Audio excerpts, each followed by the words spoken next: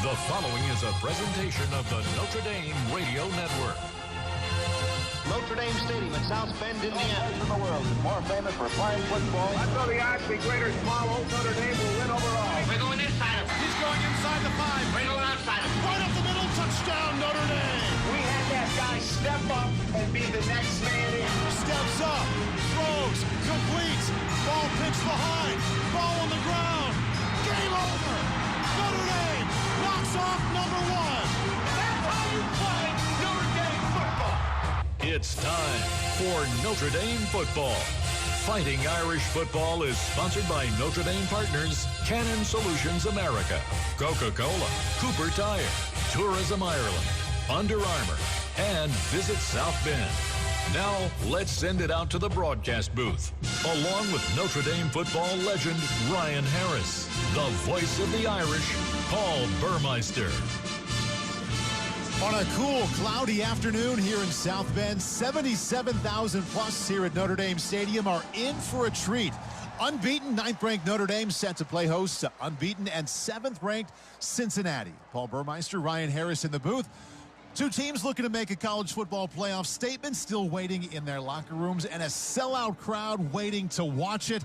Ryan, pretty good place to be here on a Saturday afternoon. Fantastic place to be. It was even cloudy earlier, and the sun was still shining on the Golden Dome. And what an opportunity for both teams to come in here and make a statement to get into that top rung of college football. But I tell you what, Paul, watching the film, I really like Notre Dame's chances tonight, and I love it. I love it especially after the huge win against Wisconsin. A little over 9 minutes left until kickoff between the Fighting Irish and the Bearcats. We are waiting for Notre Dame to run out between a 30-yard N and D that is placed perfectly for the tunnel to run out. Yep. And the Bearcats have not come out either. Well, hey, Irish fans, it's time to raise your pint of Guinness and toast to Notre Dame football as they take the field against the Cincinnati Bearcats.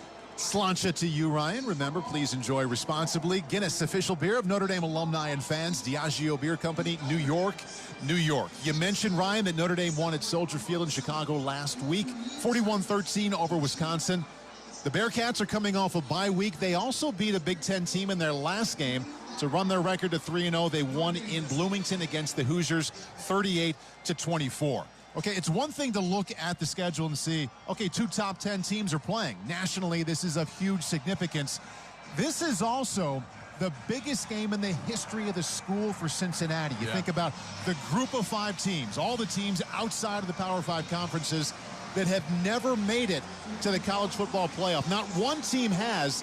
Right now, the best chance is the Cincinnati Bearcats. They wear that into the stadium here today. And their fans as well. The fans are all throughout the stadium, save for the student section, and also the familiarity here. You know, my former offensive line coach, Mike Denbrock, who came back and coached with Coach Kelly, also now the coordinator for the offense for Cincinnati. And then, of course, Marcus Freeman leaving Cincinnati last year.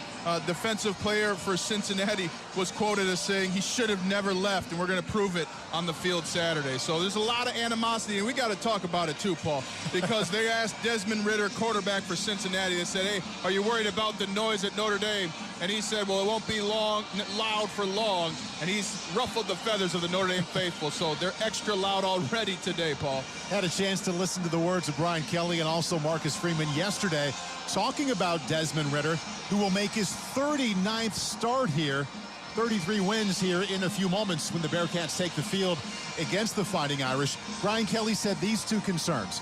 Number 1, the way he throws the deep ball, and number 2, the plays he can make with his feet. Marcus Freeman, the defensive coordinator who was on that Cincinnati staff for each of the last 4 seasons, he said his number 1 concern is how fast he is. Not how shifty he is around the line of scrimmage, but the straight line speed that Desmond Howard has. Well, and the one thing you do to stop that is be physical. No offense to you quarterbacks, Paul, but you hit you a couple of times and they stop running. And one of the things we got to recognize, every single time Notre Dame plays someone the last 2 years is, oh, they're so tough, oh, they're so fast. Well, they're fast until they play Notre Dame. I believe it's going to be one of those games. The most overlooked thing about last week's victory against Wisconsin won't show up on the stat sheet, and that's how physical Notre Dame was. Talked to some of the coaches that practiced yesterday. They loved the physicality. One coach told me, I didn't know we were that physical on both sides of the football. They're going to continue that today, and I think that will affect Desmond Ridder and many others as they try and gain yards against the Notre Dame defense. 6 minutes until kickoff between Notre Dame and Cincinnati here in South Bend. And thinking about physicality and what we're about to see, Ryan, a couple of updates. Both sides of the ball for the Fighting Irish. The captain defensive tackle, Kurt Heinisch, not available today, just like last week in Chicago. He has been cleared to play next week at Virginia Tech, but Notre Dame will be without Kurt Heinisch defensively here today.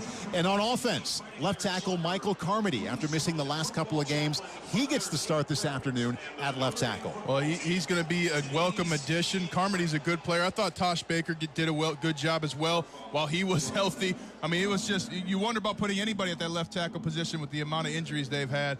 I tell you something, though, I think this is going to be a great game for Kyron Williams, Chris Tyree, and then, of course, Sebo Flemister will be available for the first time all year, the big red zone threat at running back for Notre Dame. At quarterback, it was a big discussion all week for Notre Dame, Ryan. Who would it be? Jack Cohn, left ankle injury at Soldier Field last week, left in the third quarter, didn't come back, and Drew Pine played very well in his absence. Tyler Buckner, hamstring issue, did not play last week. Here's what we know. Jack Cohn, shaky on Wednesday in the comeback with the injured ankle, looked better Thursday, better Friday. All signs point to Jack Cohn making the start here this afternoon. Drew Pine will be available if needed, and Tyler Buckner is also available. We look for him. Look for a healthy amount of Tyler Buckner here this afternoon. Well, when Tyler Buckner gets in the game, it's really a 12th player on offense. He can run, but also the run-pass option with Chris Tyree that they created when Tyler Buckner was in there against Toledo. I really like that play.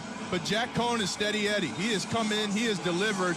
And my concern is he had that left ankle injury. That's that plant leg. That really affects accuracy. If there's going to be any kind of traffic in the pocket, could get him a little skittish and affect his mobility in the pocket as well. We now get a look at the all-time winningest coach in Notre Dame history. Brian Kelly just came out of the tunnel. You hear the cheer of Fighting Irish run out onto the field.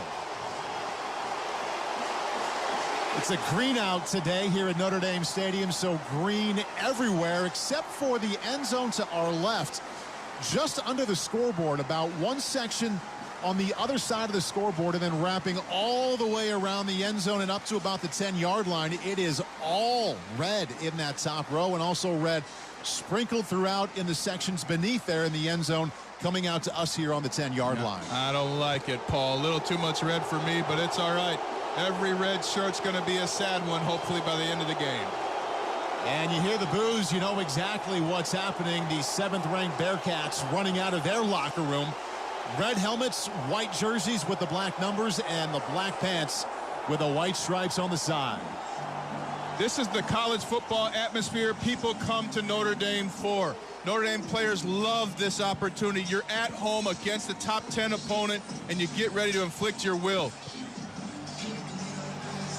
Just inside of 3 minutes now left until kickoff between Notre Dame and Cincinnati. There is another top 10 matchup going on right now, and it is no contest, Ryan. Georgia, ranked number 2, handling 8th-ranked Arkansas 27-0. Arkansas at 8, right between the Bearcats at 7 and the Fighting Irish at 9. Big game tonight, too. Ole Miss taking on Alabama. It's going to be a fun one to watch. But either way, you got some movement here. If you're Notre Dame, number 8's losing. You get a chance to beat number 7 and start getting into that college football playoff ranking and assure your spot at a Orange Bowl, perhaps. The Orange Bowl representatives are here today. Notre Dame graduates on the committee, so, you know, maybe not biased, but a guy who has adequate information to make a decision. Love how you get out about the press box here and see who is joining us around. The captains are walking out to the blue and gold ND. Khalid Kareem was here. Fun to talk with him. See him pregame from Cincinnati. Former defensive end here. Kyle Hamilton and Kyron Williams, the captains representing the Fighting Irish. Let's take a listen. The referee is Marcus Woods. Cincinnati, you're the visiting team. What is your call? Tails. Tails is the call. It's tails. Cincinnati has won the toss and elected to defer. Wise decision by Cincinnati. You're the team, hey, still favored in this game, but you're not sure how your players are going to handle this atmosphere. This is as big of a game as they've played in. I know they won a big bowl game, a couple of years ago, but this is as big-time college football as it gets right here. 2 top 10 unbeaten teams playing each other under the sun by the Golden Dome. You got to love it. And Notre Dame once again will have the ball to start the game just inside of a minute now until kickoff between Notre Dame and Cincinnati. You also have to look at the rest of the schedule for both of these teams, October and November. As of right now, not another ranked team on the schedule for Notre Dame or for Cincinnati. So both teams expecting, desiring to be in that college football playoff. Their best chance to make a statement about to happen here in South Bend. 30 seconds until kickoff. Notre Dame will get the ball. We do expect Jack Cohn to come out and make the start for the Fighting Irish with what would be his 23rd career start with a 16-6 career record. He went 12-6 at Wisconsin. And now Notre Dame is 4-0 with Jack as the starting quarterback. Fun time of a game day here in South Bend. The special teams jogging out onto the field. The crowd on its feet. Sell out over 77,000 here to watch number 7 Cincinnati take on number 9 Notre Dame. This place is hopping. Everybody's jumping up and down. The excitement is palpable from the booth up here even. Fighting Irish coming into the game with wins at Florida State, at home against Toledo and Purdue, and then in Chicago last weekend against Wisconsin. Cincinnati also unbeaten. They have an 11-game regular season win streak. This season they've defeated Miami of Ohio, Murray State, and they won in Bloomington against the Hoosiers 2 weeks ago, 38-24. Bearcats, Fighting Irish set to roll. Alex Bates jogs up to the ball, and we are underway. Chris Tyree, who had the 98-yard kickoff return last week, lets the ball roll through the back of the end zone. And the Notre Dame offense huddles up on its sideline on the far side of the field. We are on the opposite side of the television broadcast, so Notre Dame, for us, as we watch the first quarter, will be moving from our right to left. Michael Carmody gets the start at left tackle after being gone the last 2 weeks. And yes, it is Jack Cohn jogging out to start for a 23rd time in his collegiate career. Ball on the near hash, moving right to left, and Kyron Williams, the tailback, lined up behind him. I want to say, too, this is a great opportunity game for Braden Lenzy. Had a couple of big plays last week. See if we can do it again this week. 3 down linemen for the Bearcats. The handoff up the middle. Big hole for Kyron Williams, met at the 40-yard line. He had a sprint by himself. 16-yard gain. Free safety Javon Hicks finally made the tackle. And part of the reason why that worked, Jack Cohn went to the right after quick fake, it looked like, but nope, Kyron Williams had the ball right behind center Jarrett Patterson. Excellent way to start the game. Hey, remember when Notre Dame had 3 yards total rushing last week? 16 on play 1, 1st and 10 from their own 41. Cohn drops back. Here comes the blitz. He gets rid of it. Finds Mayer at the 45, and he's tackled right away here on the near sideline. Between the near numbers and the near sideline, gain of 5. Safety Brian Cook wrapped him up low. And Michael Mayer right there just snagging the ball, putting his hands up late. Down on the field, I saw him practicing that. He's just an elite tight end, understands the minute he brings his hands up, the defenders are going to try and chop him down. So waits till the last second, goes up and grabs the football at its highest point for the short game. Tommy Reese and Brian Kelly feeling very good about the matchups for their tight ends and running backs in the passing game against the linebackers and safeties of Cincinnati. 2nd down 5 from the 46. Cohn from the shotgun takes the snap. Penalty flag comes out right as Jack received that snap. And one thing I saw in practice, they were working on the double cadence. I love that. It's an offensive lineman's dream. It gets the defense to jump. I think that's what happened on this play. Sometimes the referees get it wrong and call on the offensive lineman. Why? I don't know. Our referee this afternoon is Marcus Woods. Notre Dame has an extra lineman. Offside. Defense. Jumped in the neutral zone, causing the offense to react. 5-yard penalty, 2nd down. And that's a 5-yard penalty, but that makes a huge difference in the game because now all the linebackers who want to blitz and the defensive line on the line of scrimmage, they hesitate for a split second to make sure the ball snaps. Something we use with Peyton Manning all the time in the NFL. It really makes a defense uncomfortable and unsure of themselves. 2nd down and less than 1. The ball barely placed on the Cincinnati side of the field. Cohn hands off to Williams up the middle. Cuts back and finds nowhere to go. He's wrapped up middle of the field and tackled at the 47-yard line. Gain of 2, but that will be 1st down, Fighting Irish. Right there, that was all Kyron Williams. He went to the right. There was nothing there. He kind of bowed back across the hash mark to get up north and south. Excellent run by Kyron Williams himself to get that 1st down. Kyron Williams remains in the game. 1st down and 10, Notre Dame. This is their first drive of the game. And the whistles blow 13:38 left in the first quarter. Another meeting amongst the officials, two separate meetings actually. Hands on the hips already for the Cincinnati Bearcat defenders. Notre Dame's been up-tempo a lot, getting on the ball, not necessarily doing anything, but when they do that, the defense has to communicate quickly. They still haven't caught their breath. There's a lot happening for them, and then all of a sudden it's quiet because Notre Dame's getting a play in after the fake snap. So really great use of the protocols of offense right now. Little disagreeing right now on whether it's 2nd and 8 or 1st down and 10. It will be 2nd down. Okay, so it will be 2nd down. They backed up and gave him the 1st down after that penalty, so the run came on 1st down at 2 yards, so now it's 2nd down 8 Notre Dame on the 47-yard line of Cincinnati. 13:35 and counting left in the first quarter. First drive of the game for Jack Cohn and the Fighting Irish. Ball placed in the middle of the field. Jack Cohn standing on the ND. He drops back to pass. Out of the backfield to Kyron Williams. One-handed catch, 45, 40, and run out of bounds on the near sideline. First down Notre Dame on the 36 of the Bearcats. Nice catch, Kyron Williams. Kyron, you're going to see that on SportsCenter. Kyron Williams is running out to the flat, looking over his right shoulder, jumps and turns and snags the ball with one hand, brings it in, gets upfield. What a play by Kyron Williams. No surprise after talking to Brian Kelly and Tommy Reese that both of the completions so far have gone to a tight end, Michael Mayer, and a running back, Kyron Williams. They love those matchups coming in. Timeout called, though, by Notre Dame. 13:02 left in the first quarter. Fighting Irish offense jogged to the far side of the field. They're first. 30-second timeout. One of the things, too, Coach Kelly talked this week about he wanted Jack Cohn to get rid of the football quicker. And immediately in the first 2 passes for Jack Cohn, getting the ball out right on that 3rd step. The quarterback gets the ball, 1 step, 2 step. You want that ball coming out on 3. Quick decision making. That's helped Notre Dame so far in this first drive. By the way, Notre Dame on offense had 12 players in the huddle there. That's why they called timeout, to avoid a 5-yard penalty.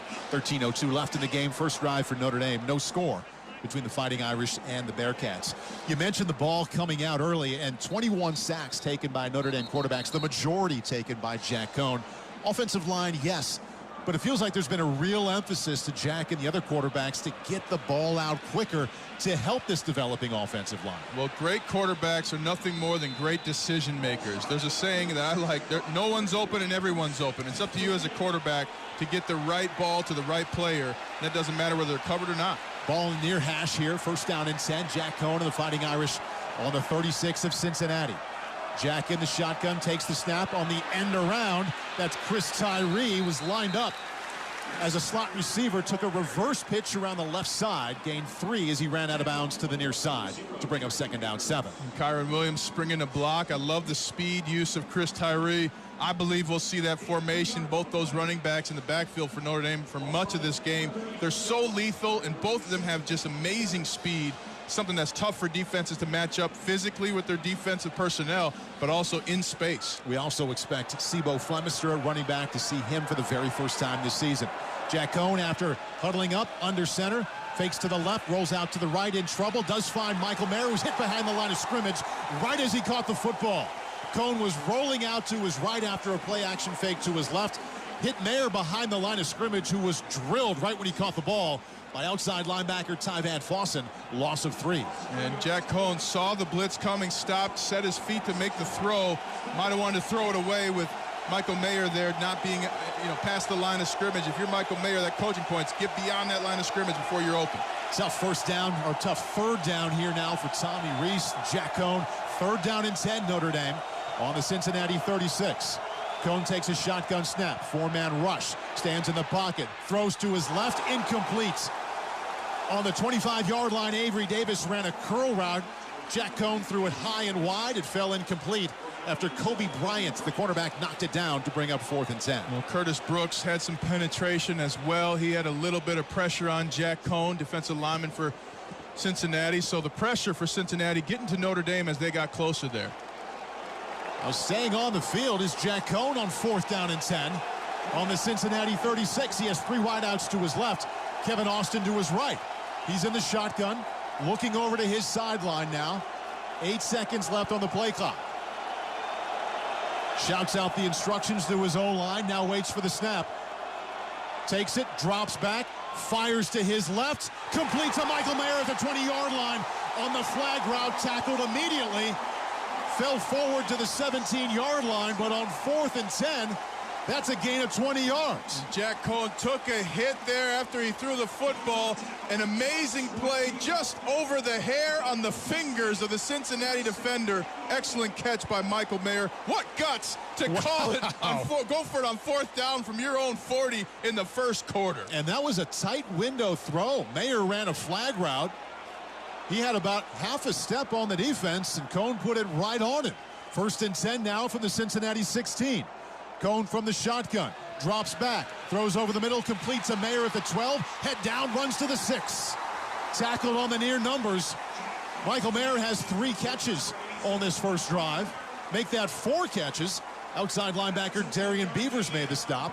It'll be 1st and goal, Notre Dame on the Cincinnati 6. And Jack Cohn went through his progressions from right to left in a split second, delivered the football perfectly right on the shoulder pass to Michael Mayer. Hey, Mayer had 7 catches last week at Soldier Field, already has 4.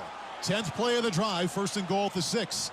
Cohn hands off to Williams right up the middle. He is stuffed right when he gets to the line of scrimmage.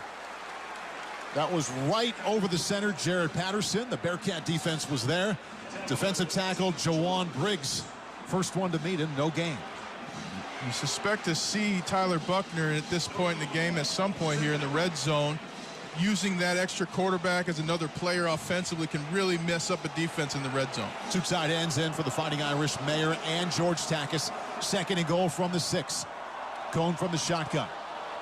Takes the snap, drops back, looks in trouble, floats it over the middle, intercepted. Intercepted on the 2-yard line and run out to the 5. Tackle made by Michael Mayer, but the ball picked off.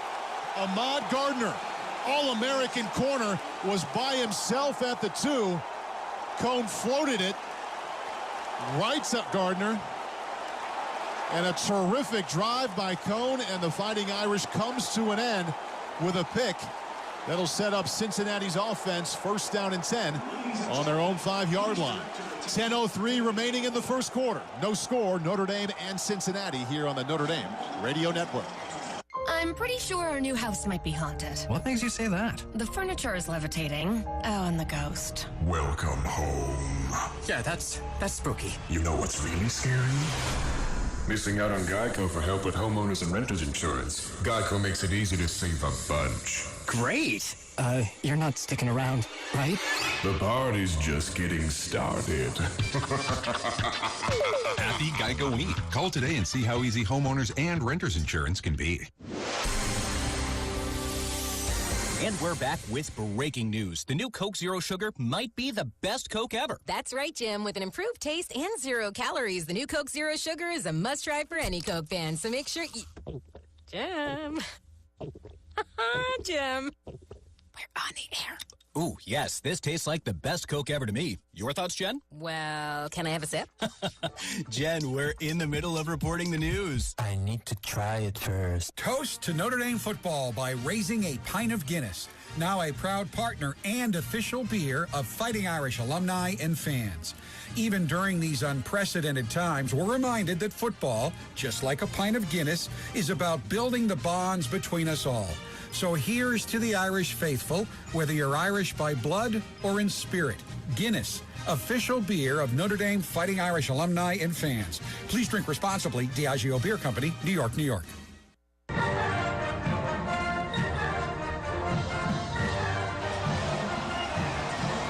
Think O'Reilly Auto Parts for all of your car care needs. Get guaranteed low prices and excellent customer service from the professional parts people at O'Reilly Auto Parts. Welcome back to South Bend. 10:03 left in the first quarter. Jack Cohn just threw an interception on the 2-yard line. It was run back to the 5 by Cincinnati. Bearcats have 1st down and 10 on their own 5-yard line. Desmond Ritter, quick fire, complete at the 10 and running out to the 14-yard line. Desmond Ritter hits his first pass to Alec Pierce. Gain of 9. Notre Dame on the coverage there, but just not enough. That's where Ritter's looking like a pro quarterback. Talk to some of the GMs and scouts in the building. They really like how quick he makes decisions and how he places the football.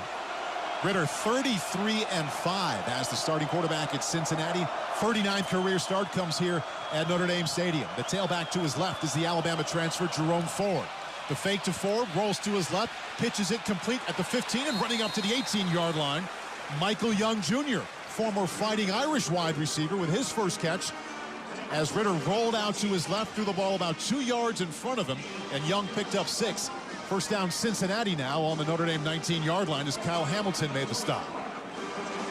A lot of familiarity with these teams, a lot of animosity, strangely, with that familiarity. This is going to be a fun one, Paul. Ritter starts out 2 for 2. The American Athletic Conference Rookie of the Year in 18 and the Player of the Year last year in the shotgun, 1st and 10 on his own 20. Looks to pass again. Quick fire to the near sideline. Way overshoots his intended receiver, Tyler Scott, who ran a 5-yard out route. He threw it about 5 yards over his head to bring up 2nd down 10. And Notre Dame already mixing up the coverages on Desmond Ritter to make him try and decide who's open, who's not. I like what Marcus Freeman has done to start this game. Marcus Freeman, the defensive coordinator at Cincinnati the last 4 seasons. No plans today to run new coverages. They just want to give him a lot of pre-snap looks in disguise to make him wonder what that coverage might be. 2nd down 10 now from the 20. Ritter standing on his own 15-yard line. Notre Dame brings a blitz. He throws into it. The ball knocked down by Kyle Hamilton. Kyle Hamilton on the safety blitz got his hands up, knocked down the quick throw, and it's 3rd down and 10. Notre Dame defensively confused Desmond Ritter there. They showed blitz to the left side of the offense, forcing Ritter to then turn quickly and throw to the right, but that's actually where the blitz came from. What a play by Kyle Hamilton, getting about 11 feet in the air to knock that ball down. Hamilton right now lined up 10 yards off the ball, right in the middle of the field. Notre Dame showing blitz on 3rd and 10. Ritter from the shotgun, drops back, 5-man rush, throws quickly, incomplete. He fired to the near numbers about 15 yards downfield. Josh Wiley, his tight end, the intended receiver, overshot him. 4th down 10. 5-man rush affected Ritter. He got rid of that one a little bit quicker than he wanted to, forced the inaccuracy. And now the punt team on. Mason Fletcher, 6'7" from Melbourne, Australia. Standing on his own 5, steps up to his own 8, punts it away, low, end over end. Kyron Williams on his own 33, dancing, looking for room, finding none, and tackled at the 28-yard line on the far hash. 47-yard punts, -5 on the return for Kyron Williams. 8:38 remaining in the first quarter here in South Bend. Notre Dame, Cincinnati, no score. You're listening to Fighting Irish Football. What do you think of when you hear Mishawaka Barnaby's? Is it their one-of-a-kind pizza or maybe their beef bar? Whether it's their pizza or sandwiches, Mishawaka Barnaby's is second to none. Speaking of second, their second location, that's Barnaby's of Granger, is now open for both dine-in and carry-out. Mike Lade and his staff thank you for your continued support. That's Mishawaka Barnaby's at the corner of Grape and Edison and Barnaby's of Granger at the corner of Capitol and Cleveland. And coming this fall is Barnaby's of Twin Branch. Stay tuned for the tasty details. Bill's Collision will get you out of the fix you're in. If you're in an auto accident, whether it's a major crash or minor fender bender, put your mind at ease with a trip to Bill's Collision. The professionals at Bill's will restore your car to its pre-accident condition. In addition to quality collision repair, Bill's has built a solid reputation of performing routine maintenance. For a limited time, save with Bill's October alignment special for just $69.95. Bill's expert technicians will perform a standard 4-wheel alignment on your vehicle. So if your car is pulling to one side, experiencing vibration when steering, or you notice uneven tire wear, bring it to Bill's. Their state-of-the-art computer system will align your car with precision for safe travels and better gas mileage. Don't delay. Schedule your October alignment today for just $69.95 at Bill's Collision, U.S. Highway 20, just west of State Road 13 in Middlebury. Bill's Collision will get you out of the fix you're in. This is Notre Dame football on Sunny 101.5. Let's pause 10 seconds for station identification. This is the Notre Dame Radio Network. This is WNSN South Bend, home of Notre Dame football, presented by South Bend Orthopedics. 8:38 remaining in the first quarter here in South Bend. No score between number 9 Notre Dame and number 7 Cincinnati. The Fighting Irish offense about to take the field here for their second possession. With zero sugar and now even more delicious, is the new Coca-Cola Zero Sugar the best Coke ever? Find out for yourself. Jack Cohn comes back out to quarterback the Fighting Irish. He was very good on most of that first drive. 6 out of 8, 46 yards, but did throw the interception inside that 10-yard line. Notre Dame looked to be well on its way to scoring on that first drive, but the INT erased that. Now they're back for the second possession. 3 tight ends on the field to start here. Cohn toss sweep to the left side to Chris Tyree, trying to find his open room, finds just a little bit, makes it out to the 30-yard line, gain of 2. Outside linebacker Deshaun Pace, the top tackler for the Bearcats, there to make the stop. I love that play call by offensive coordinator Tommy Rees. They're on the right hash. The pitch goes all the way to the left numbers, forcing Cincinnati to run, giving a lot of cutback angles for Notre Dame. Chris Tyree remains the tailback for Cohn. He has 3 wide receivers to his right, moving right to left here in the first quarter. Ball on the near hash. Handoff inside to Tyree. Quick feet. Tackled low, though. Loses his balance right in the middle of the field after a gain of 3. Deshaun Pace there once again to make the tackle to bring up 3rd down 5. Back-to-back runs in the first quarter. You get 2 yards, 3 yards, but those open up to 10 yards, 12 yards come the fourth quarter. They just got to keep calling that run, and it keeps the Cincinnati defense off balance with their blitzes. Ball will be placed exactly in the middle of the field. Cohn's top target so far, tight end Michael Mayer, lined up as the left tight end. He has 4 catches already. Now Mayer shifts over to the right side as Cohn waits for the snap. Takes the snap, drops back, 3-man rush, steps up in the pocket, dumps it out of the backfield to Joe Wilkins. Cut down low right when he caught the ball as he neared the far numbers on the 40-yard line, gain of 6. Deshaun Pace there to make the tackle once again. He made all 3 tackles. He's made all 3 on this drive to start here, but that's just enough for a Notre Dame first down. 1st and 10 from the 39. Deshaun Pace absolutely chopping down a tree there as Joe Wilkins caught the football. Jack Cohn was going to run, but then saw Joe Wilkins. I like the decision, first down. Yeah, dumped it to Wilkins right in front of him as Cohn was on the move. Chris Tyree now the tailback to his left on first down. Early movement there on the left side, the right side for Notre Dame. Ball start. Offense, number 75. 5-yard penalty, first down. I saw them working cadence at practice yesterday, and one of the things that they do in the NFL, quarterbacks don't trust us linemen. Should they? I don't know. But they say, hey, red for on 1, white for on 2. So sometimes they'll come up, hey, white. Remind everybody, hey, in addition to your calls, it's on 2. It's a good way to keep from getting a false start. Lug the right tackle. Michael Carmody, after missing 2 weeks, is the starting left tackle for the Fighting Irish. 1st and 15. And now the handoff right up the middle. Cincinnati's defense is there. Gain of 2 out to the 36-yard line. Tackle made by outside linebacker Darian Beavers. 2nd down 13 now is the task for Jack Cohn. Well, they got opportunities. Cincinnati's defense playing a lot of man coverage. I like Braden Lenzy and Kevin Austin, Avery Davis against the corners from Cincinnati. 2 of them, though, probably playing on Sundays. Kevin Austin and Avery Davis, the top receivers for Notre Dame, yet to catch a pass here today. Cohn, 2nd and 13, drops back, stands in the pocket, throws the crossing route complete to Davis. Caught the ball at the 40-yard line and worked his way up to the 43 before he was tackled on the near hash by Beavers. Gain of 7. And those crossing routes are going to be there because of the man defense Cincinnati's playing. A lot of times in college, they set those man coverage corners on the outside to protect from the deep ball, but it opens up the inside of the field. That's where Avery Davis was for the reception. 5:34 and counting left in the first. No score, Cincinnati, Notre Dame. 3rd and 6 for Notre Dame on its own 43-yard line.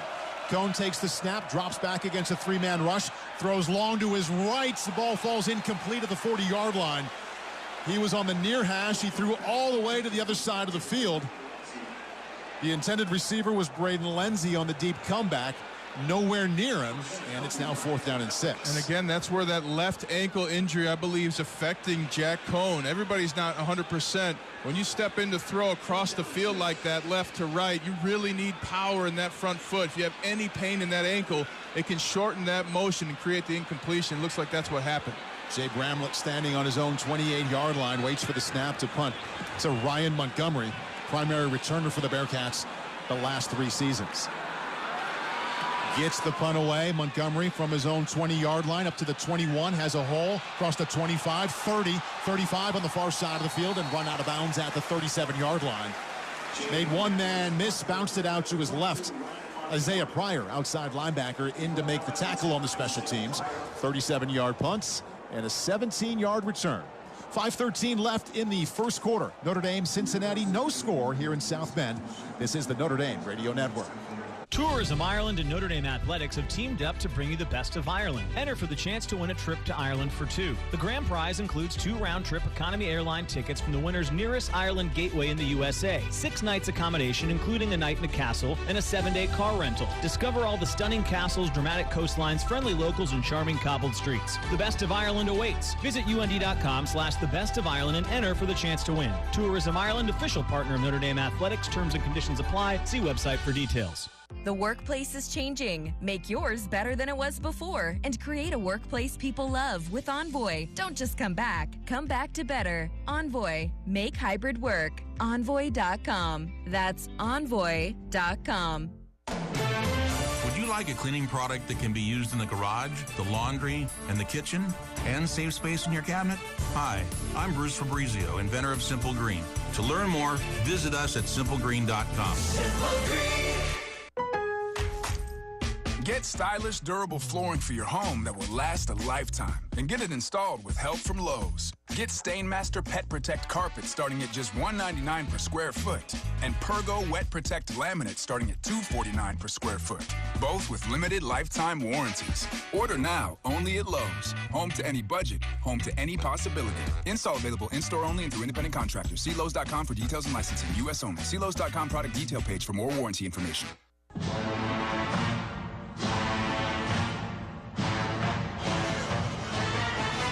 Show your Fighting Irish pride with the new Notre Dame credit card.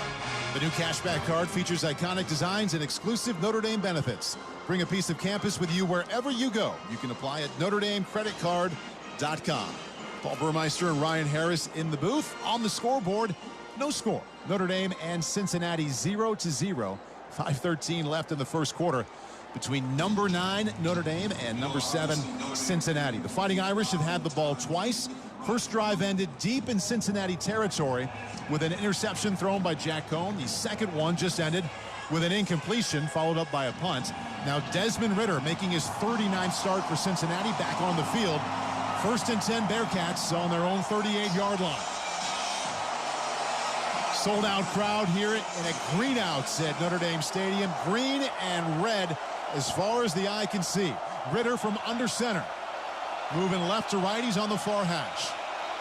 Takes the snap, penalty markers come out. Little movement just before he got the snap. All start. Offense, number 51. 5-yard penalty, first down. Now put that on the big screen. They just showed a video before this drive about being allowed to create a false start, and that's what happened. Cincinnati's a team that loves to have the balance offensively between the pass and the run. They pass just a little bit more than they have run, but they're close to 50-50. 75% of their run production comes from Ridder, the quarterback, and Ford, the tailback. Ridder waits for the snap on 1st and 15. Drops back. Throws to his left, complete, 35-yard line, and tackled on the 37-yard line. Gain of 5 is Leonard Taylor, the wideout. Notre Dame cornerback Clarence Lewis tackled him low, gain of 6. Well, Clarence Lewis protected from a big gain there for Cincinnati. Cincinnati pulled the guard left to right and then threw the screen to the left. So half of Notre Dame's defense was on the wrong side of the field. Lewis ducked under the wide receiver and made the tackle. Excellent play. The tailback to the left of Desmond Ridder, who's in the shotgun. Now to the right, Jerome Ford. Started his career at Alabama. Now a Bearcat. They fake to him. Ridder runs up the middle, in trouble. Down he goes, middle of the field. At the 38-yard line, no gain. Justin Ademilola and Howard Cross in to make the stop. Cross and Lacey will get a lot of time at defensive tackle today. Kurt Heinisch once again unavailable.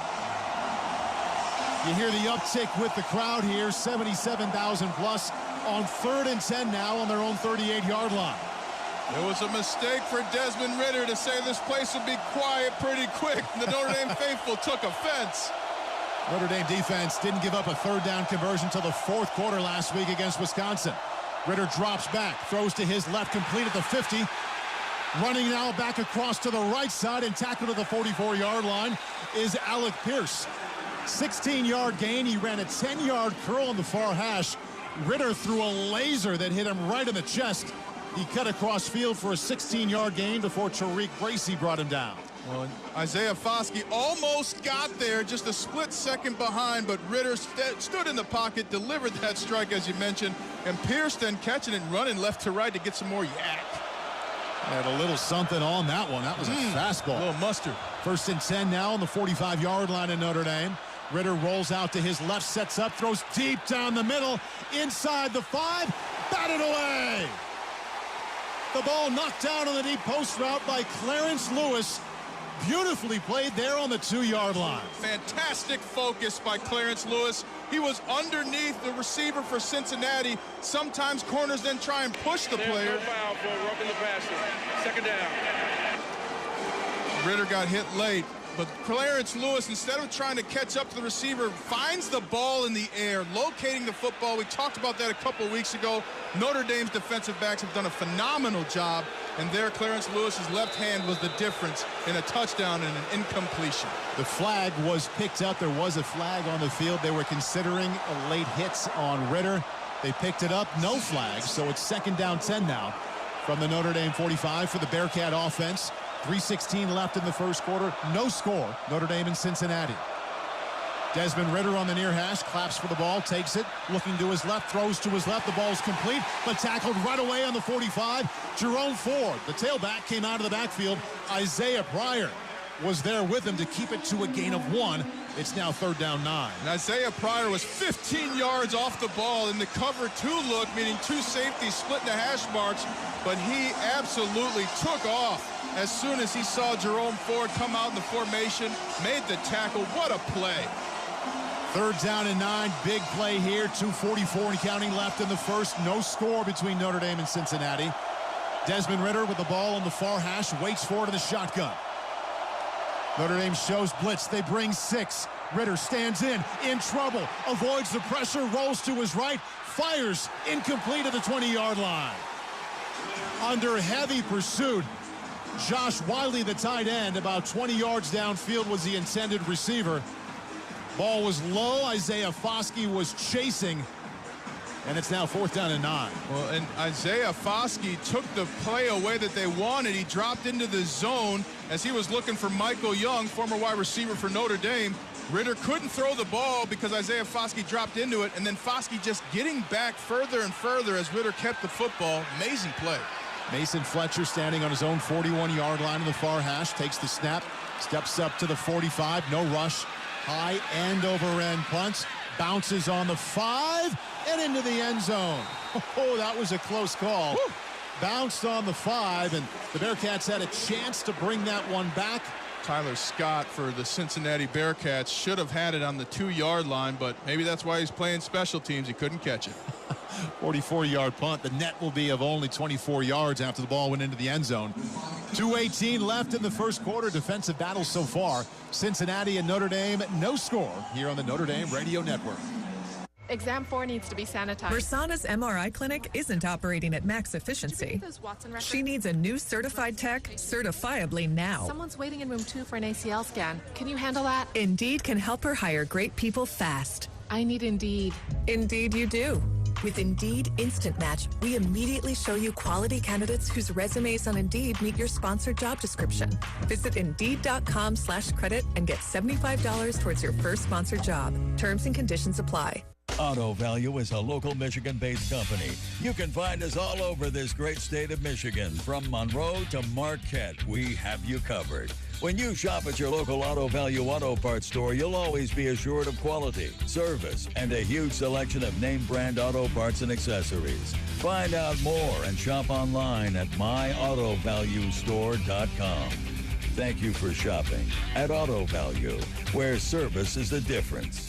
We get it. Tourism Ireland and Notre Dame Athletics have teamed up to bring you the best of Ireland. Enter for the chance to win a trip to Ireland for 2. The grand prize includes 2 round-trip economy airline tickets from the winner's nearest Ireland gateway in the USA, 6 nights accommodation, including a night in a castle, and a 7-day car rental. Discover all the stunning castles, dramatic coastlines, friendly locals, and charming cobbled streets. The best of Ireland awaits. Visit UND.com/thebestofIreland and enter for the chance to win. Tourism Ireland, official partner of Notre Dame Athletics. Terms and conditions apply. See website for details.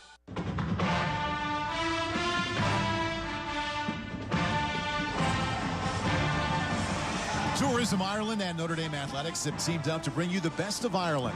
Visit UND.com/thebestofIreland to learn how you can enter for the chance to win a trip to Ireland for two. Tourism Ireland, official partner of Notre Dame Athletics. Terms and conditions apply. See website for details. Welcome back to South Bend and Notre Dame Stadium. 2:18 remaining in the first quarter. Notre Dame and Cincinnati remain scoreless.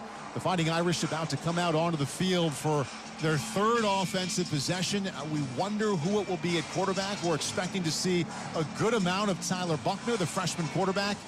He hasn't played yet, and that is about to change. Tyler Buckner, 6'1", 215 freshman from San Diego, stepping into the huddle now and will lead Notre Dame on this third drive. Jack Cohn led the first two, 8 for 11, 59 yards, and the first interception that ended drive number one. Kyron Williams is the tailback to the left of Buckner.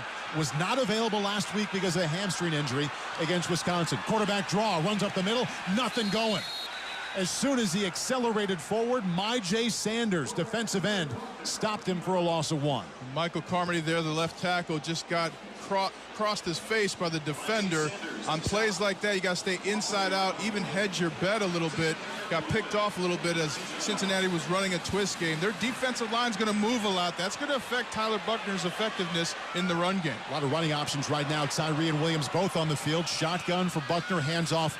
Fake the handoff, kept it himself around the 20-25. Hard running outside of the far hash to the 27-yard line. Good fake inside to Williams. Kept it himself. Van Fossen made the tackle, but that's a gain of 9. And Tyler Buckner turning on the jets. Faked the handoff, went, and as soon as he hit the right hash mark, turned upfield and absolutely stole second base. Keeps his average over 8 yards per carry so far, his 8th of the season. And this is third down. They're calling it 2 from their own 28-yard line. 1:14 and counting left in the first quarter. No score. Buckner backs into the shotgun. Takes the snap. Hands off inside. Williams around the right side across the 30. Lowers his head and makes it out to the 37. Gain of 9. Jawan Briggs made the tackle. Penalty marker in the backfield. Likely a hold against Notre Dame. Holding. Offense, number 75. 10-yard penalty. Third down. That's a tough penalty to take, especially Josh Lugg already having a false start in this game. So just a little bit of mental miscues for Notre Dame to get this first quarter going. Yeah, Josh Lugg, couple of penalties now. He's the starting right tackle. Michael Carmody back on the left side. Tough spot for Tyler Buckner now. An obvious passing situation, third down and 12. He's only 3 out of 4 passing this season. On the far hash, has 2 wideouts to his left and 1 to his right. Kyron Williams motions out to the right, so empty backfield. Buckner drops back, steps up in the pocket, runs out to his left, eyes downfield, sets up, throws back across the middle, incomplete.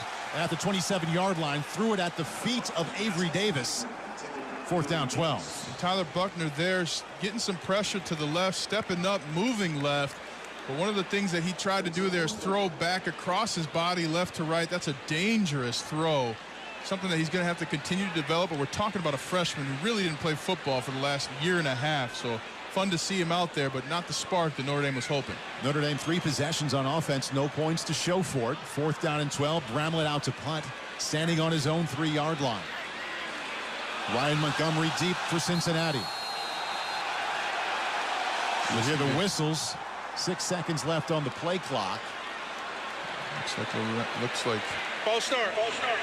Offense, number 14. 5-yard penalty. Fourth down.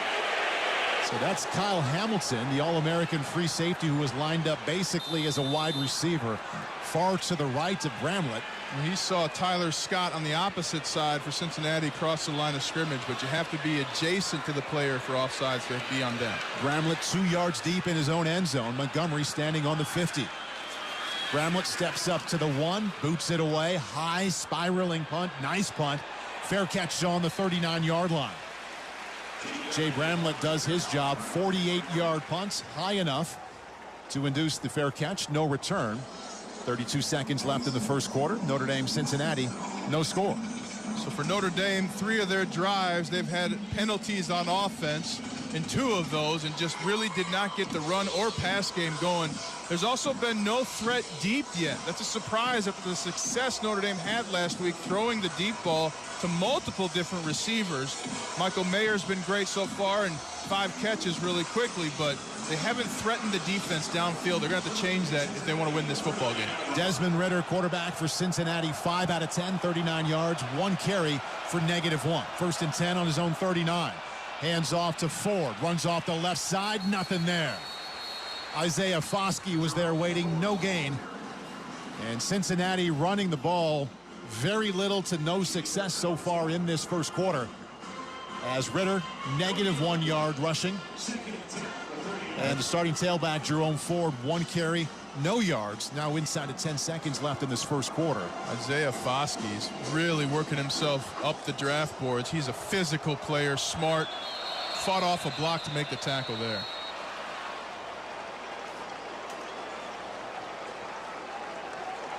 And that's it for the first quarter. Waiting for Marcus Woods, the referee, to make that announcement, but he will leave that to us today. All right. At the end of each quarter. We've played 15 minutes here in South Bend. Notre Dame 0 and Cincinnati 0. We'll return after this message on the Notre Dame Radio Network.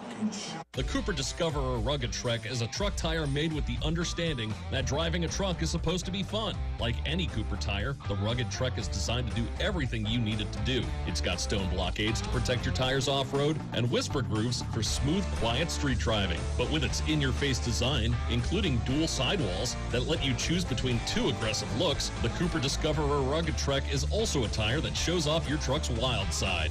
Learn more at coopertire.com. Go with the Coopers. Do you bleed gold and blue? There's a bank for you. Credit Union One, the official banking partner of Notre Dame Athletics. And right now, Credit Union One is giving die-hard fans best-in-class banking benefits with the Fighting Irish debit card. Sign up for your card today at creditunion1.org/Irish and put your money where your heart is. Credit Union One, better banking for all of us. By Members' Choice, this institution is not federally insured. Can I get a weight reading on the cat in exam 3? Zuri needs a new vet tech after their current one literally moved to a farm. Detailed checkup is waiting. But finding an ideal replacement takes some training. This is like herding cats. Indeed can help them hire great people fast. I need Indeed. Indeed you do. Schedule virtual interviews and talk to candidates right from your employer dashboard. Visit Indeed.com/credit and get $75 towards your first sponsored job. Terms and conditions apply.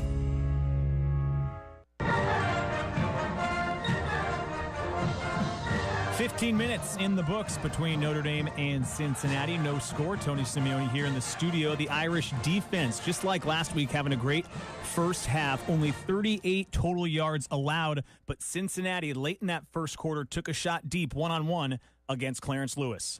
1st and 10 now on the 45-yard line of Notre Dame. Ridder rolls out to his left, sets up, throws deep down the middle, inside the 5, batted away. The ball knocked down on the deep post route by Clarence Lewis. Beautifully played there on the 2-yard line. So as you heard, Lewis broke it up near the goal line one-on-one. That kept it a scoreless game. It's still scoreless as we start the second quarter. Let's go back up to the booth to Paul and Ryan. Tony, thank you very much, and really no surprise. The expectations for the Notre Dame defense at this point after surrendering only 2 touchdowns in the last 2 games total.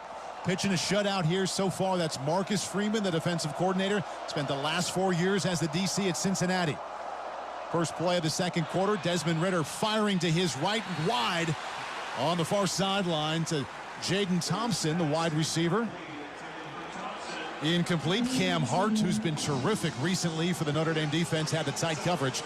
Brings up 3rd down 10. That's a second inexplainable errant throw by Desmond Ridder of this game. And watching the film, he has those moments.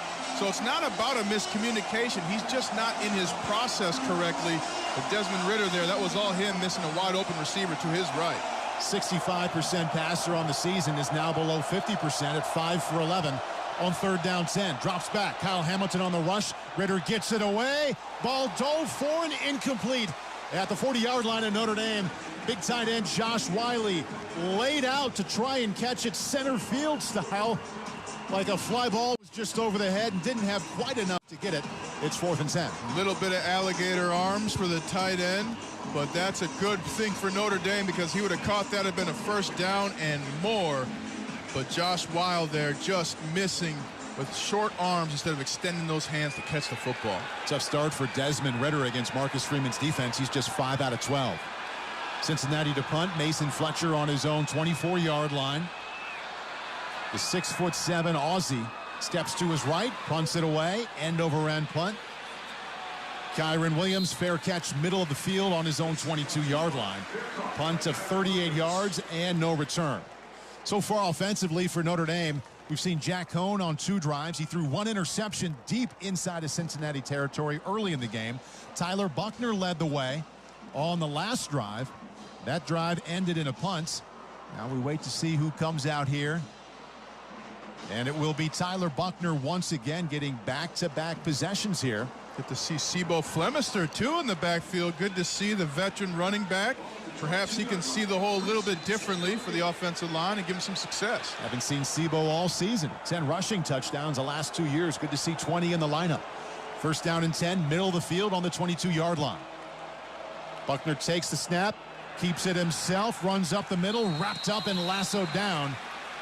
No gain there.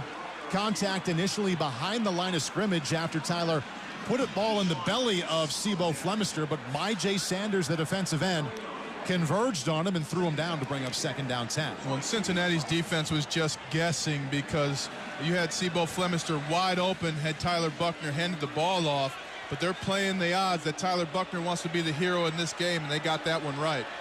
Tommy Rees saying yesterday he wouldn't have to change the game calling, the play calling at all if it's Tyler Buckner in the game. 2nd down 10. Buckner hands off inside this time. Out to the 25-yard line goes Kyron Williams off the right side. Tackled on the near hash, gain of 4. And a critical 3rd down coming up now for the freshman quarterback from San Diego. Buckner looking at 3rd down 7, ball in the near hash. Buckner looking a long look over to his sideline there. Now he has the call, walks up to the line of scrimmage. Typically, defenses like to pressure young quarterbacks, so you want to have one of these routes be a shot downfield in case you can pick up the blitz. 3rd down and 7. Drops back from the shotgun. Looks hit as he throws. Intercepted on the 34. Now to the 25. Far side to the 20. 15-10. And run out of bounds at the 5-yard line. Myjai Sanders, the defensive end, was all over Buckner as he released the ball. The ball came fluttering out. Outside linebacker Deshaun Pace picked it off. Took it back 29 yards around the right side to the far side of the field. And it's now 1st and goal Bearcats from Notre Dame's 5-yard line. And Tyler Buckner doing exactly what he should do, hitting his 5th step in the drop, stepping up in the pocket to make the throw. And Sanders just got clean back towards the line of scrimmage and sideways right into Tyler Buckner as he threw the football. Unfortunate play, but this defense for Cincinnati is real with their 2nd pick in as many quarters. Yeah, 1 pick apiece, Ryan, for Jack Cohn coming at the end of his 1st drive. And 1 now for Tyler Buckner, both coming. Or the first one that snuffed out a potential score for Notre Dame, and now this one leading to 1st and goal from the 8-yard line for the Bearcats. Desmond Ritter in the shotgun. Jerome Ford 1 yard to his left. Ritter takes the snap. Hands off to Ford up the middle. Nothing there. Gains 1. Tagovailoa Amosa, the defensive end, there for the stop. Notre Dame defensively left Ritter with that carry, so I think he'll take it the next time, but excellent job and responsibilities. When you have a mobile quarterback doing the option, no matter what you see, stay on your player, and Notre Dame doing that perfectly on that play. Ritter in the shotgun once again. 2nd and goal from the 7. No score. Notre Dame, Cincinnati. 12:49 and counting until halftime. Paging Kyle Hamilton. Paging Kyle Hamilton. He is to the left of Ritter, about 7 yards off the ball. Ritter keeps the ball himself across the 10, 5. Leaps for the goal line, but is pushed out of bounds inside the 2. Houston Griffith, the free safety, there to make the stop just inside the 1 yard line. Gain of 7 for Ritter.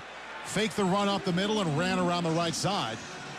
And it's now 3rd down and goal from just inside the 1 yard line. Ritter with the run and the tackle, destroying an NBC camera crew member as he came down. Excellent play, though, for Notre Dame defensively, keeping Ritter out of the end zone. Clarence Lewis having himself a game already today. Desmond Ritter under center, 3rd and goal from the 1.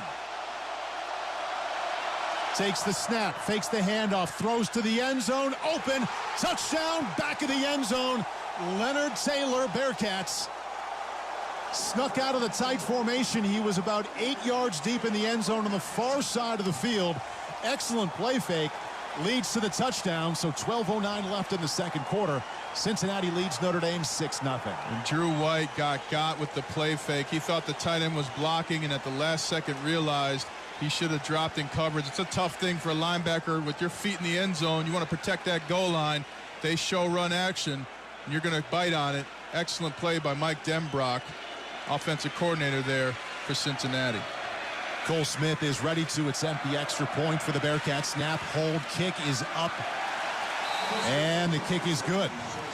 Tyler Buckner throws an interception to set up 1st down and goal, and then Desmond Ritter with the touchdown toss to Leonard Taylor on 3rd and goal from the 1. 12:09 until halftime. 7th-ranked Cincinnati leads 9th-ranked Notre Dame 7-0 here on the Notre Dame Radio Network. Professional cuts at home are easy with the Conair Man Metalcraft High Performance Clipper. With razor-sharp Japanese steel blades and pro-grade power, cutting your hair with this must-have precision tool is much more than maintenance. It's Metalcraft. Transform your daily grooming from routine to ritual with the clipper that mixes metal, power, and performance. Respect the ritual. Get your Metalcraft High Performance Clipper and shop the full Metalcraft collection of precision grooming tools at ConairMetalcraft.com. The Cooper Discoverer Rugged Trek is a tire that checks all the boxes of what you need in a truck tire and throws in everything you want on top of it. Start with must-haves like stone blockades to protect you in rough terrain and whisper groups for quiet freeway driving. Add to that dual sidewalls that let you choose between 2 different designs to show your truck's wild side. And the Cooper Discoverer Rugged Trek is a tire that doesn't force you to choose between what you need from a truck tire and what you want in a truck tire. So go with the truck tire that has it all. Go with the Coopers. Learn more at CooperTire.com. Toast to Notre Dame football by raising a pint of Guinness. Now a proud partner and official beer of Fighting Irish alumni and fans. Even during these unprecedented times, we're reminded that football, just like a pint of Guinness, is about building the bonds between us all.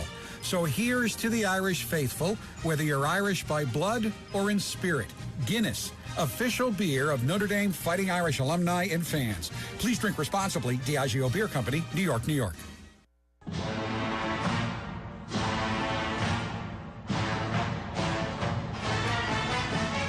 Looking to share all the great Notre Dame athletics traditions with other Irish fans while away from campus? Visit the new Fighting Irish Pub Network to find Notre Dame fans and programming at local establishments nationwide.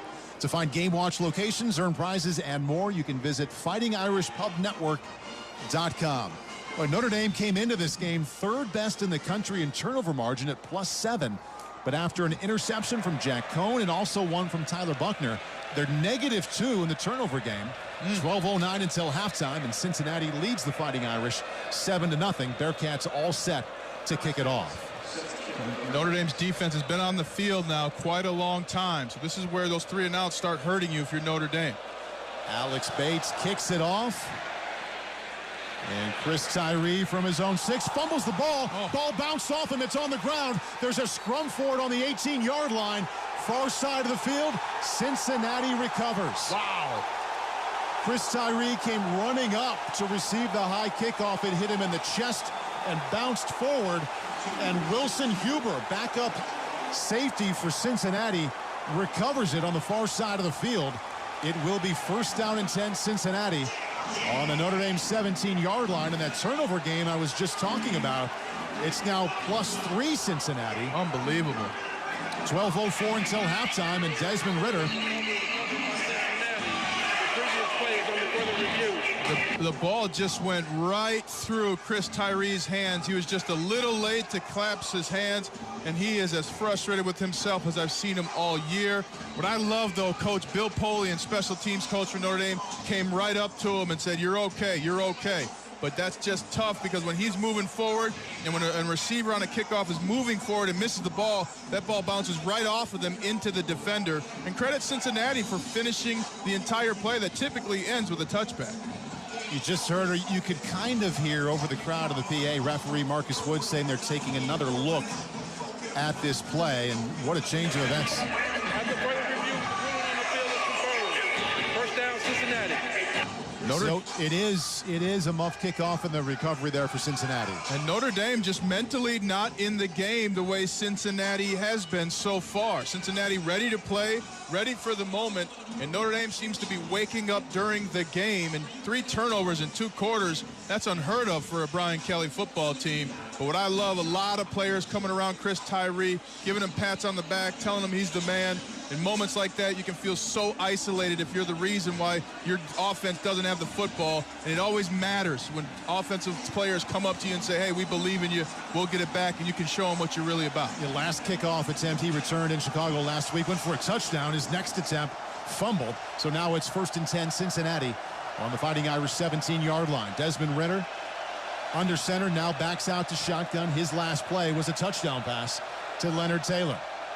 He takes the shotgun snap, keeps it himself around the left side, crosses the 15 and the 10 to the near sideline, and run out of bounds by Cam Hart and Houston Griffith. Trey Tucker, wide receiver, nice block to spring Ritter on the big run of 11 yards, and it's 1st and goal Bearcats on the 6-yard line. Well, Ritter saw the same thing I did. The last time they ran that option, no one was covering Ritter, so he just kept it this time and say, prove to me you can stop me. Also, Tyler Scott got away with a bit of a hold as well. So they got lucky there, but excellent execution by Cincinnati. Ritter, 3 carries, 17 yards. 11:33 and counting left until halftime. Cincinnati leads Notre Dame 7-0. Ritter takes the snap, keeps it himself, rolls to his right, throws to the end zone, middle of the field, touchdown. Penalty marker comes out after the touchdown, but Jerome Ford came out of the backfield 2 yards deep in the end zone, caught the ball. Likely an ineligible man downfield for Cincinnati. What a we expect break. this to come back. Ineligible receiver downfield. Offense number 72. 5-yard penalty. First down.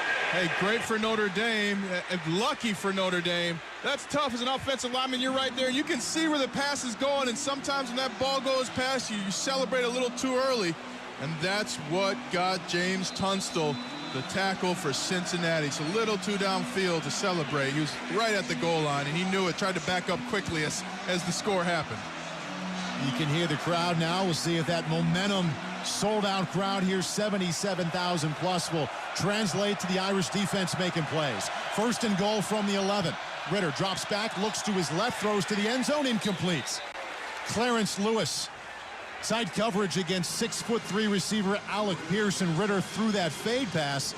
No chance. Lewis was all over that. Yeah, and it looked like the offensive receiver for Cincinnati stopped his route. Ritter with a perfect pass. I like his touch, Ritter. He's got a lot of different types of throws. You can see why many scouts are in the building to watch the young quarterback from Cincinnati. Over 9,500 yards of total offense in his 38 previous starts. 2nd and goal from the 11. This time hands it off inside. Up to the 5-yard line goes Jerome Ford. Before he's pushed back, Isaiah Foskey was there first. Gain of 6 to bring up 3rd down and goal from the 5. Foskey's going to have a Rydell imprint right on his chest. Jerome Ford absolutely ran straight into him, backed him up about 3 yards before the help could come for Notre Dame's defense. And the biggest 3rd down of the game so far right here, Paul. I would say so, Big Ryan. Ritter facing 3rd and goal from the 5. Cincinnati 2 out of 5 on 3rd down. 10:44 until halftime. Cincinnati leads 7-0. See what they do from the 5-yard line. From the shotgun, Ritter throws far side of the field. The ball knocked down. Quick slant thrown to the far side, and Cam Hart stepped in front of it to knock it down at the goal line. And Cam Hart making a play. Looks like the Malcolm Butler play in the Super Bowl, Seahawks and Patriots. Cam Hart just jumping in front of the ball on some crossing routes, and he almost had a pick. And Paul, if he got that one, that was going to be a pick 6 with a 97-yard return. He knew it. Cam Hart was frustrated, but what a stop for Notre Dame's defense after a fumble on a kickoff. Got the right hand in there in between the 1 and 2 yard line to knock it down. Now Cole Smith from the near hash, 23-yard attempt. He is ready. Snap, hold, kick, plenty of leg. And the kick is good. Cincinnati didn't score in the first quarter, but they have a touchdown and a field goal here in the second. 10:32 remaining until halftime. The Bearcats, ranked number 7, leading 9th-ranked Notre Dame 10-0. You're listening to Fighting Irish Football. With so much financial uncertainty, are you wondering if your retirement savings will last? The market's ups and downs can keep you guessing, especially if you're approaching retirement or considering it. Your Edward Jones financial advisor, John Shaver, can help. If you have more questions than answers about what's next, you can work together to help ensure you're prepared for the future. After all, retirement isn't the end of the road, it's a new beginning. Call 574-345-0732 to learn more. Edward Jones, member SIPC. For many children in northern Indiana, school meals may be their only meals. What happens when they go home over the weekend? I'm Mary Jo Martinek with the Food Bank of Northern Indiana. Our Food for Kids backpack program supplies students with food for weekends and holiday breaks. A $150 investment feeds one child for the school year. You can help. Find out how at feedindiana.org. Happy anniversary, baby. Got you on my mind. Dubbed the best singing band in the world, Little River Band performs live at Four Winds New Buffalo's Silver Creek Event Center on Friday, November 12th. Tickets on sale now at Ticketmaster.com. Fall in love with the timeless hits all over again of multi-platinum artist Little River Band. Live in concert November 12th at Four Winds Casino, New Buffalo. Your entertainment escape. Sunny 101.5 is your home for Notre Dame football. The turnover game that had been so good to Notre Dame through 4 games. They came into this one number 3 in the nation at +7, but now they're -3. The most recent one, a muff on the kickoff by Chris Tyree, leads to a field goal for Cincinnati. That came after a Tyler Buckner interception, led to a Bearcat touchdown. So 10:32 left until halftime, and Cincinnati leads Notre Dame 10-0. The big thing here, too, is now time's against you. Cincinnati gets the ball back at half. So even if Notre Dame puts together a great scoring drive, Cincinnati's going to have 2 back-to-back chances to get the football. And they haven't been able to stop them as much defensively outside of that last series. And nothing really working offensively for Notre Dame. At this point in the game, down 10 points, you like to go to a play that you know will work. They had success with some quick passes to Michael Mayer. We haven't seen that the last 2 series, but this offense hasn't been on the field for 20 minutes because of the fumble on the kickoff. We've seen 2 quarterbacks play. Jack Cohn got the start. He threw an interception deep in Cincinnati territory. The last 2 possessions have been led by Tyler Buckner. I did see Cohn warming up on the sideline, so we'll see who comes out here. Kickoff is up and away. And Tyree from his own 2-yard line, middle of the field across the 10-15, bounces out to the left side and squirts his way out to the 23. Little reverse spin there at the end. 21-yard return, and it will be Jack Cohn coming out at quarterback to see if he can steady this offense. He's 8 for 11, 59 yards, and as Ryan mentioned, Michael Mayer has been his top target. The 4 catches he has in this game all came on that first drive. Yeah. Let's see if we get back to him. Well, and that's what you know what works right now, so find Michael Mayer. The issue has been the offensive line is turning their shoulders too much once they engage with the defender. Cincinnati defensively looping other linemen around to catch that and get an open run on the quarterback. Kyron Williams, 4 carries, 23 yards in the backfield, along with Chris Tyree. Cohn from the shotgun, trying to set up the screen to the left. Caught by Williams, 25-30, far side, run out of bounds. Nice play there on first down. Good patience by Cohn to set it up. Couple of good blocks, and that's an 11-yard gain. And well-designed play by offensive coordinator Tommy Reese. Chris Tyree comes in motion, back behind Cohn, back to the right. Cohn pump fakes, puts the defense for Cincinnati on that side of the field, and then turns and delivers the ball to Kyron Williams for the screen. I love that play. Well-designed. Big plans to keep the running backs involved in the passing game today. 1st and 10 from the 34. Williams up the middle, now bounces out to the left, finds his way across the 35, but tackled on the 37-yard line in between the far numbers and the far sideline by outside linebacker Darian Beavers. Gain of 4. And Notre Dame had the extra lineman in there, freshman Joe Alt, Minnesota legend.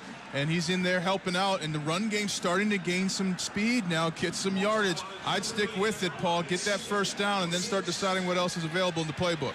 And Ryan, as Jack Cohn is in the huddle now, they break the huddle to walk up. 5 carries, 25 yards for Kyron Williams isn't great, but he was averaging around 2 yards per carry coming into this game, so a big step in the right direction. From the shotgun now, 2nd down 6. Mayer motions to the left. It's a handoff to Williams to the left side, spins right into a tackle as he crossed that 35-yard line. Middle linebacker Joel DeBlanco throws him for a loss of 2 to bring up 3rd down 8. When Kyron Williams didn't even have a chance to get upfield because Zeke Correll got pushed back, left guard for Notre Dame. This defensive line for Cincinnati is giving Notre Dame's offensive line a lot of fits, and it's making an effect. And now you're in 3rd and long again. Yeah, 3rd down and 8, you say again, Ryan. 3rd down hasn't been good so far for the Fighting Irish. They're just 1 out of 5. 3rd and 8 from their own 36-yard line, ball on the far hash. Cohn drops back, 4-man rush, stands in, throws to the near side, leaping, completes at the 45-yard line. Braden Lenzy on the near numbers, skied for that one. 10-yard pickup, 1st down Notre Dame. Perfectly thrown football from Jack Cohn, just a rope left to right between the numbers and the hash.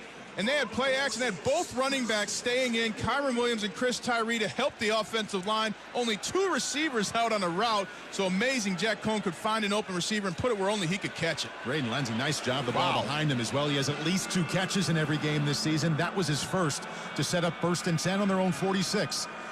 Cohn hands off up the middle to Williams, in trouble. Tries to go to the right side, but tackled at the 45-yard line. Middle linebacker Joel DeBlanco was there. No gain.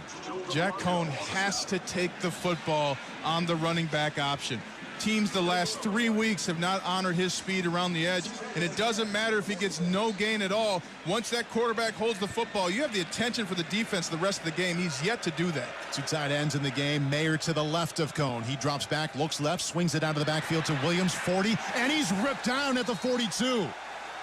Excellent open field tackle by the outside linebacker Ty Van Fossen. Loss of 3. And right there, Fossen just right on Kyron Williams as he caught the football. Jack Cohn making quick decisions, but also not threatening the defense with his eyes or a pump fake.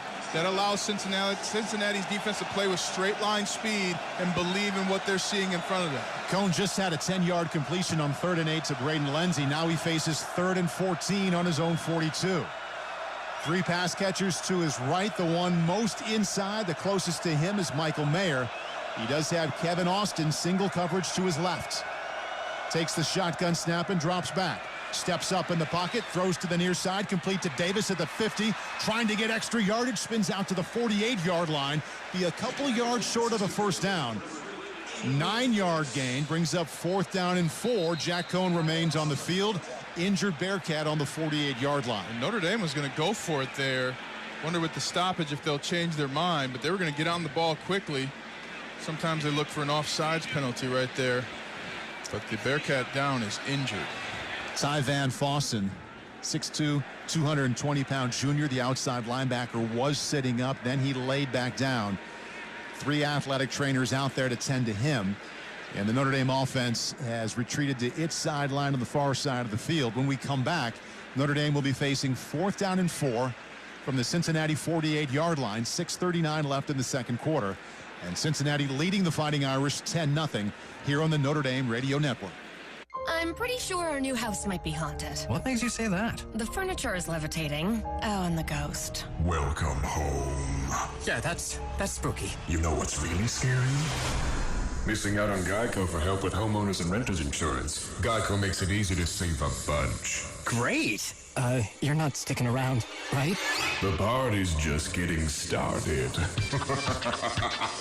Happy Geico Week. Call today and see how easy homeowners and renters insurance can be. Auto Value is a local Michigan-based company. You can find us all over this great state of Michigan. From Monroe to Marquette, we have you covered. When you shop at your local Auto Value auto parts store, you'll always be assured of quality, service, and a huge selection of name brand auto parts and accessories. Find out more and shop online at myautovaluestore.com. Thank you for shopping at Auto Value, where service is the difference.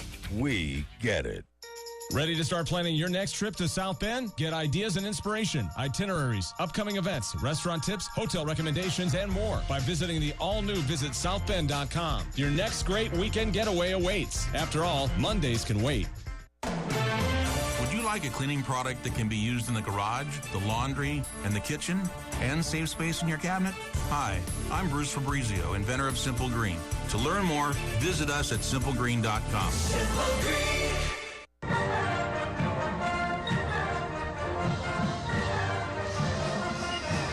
Here's what's happening here at Notre Dame Stadium in South Bend. 6:39 left in the second quarter. 7th-ranked Cincinnati leads 9th-ranked Notre Dame 10-0. The Fighting Irish offense had a 4th down and 4 on the Cincinnati 48-yard line. Now, just before the break, there was an injured Cincinnati player, outside linebacker Ty Van Fosten. He walked off the field, and we wondered if Notre Dame would send the punt team back out after having time to think about it and discuss it, but that is not the case. Jack Cohn and the offense come back out. Jack talking to Brian Kelly on the sideline, now walks back out. He'll face 4th and 4 on the Bearcat 48-yard line, has 2 wideouts to his left and a pair to his right. They're moving left to right here. And sometimes offenses run what they call a 6-count play. Hut, hut, hut, hut. Get the defense asleep. Hut, hut. Ball on the near hash. Cohn in the shotgun. Kyron Williams to his left. His top 2 targets, Kevin Austin and Michael Mayer, split out to his left side. From the shotgun. Stands up straight once again and looks to his sideline. That's 4 huts. Play clock is only at 15. Plenty of time. Cohn still looking over to the Notre Dame sideline. Cincinnati showing 6 down linemen. Avery Davis motions to the left side. Now the play clock at 4.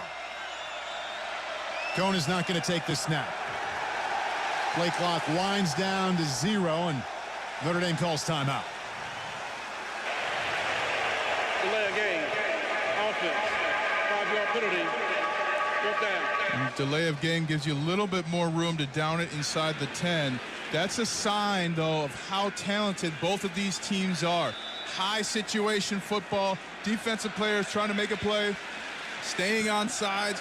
The offensive execution to try and draw them off sides. Both teams too smart to make a penalty. Normally a flag comes out with the delay of game, yes? Normally, yeah. Typically. You just avoided that part of the process. We'll get the red phone down there for the referees. You can tell them your opinions. 3rd punt coming up in the afternoon for Jay Bramlett. 4th and 9 from their own 47-yard line. From his own 35, punts it away. High spiraling punts. Fair catch called for on the 6-yard line. So well done, special teams. 47-yard punt and no return. And now the defense will have a chance to get the ball back to Notre Dame in good shape. 5:31 left until halftime, with the Bearcats leading the Fighting Irish 10-0. Well, if you're Cincinnati right now, you're saying, hey, boys, we're running our 1st down, 2nd down offense. We're going to run the football. We're going to get 5-6 first downs here, run that clock down, score a touchdown, get the ball at half, and do it again. But this is a huge moment for Notre Dame defensively in this game. They've got to get the ball back and give their team a chance to score before the half. They have really limited Desmond Ridder, the conference player of the year last year in the AAC. He's only 6 out of 15. 1st down and 10 from his own 6-yard line on the far hash.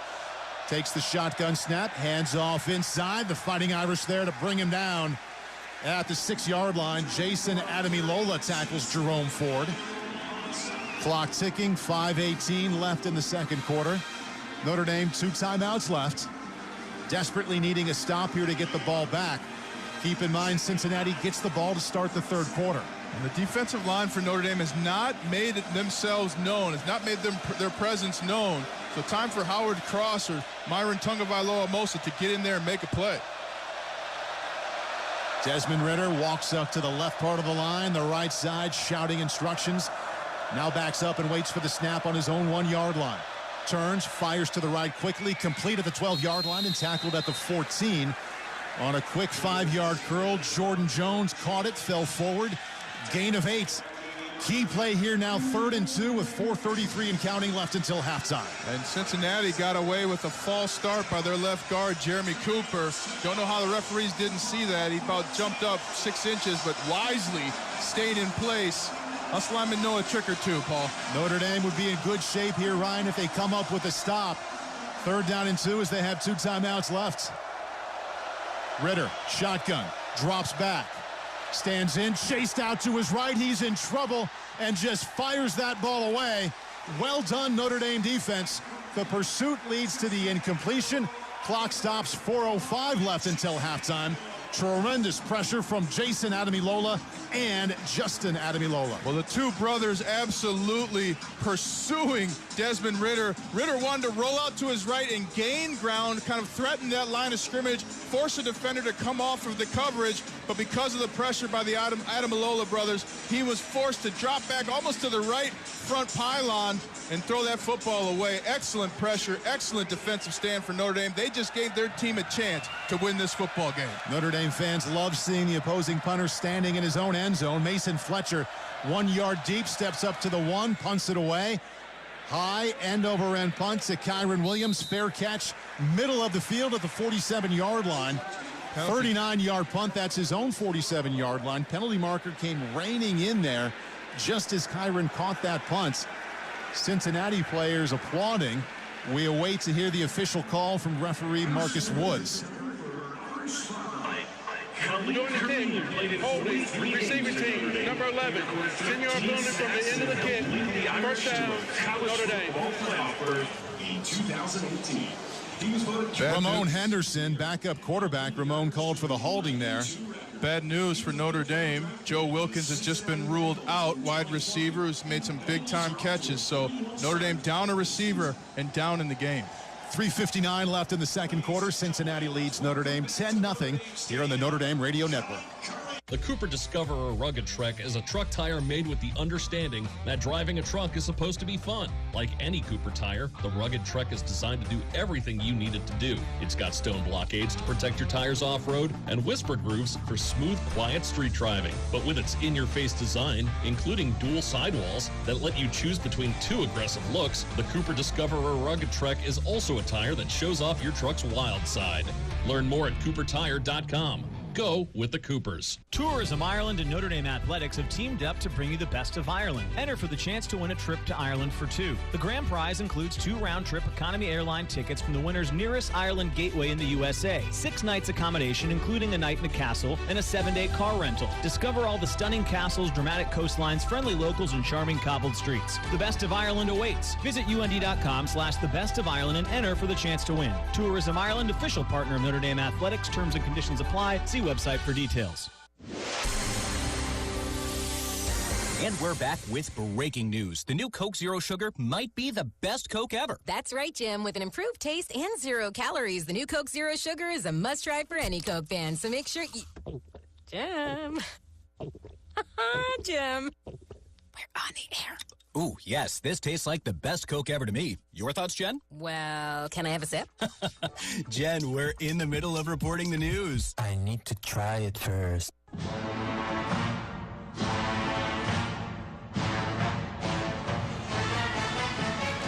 Let's pause 10 seconds for station identification. This is the Notre Dame Radio Network. This is WNSN South Bend, home of Notre Dame football, presented by South Bend Orthopedics.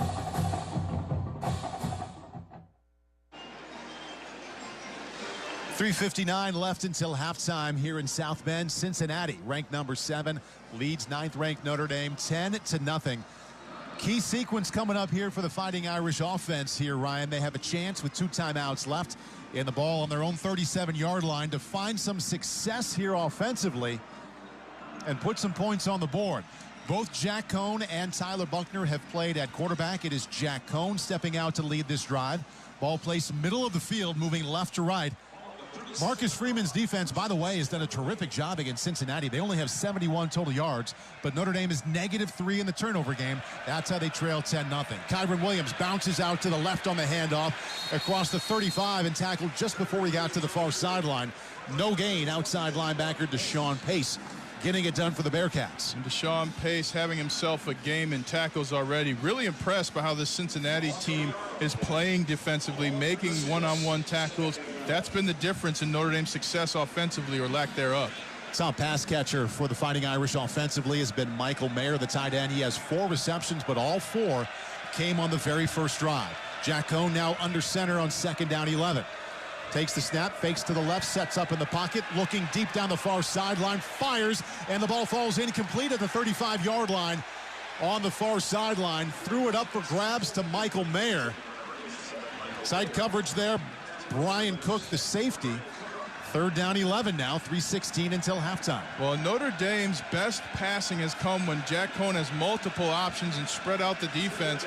They're running the play-action pass on 2nd down after a no-gain run. The defense was not fooled. I'd spread them out. Notre Dame 2 out of 7 on 3rd downs. This is 3rd down 11 on the far hash. Jack Cohn takes a look over to the left side. Cincinnati's defense calls a timeout. Timeout. Coach. Cincinnati, their first 30-second timeout. They had 12 men on the field. The coach for Cincinnati absolutely sprinting on the sidelines, Luke Fickell, to try and stop that clock, or else the penalty was coming. They probably should have called the penalty anyway.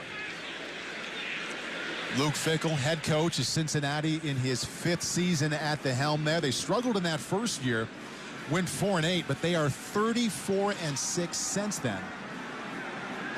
In that same time, Notre Dame 37-5.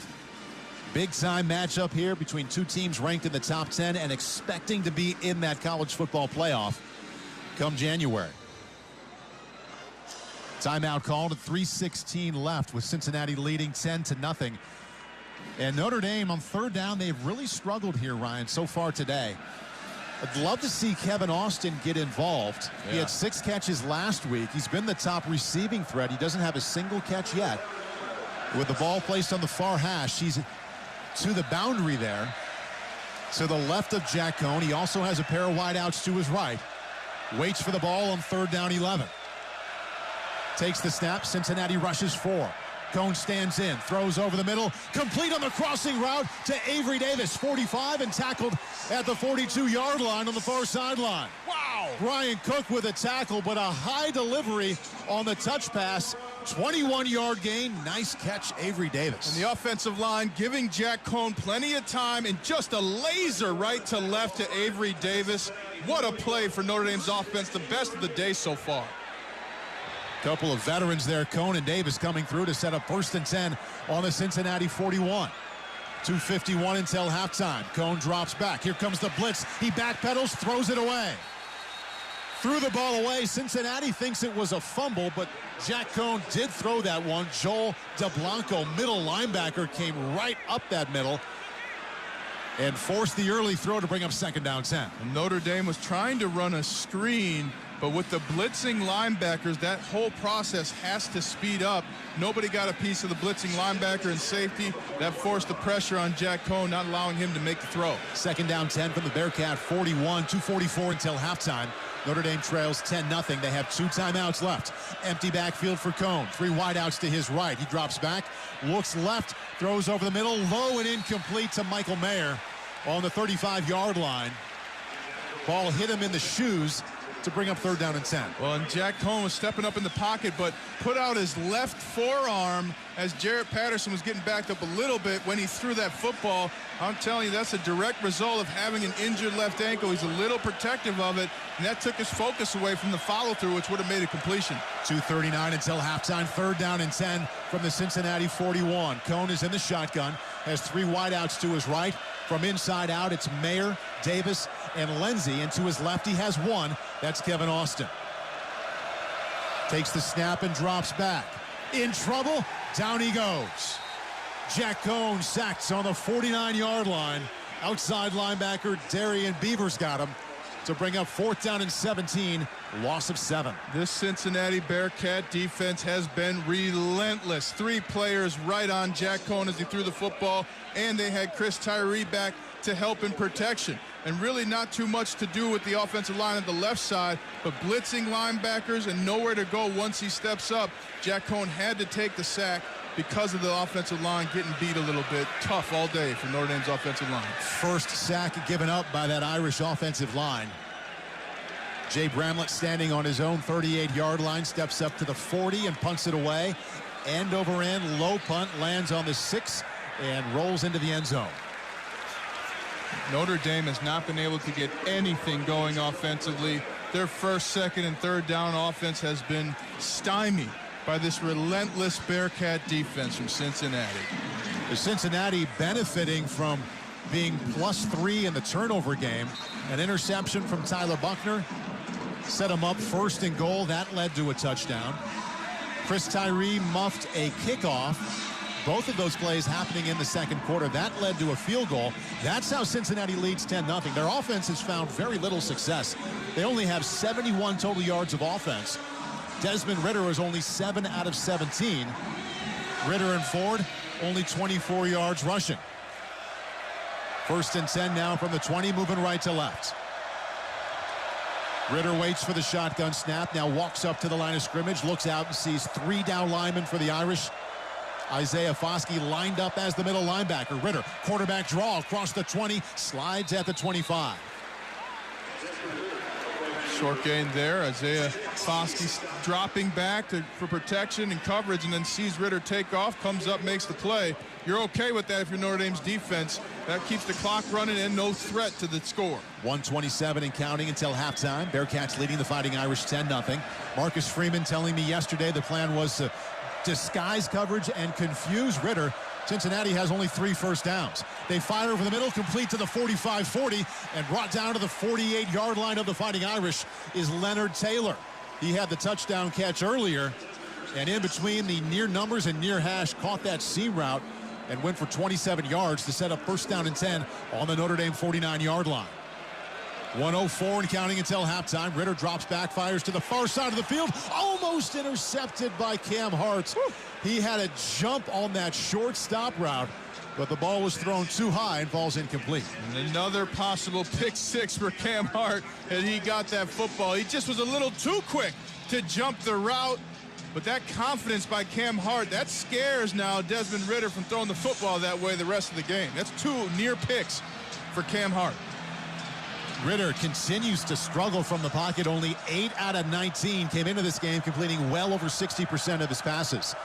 1 minute left in the second quarter. 2nd down 10 from the shotgun. Notre Dame rushes 4. Ridder stands in the pocket, fires complete at the 32. Cutting back to the near numbers and tackled at the 27-yard line is Alec Pierce. Same spot they just completed the one 2 plays prior. This one goes for 22. 1st down and 10 on the 27. Bearcats now inside the field goal territory. And Notre Dame just rushing 3 defensive linemen, none of them getting pressure. On the 27-yard line, Ridder drops back, floats it down the far side to the 5-yard line, caught at the 2 and run into the end zone. Trey Tucker caught the deep flag route inside the 5 and backed into the end zone. 27-yard touchdown. Cal Hamilton was there, but it's Tucker who came up with it. 40 seconds left until halftime, and Cincinnati leads Notre Dame 16-0. Just a back hip throw from Desmond Ridder.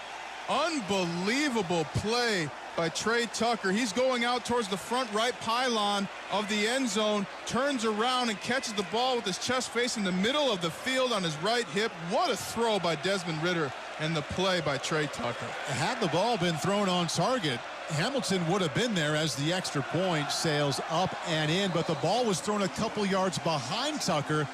He turned around and Hamilton did not, and that's how the ball hit him right in the chest, and he went into the end zone easily. Unbelievable play by Cincinnati, now leading 17-0. Plenty of time left if you're Notre Dame to stay in this game and win it. With 2 timeouts, you got to go and score here. And it's been tough all day to get a 1st down, let alone any points for Notre Dame. And Notre Dame has spent a lot of this first half going back and forth at quarterback between Jack Cohn and Tyler Buckner. I wouldn't be surprised if we saw Drew Pine coming out at either here or at halftime. Something needs to change offensively, and the offensive line's been an issue. The running backs have been an issue as well, not being able to get to that line of scrimmage because of that pressure. There's also been indecision at the quarterback position and 3 turnovers for Notre Dame already on the game. Desmond Ridder really came alive, Ryan, on that drive as 5 plays, 80 yards. They made quick work, all coming, the majority coming in the passing game. That 80-yard drive, that total of 80 surpassed their total for the entire first half. Wow. With those 5 plays. 27 yards, Ridder to Tucker. Kickoff is in the air. Chris Tyree standing on his own 3-yard line, brings it back across the 10, 15, far hash 20, 25, 30, and tackled at the 32-yard line. That's huge to get a return like that. Now you're on the 30, a little less space to go, and gives you a little more confidence if you're Notre Dame offensively. You can see the 50. You want to get to that 30 for a field goal, and of course you want to get in the end zone. 35 seconds left in the second quarter. Notre Dame 2 timeouts left. And trailing Cincinnati 17-0. They take over first down and 10. On their own 33-yard line, it is Jack Cohn who comes back out. 13 out of 19, 109 yards. No touchdowns. He threw one interception deep inside of Cincinnati territory to end the first drive of the Fighting Irish. Two tailbacks in the game. He has Kyron Williams to his left and Chris Tyree to his right. He drops back to pass, stands in the pocket, dumps it off to Tyree, who's hit right away and ripped down as he crossed the 35-yard line out to the 37. Middle linebacker Joel DeBlanco wrapped him up, spun him down for a gain of 6. Timeout, Notre Dame. Their second, 30-second timeout. I like that timeout right there. Notre Dame was trying to get back the ball, but you'd lose about 10 seconds if you tried to run a play there. That's Coach Kelly playing his role as head coach, giving his guys a chance. Now you still have time for about 3-4 more plays. Try and get into that end zone and at least get a field goal. Jonathan Dorr, career-long 52 yards, happened right here against USC. So let's see, 52 yards. They're on the 38-yard line. They would need to get to the 35. 27 more yards they need to get to that 52-yard spot. He probably feels comfortable in the mid-50s, though. Yeah. Notre Dame with that one timeout left, so they can work the middle of the field as well as the sidelines here as they try to get into field goal range. Jack Cohn of the offense coming back out onto the field right now. Top target is tight end Michael Mayer, and we've said this a couple of times here recently. All 4 of his catches came on that first drive. He is split out as the slot receiver to the right of Jack Cohn. Kyron Williams to his left, Chris Tyree to his right. As he lines up in the shotgun, ball placed in the middle of the field. Drops back, 4-man rush, stands in, tried to dump it to Chris Tyree. The ball was batted down before it got there. Falls incomplete to bring up second down 5. 22 seconds until halftime. Malik Vann, the defensive tackle, came in to knock it down. The pressure on Jack Cohn from the defensive line from Cincinnati has been relentless. They're finding ways on the edges on Josh Lugg, and also they're keeping the running back tight after he tries to chip. Typically, you want to get wide to give the quarterback a clear throw. Middle of the field, Cincinnati showing blitz. Now they back out. They have 3 down linemen and linebackers moving around the ball. They bring 4. Cohn now runs out to his right, looks downfield, and just fires it well out of bounds to avoid the sack. And that's pressure with 3.5 because 3 rushed, 1 stood at the line of scrimmage to spy, and they got to Cohn and made him throw it away. Notre Dame is just not meeting the moment physically, execution-wise, urgency-wise. They got the ball back with 35 seconds, and they're punting it with 16 seconds left. That's just a tough day offensively for Notre Dame. Cincinnati sidelines fired up. Head coach, assistant coaches out, throwing fist pumps as the defense jogged off the field. 4th and 5. 16 seconds left. Jay Bramlett standing on his own 22-yard line, steps up to the 26, punts it away. Beautiful punt, high, spiraling, lands on the 6-yard line, takes a Notre Dame bounce, and is downed on the 10-yard line. Jay Bramlett, nice job, 62-yard punt. It's getting chippy out there. Cincinnati's quite confident about their play, as they should be. They have earned the 17-point lead on Notre Dame here in the second quarter. If I'm Cincinnati, I'm saying, hey, boys, we got 2 timeouts, maybe 5 seconds. Let's see if we can't get on the other side of the 50 and get some more points. Cincinnati will get the ball at half. Yeah, that's the key point. Woof. That's why Notre Dame really needed some progress there on that last drive. They won't have the ball in real time for quite a while. Good news for Notre Dame defense. They'll get a break at halftime because they haven't had one this entire first half. Desmond Ridder takes the snap under center, takes a knee on the 8-yard line. The final seconds tick off the clock. And the teams jog to the sideline. Massive matchup here, not only in South Bend, but nationally. Has seen 2 quarters go by. And it's 7th-ranked Cincinnati leading 9th-ranked Notre Dame 17-0 as the Bearcats are +3 in the turnover game. Time now to go back to Tony Simeone for the Notre Dame halftime report. All right, Paul, thank you very much. A little bit of adversity for the Irish after one half. Cincinnati leading 17-0. We have plenty to cover at halftime, including some of the highlights from the opening half. We'll also look around the college football scoreboard and get Ryan Harris's thoughts on how the Irish can come back in half number 2. We'll step aside and take care of all of that on the Notre Dame Football Radio Network. So as you guys know, Mark's gone. The float artist at Fred's Floral just took off, days before the parade. They need a replacement before business passes them by. Oh, and who am I going to get to finish the float? Indeed can help them hire great people fast. I need Indeed. Indeed you do.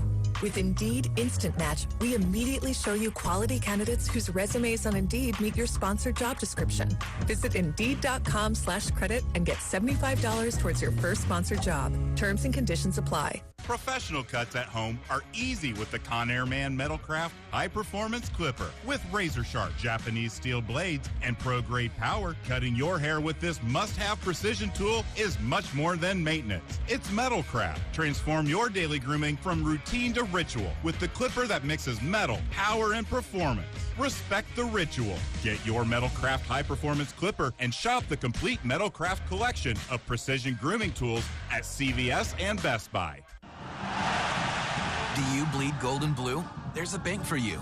Credit Union One, the official banking partner of Notre Dame Athletics. And right now, Credit Union One is giving die-hard fans best-in-class banking benefits with the Fighting Irish debit card. Sign up for your card today at creditunion1.org/Irish and put your money where your heart is. Credit Union One, better banking for all of us. By Members' Choice, this institution is not federally insured. Geico presents Monster Counseling. Dracula, tell me how you're feeling. No one understands how lonely it is. No one will even let me into their house. I knock and I knock, but they ignore me. Uh-huh. What else? I look in the mirror and I don't even see myself anymore. If you don't see yourself clearly, can you really expect others to? I'm having a breakthrough. It's not easy to be a vampire, but with Geico, it's super easy to switch and save hundreds on your car insurance. Welcome to Halftime on the Notre Dame Radio Network. Your complete first half recap is coming up as we send you inside our network studio. Here's Tony Simeone. 17-0 the lead for Cincinnati over Notre Dame at home. Tony Simeone with you to catch you up if you missed any part of that opening half. Notre Dame actually started with the football in this one, and probably their best drive of the game was the first drive of the game. Went 10 plays, 69 yards. They were driving all the way down against Cincinnati. They actually faced 4th down and 10 when Jack Cohn connected with Michael Mayer. Now staying on the field is Jack Cohn on 4th down and 10.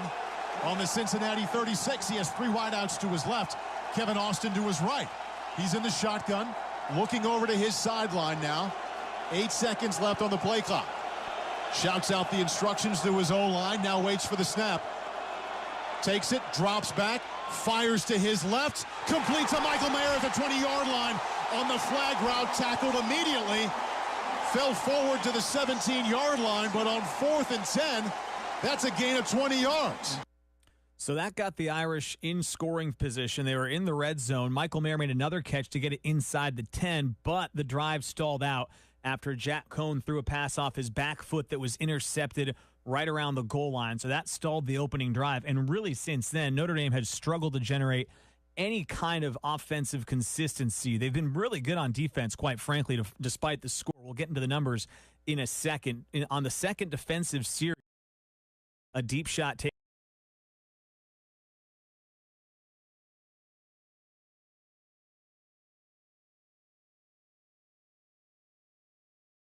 Deep down the middle, inside the 5, batted away. The ball knocked down on the deep post route by Clarence Lewis. Beautifully played there on the 2-yard line. So Lewis made the big play that kept it scoreless. It was a scoreless first quarter, and then to start the second quarter, Tyler Buckner came in at quarterback. Couldn't get a whole lot going offensively, through a costly interception that gave Cincinnati great field position to score with a short field starting inside the Irish 20. That gave them a 7-0 lead. The ensuing kickoff was muffed by Chris Tyree, so Cincinnati picked up a quick 3 points after that, making it 10-0. Again, Irish defense has been put in some precarious positions and has kept them in the game for the most part, but to Cincinnati's credit, they also drove it down towards the end to make it 17-0. On one of the final offensive drives, though, seemed like the Irish had some good offensive momentum. Jack Cohn connected with Avery Davis on 3rd and 11. With the ball placed on the far hash to the left of Jack Cohn, he also has a pair of wideouts to his right. Waits for the ball on 3rd down 11. takes the snap. Cincinnati rushes 4. Cone stands in, throws over the middle, complete on the crossing route to Avery Davis, 45, and tackled at the 42-yard line on the far sideline. Wow! Brian Cook with a tackle, but a high delivery on the touch pass. 21-yard gain. Nice catch, Avery Davis. So unfortunately for Notre Dame, they had to punt after that completion to Davis after a couple of plays stalled out. And then it was Cincinnati that was able to score with about 2 minutes left. Good 2-minute drill from them.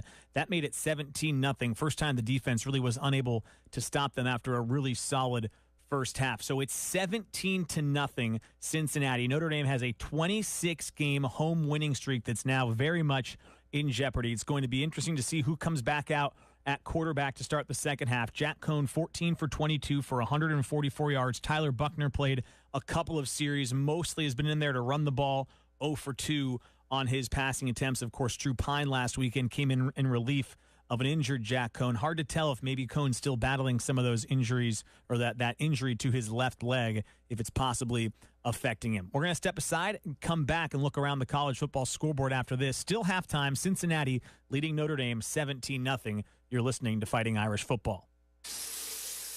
Yeah, that's right. I bet you didn't expect to see me here. Well, here I am. Let me tell you about a little something called respect. You ever heard of it? You know what? I think it's You're good at using your time in the shower to replay conversations and say what you should have said. We're good at your insurance. Find an Indiana Farm Bureau insurance agent online, over the phone, or in person, and stop knocking on wood. I think it's time for you to get out of there. You should just leave. Happy anniversary, baby. Got you on my mind. Dubbed the best singing band in the world, Little River Band performs live at Four Winds New Buffalo's Silver Creek Event Center on Friday, November 12th. Tickets on sale now at Ticketmaster.com.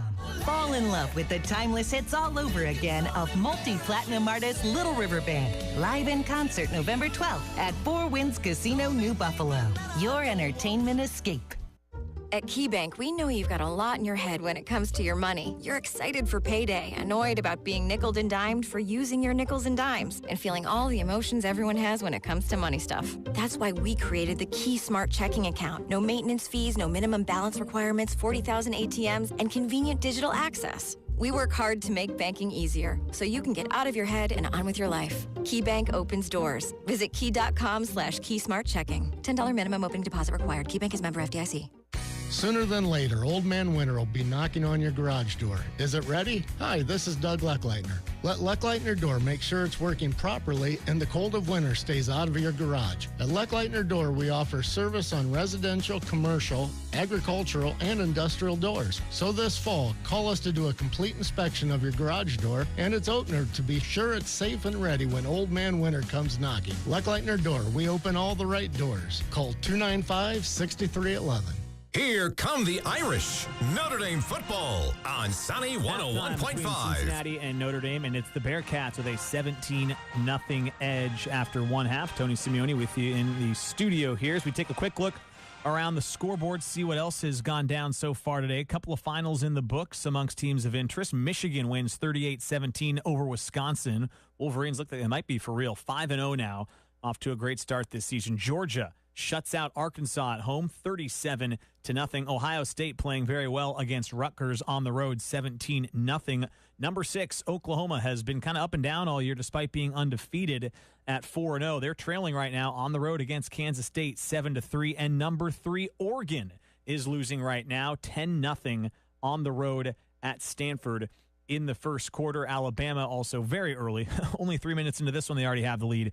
And the football against Ole Miss, 7-0 is the lead for the Crimson Tide. We'll step aside and come back after this to check in with Ryan Harris about how the Irish can try to come back from down 17-0 at home against Cincinnati. Back with more after this at halftime. This is the Notre Dame Football Radio Network.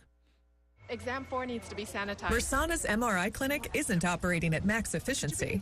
She needs a new certified tech, certifiably now. Someone's waiting in room 2 for an ACL scan. Can you handle that? Indeed can help her hire great people fast. I need Indeed. Indeed you do. With Indeed Instant Match, we immediately show you quality candidates whose resumes on Indeed meet your sponsored job description. Visit Indeed.com/credit and get $75 towards your first sponsored job. Terms and conditions apply. This Luck of the Irish moment is sponsored by O'Reilly Auto Parts. 5-year-old Carter Burnell is autistic and was celebrating his birthday alone at a skate park until 13-year-old Gavin Mabes and his friends turned up and turned Carter's luck around. Gavin's making him feel special, and the rest of his friends followed suit and then started singing happy birthday. Happy birthday! Think O'Reilly Auto Parts for all your car care needs. Get guaranteed low prices and excellent customer service from the professional parts people at O'Reilly Auto Parts. Professional cuts at home are easy with the Conair Man Metalcraft High Performance Clipper. With razor-sharp Japanese steel blades and pro-grade power, cutting your hair with this must-have precision tool is much more than maintenance. It's Metalcraft. Transform your daily grooming from routine to ritual with the clipper that mixes metal, power, and performance. Respect the ritual. Get your Metalcraft High Performance Clipper and shop the full Metalcraft collection of precision grooming tools at ConairMetalcraft.com. To show you how easy it is to file a claim with Geico, we hired a scary movie victim. Oh no, a tree fell on my car, and there's only one thing to do. Trip over my own feet and pull myself across the lawn while yelling help at a barely audible volume. Sorry to interrupt, but you filed a claim with Geico, so you've got a designated claims team to help you. This Geico sounds suspiciously reassuring. Are you sure I don't end up getting surprised with an unexpected twist? Just that your Geico team will always be there to keep you updated. No! What is it? Oh, nothing. I just didn't see that coming. Geico, great service without all the drama. The workplace is changing. Make yours better than it was before and create a workplace people love with Envoy. Don't just come back to better. Envoy. Make hybrid work. Envoy.com. That's Envoy.com. Would you like a cleaning product that can be used in the garage, the laundry, and the kitchen, and save space in your cabinet? Hi, I'm Bruce Fabrizio, inventor of Simple Green. To learn more, visit us at simplegreen.com. Simple Green. Toast to Notre Dame football by raising a pint of Guinness, now a proud partner and official beer of Fighting Irish alumni and fans. Even during these unprecedented times, we're reminded that football, just like a pint of Guinness, is about building the bonds between us all. So here's to the Irish faithful, whether you're Irish by blood or in spirit. Guinness, official beer of Notre Dame Fighting Irish alumni and fans. Please drink responsibly. Diageo Beer Company, New York, New York. Halftime between Notre Dame and Cincinnati. The Bearcats have a 17-0 lead over Notre Dame. Irish are riding a 26-game home winning streak. It is very much in jeopardy. Tony Simeone with you here in the studio. Going to bring Ryan Harris back in, who's up in the booth, has been watching this one closely with Paul Burmeister so far. And Ryan, I got to ask you, first things first, it just really seems like the offense has not been able to string anything together. What are you seeing? What's maybe the main cause for that offensive stagnation right now? Well, to me, first it started with penalties. You had 2 penalties in your first 3 drives. That set you back. But also the offensive line just has not been consistent play after play. You need 3 straight plays with the offensive line to start playing well. I think you'll get a first down. But that's been the issue. The pressure by the Cincinnati defense has been constant, and Notre Dame's offensive line just has not answered the challenge. Let me ask you about that Cincinnati defense. You've pointed it out a few times. Maybe what specifically are they doing that's making it tricky, and what possible adjustments can the Irish make against it?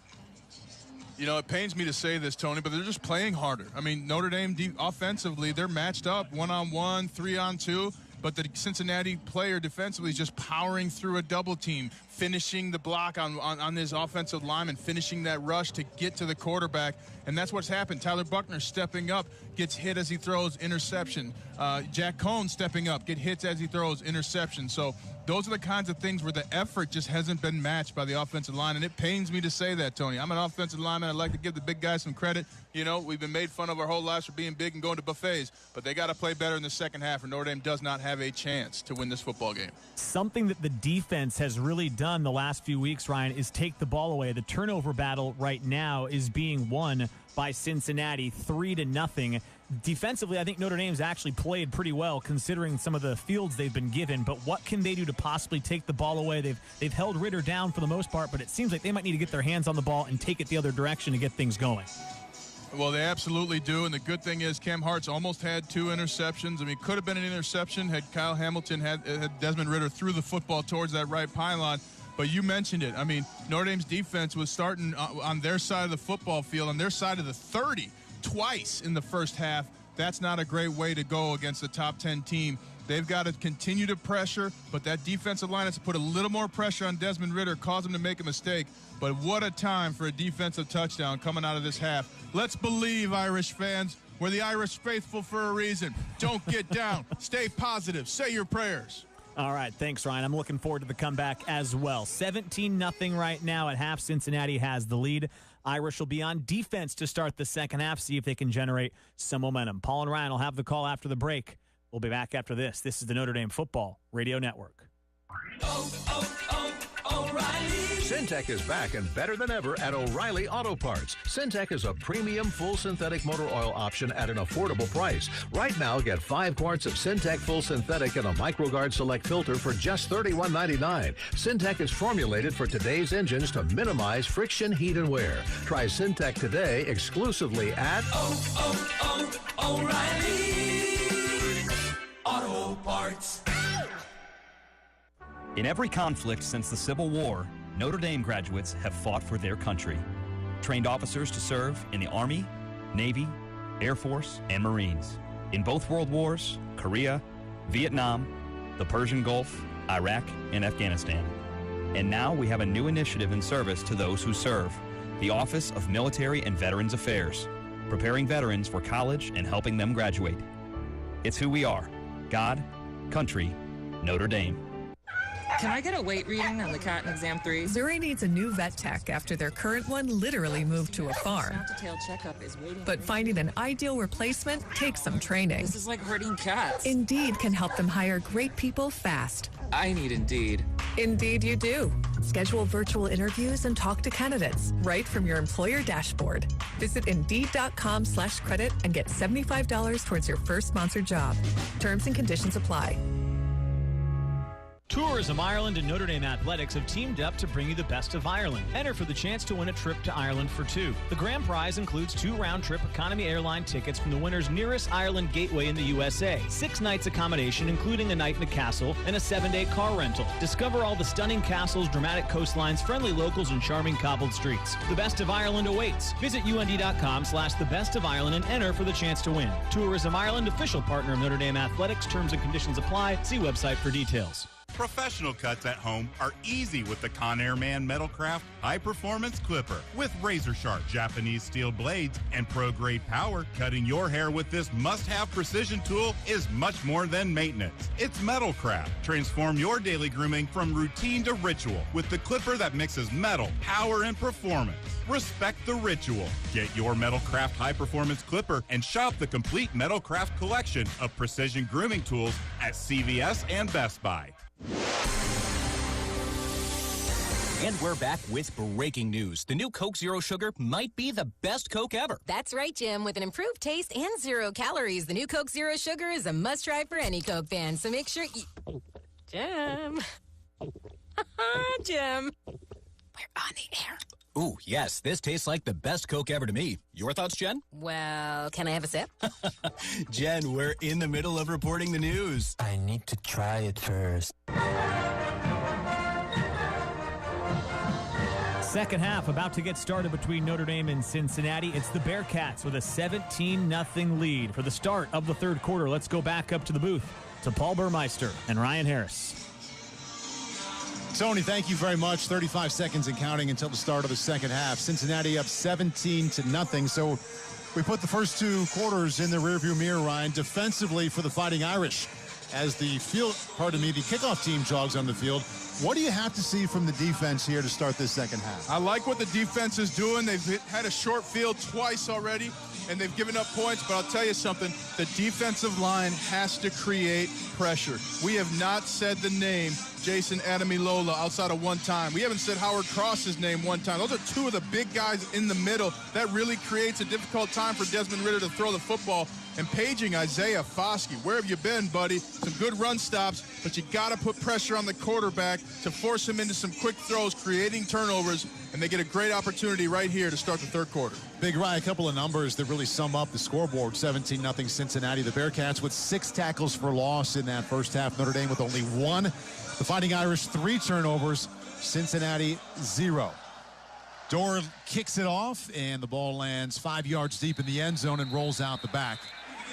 And speaking of turnovers, Ryan, Notre Dame leading the nation coming into this game with 9 interceptions. See if they can dial one up here to really get things going here in the second half. And Cam Hart's been close twice. I like that. If I'm Desmond Ridder, I'm just not throwing to that side of the field. Kyle Hamilton's been close as well, so the opportunities are there. But the intermediate routes have really what's been devastating the Notre Dame defense. Again, they were backed up on their side of the 30 twice in the first half, so that's a tough task for any defense. But you got to start jumping those routes earlier, especially around midfield. Desmond Ridder only 10 out of 21 in that first half, 2 touchdowns. Little toss sweep for a reverse across the 30-yard line and out of the 32. Motion man came a couple yards in front of Ridder. He just flipped it to him, gain of 7. Trey Tucker had a touchdown reception in the first half. Drew White eventually ran him out of bounds, but that's a gain of 7. And Cincinnati's just on the ball. They're feeling extremely confident. They don't want to give Notre Dame the chance to get off the field and sub. Top tailback Jerome Ford, only 4 carries for 7 yards in that first half. Desmond Ridder, 4 carries for 21. On 2nd down 3 from the shotgun, Ridder hands off to Ford, up the middle, hard running, tackled middle of the field at the 38-yard line. Jack Kaiser, the outside linebacker, brought him down, but a 7-yard gain followed up by a 6-yard gain. 1st down and 10, Bearcats on their own 38-yard line. Well, Isaiah Foskey just took the soul of tight end Josh Weil as he tried to do the wham block, coming back across, blocking the defensive end. But Ford able to take it to the right and find some open grass. Ford, the tailback, 1 yard to the right of Ridder, who stands in the shotgun, claps for the ball, drops back, stands in a nice pocket, throws it high and deep down the near side, skying for the ball and catching it on the 16-yard line and going down. Alec Pierce jumped up for the go route, caught it high, came down and hit the ground. Griffith and Lewis had the coverage. Gain of 45 for Cincinnati. Well, and Griffith and Lewis hit each other. Lewis just got burned on the go route, and Griffith had a chance at an interception, saw it the whole way, just misread the football. Huge play for Cincinnati, huge missed opportunity for Notre Dame defensively. That sets him up, Ryan. 1st down and 10 on the Notre Dame 17-yard line, already leading 17-0. 13:30 and counting left in the 3rd quarter. Ridder from the shotgun, drops back, 4-man rush, steps up to keep it himself across the 20, and run out of bounds by Drew White at the 18-yard line, no gain. Excellent play by Drew White. He was out in coverage, dropped off, but then saw immediately as Ridder came to his left and went and made an excellent tackle right along the sidelines. That pressure on Ridder, yes, he got to the line of scrimmage, no bad thing happened, but that physicality on a quarterback affects the quarterback throughout the length of the game. Well, keeping them to a field goal attempt here would be huge here for Notre Dame. Even better would be coming up with their first turnover of the game. 2nd down 10 now from the Notre Dame 17. Ball placed near hash. Ridder from the shotgun. Hands the ball up the middle to Ford across the 15 and backs his way to the 12. Tackled on the near hash. Gain of 5. DJ Brown was there. Jack Kaiser there as well. 3rd down and 5. And right back on the ball, the Bearcat offense. Desmond Ridder, long look over to his sideline. He's 12 out of 23. First time in a while he's been back over 50%. 77,000 plus on its feet. 3rd and 5. 2 wideouts to the right and a pair to the left. 4 down linemen for Notre Dame. Ridder changing the play, now waits the snap. 4 seconds on the play clock, takes the snap, lofts one into the end zone. The ball batted in the air and falls incomplete.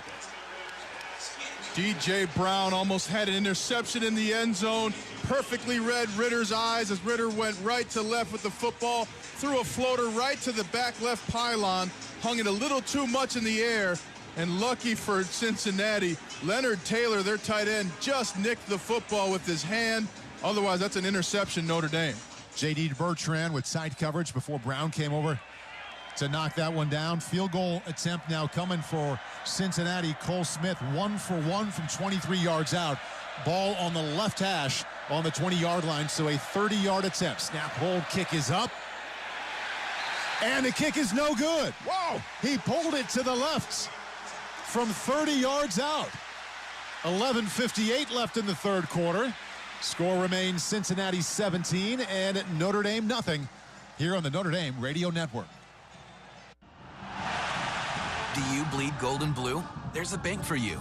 Credit Union One, the official banking partner of Notre Dame Athletics. And right now, Credit Union One is giving die-hard fans best-in-class banking benefits with the Fighting Irish debit card. Sign up for your card today at creditunionone.org/Irish and put your money where your heart is.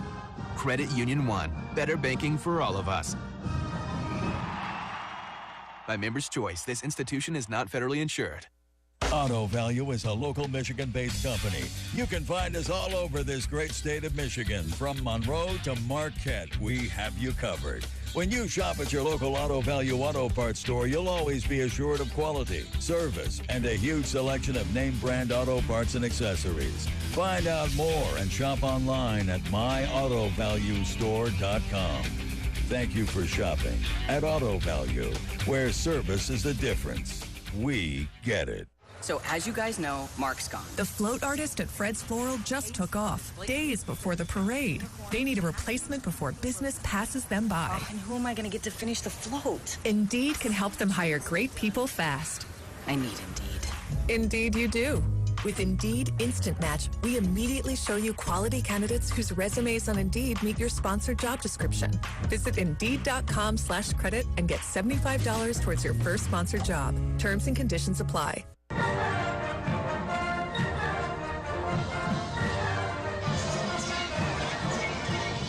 Okay, the big question here at Notre Dame Stadium as Notre Dame gets ready to take over offensively for the first time in the second half and trailing 17-0. Which quarterback will it be? Jack Cohn went most of the way in the first half, 14 out of 22, through the bad interception to end the first drive. Tyler Buckner also led 2 possessions. He's 0 for 2. We haven't seen Drew Pine yet, and number 10 from New Canaan was aggressively warming up on the sideline there during that timeout to see if he has ducked into the huddle. I believe he has. And it was in the third quarter. Jack Cohn just walked off the field with Tyler Buckner, so there's the answer to your question. I like the Drew call. Pine. I like it. Drew Pine's he came in and won the game last week at Wisconsin. Hey, young fella, do it again. Drew Pine jogs out onto the field, 5'11", 200-pound sophomore academically, freshman athletically.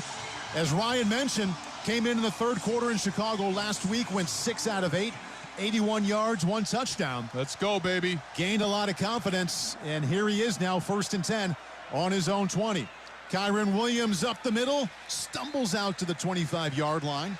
Good athletic job of keeping his feet to pick up 5 yards. Got to spend some time with my father, Big Kevin Harris, hanging out at the house, and he couldn't stop talking about Drew Pine, how well he performed under pressure, really some big-time throws. And that's where last week's game comes into play for Drew Pine. Right now, there's nothing more pressure. There's not going to be more pressure than he faced last week, and already getting a short game. Got the feeling talking to Tommy Reese and Brian Kelly yesterday. They had all the confidence in the world if the game demanded that Drew Pine come in.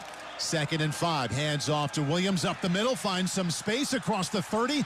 Cuts out to the right side and tackled on the near hash at the 32-yard line. First down, Notre Dame after a gain of 8. Middle linebacker Joel DeBlanco with a stop. And right there, Kyron Williams just tippy-toeing across the line of scrimmage for the offensive line for Notre Dame, creating a hole even with the games by the defensive line for Cincinnati. And that patience by Kyron Williams created the open space, and then a great left arm, stiff arm, pushing down the defender for Cincinnati and getting the first down. First rushing first down of the game for Notre Dame. Correction, 2nd. First down and 10 now on the 33-yard line for Pine. Empty backfield now from the shotgun as Kevin Austin motions out to the right. 5-man rush. Pine steps in the pocket, throws over the middle, incomplete. Threw it behind Avery Davis, who was cutting across the middle at the 45-yard line. Looked like he threw it before Davis expected the ball to bring up 2nd down 10. And it looked as though he was expecting Davis to keep going up the seam, and Davis instead tripping a little bit as he turned to the middle of the field.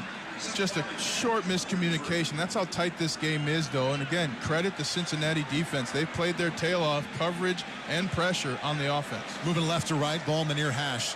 On 2nd down 10 from his own 33, Pine has Austin and Mayer to his left. Drops back 1 step, throws it to Mayer. Quick slant across the 40, cuts up the field 45, and brought down to the 48-yard line on the near numbers. Deshaun Pace, the outside linebacker, got him. but a catch and a run for 15 yards. And Drew Pine just making the right decision, waiting quickly for the coverage to show itself, and then allowing Michael Mayer to get the football on the run, placing it upfield so Michael Mayer can not only catch it, but then stay with his speed and get upfield for the first down. Mayer's 5th catch of the afternoon, his first since the first drive. First down and 10, Notre Dame on their own 48-yard line. Pine in the shotgun. Kyron Williams to his right. Pine drops back. Here comes the blitz. Throws to the far side of the field. Low. Caught at the 45. Across the 40 goes Kevin Austin to the 35-yard line. On the far sideline, he went down to grab a low bullet and then ran. 13-yard gain. And Kyron Williams picking up the blitz, giving Drew Pine time to step up in the pocket. And what I love, Drew Pine not even looking at the defense, finding his open receiver, throwing it to where he can catch it. And now it's Tyler Buckner who's checked into the game. Played on 2 possessions in the first half. That was Kevin Austin's first catch, by the way. 1st and 10 now from the Cincinnati 35. Takis and Mayer set up on the right side. Tyler Buckner keeps it himself. Runs up the middle. Nothing there. Made it to the 34. 1-yard gain. Faked the inside handoff to Williams and then followed him up the middle. Now Buckner runs off the field. Drew Pine comes back in. I keep Drew Pine in this game. He's seeing and doing things that we haven't seen yet for Notre Dame offensively. Has them already with 3 first downs. That's more than they had coming into the second half. Drew Pine, 2 out of 3, 32 yards. This is his first drive of the game after Conan Buckner shared the first half. 2nd and 10 from the Cincinnati 35, empty backfield on the far hash. Now Williams comes back and lines up to his left. Pine drops back, looks left, pumps, stands in a pocket, runs to his left across the 40, 35, gets to the 30 and runs out of bounds. Hung in that pocket for a while, Ryan, but then sprinted out to the left for a gain of 4. And sprinted because there was opportunity, not pressure. The offensive line for Notre Dame playing their best series at this point in the game. Drew Pine looking right to left, couldn't find it. Had 2 routes running down the left sideline, decided to run. Excellent decision making by the young quarterback. Drew Pine on his first series giving this offense a boost. 3rd down and 5 on the Cincinnati 30-yard line. You got to think it's 2-down territory at this point in the game for Notre Dame. Cincinnati leads 17-0. 8:10 and counting left in the 3rd quarter. Notre Dame just 3 out of 10 on 3rd down. The whistles blow. Forcing timeout from Cincinnati. That's how much pressure Drew Pine's already put. Cincinnati, they're first. Wow, what a spark Drew Pine has brought to this Notre Dame offense. Was in a conversation yesterday with Tommy Reese about the pace and how things just move a little bit quicker based off of what he did in the second half against Wisconsin. And Drew has picked up where he left off. 8:08 left in the 3rd quarter.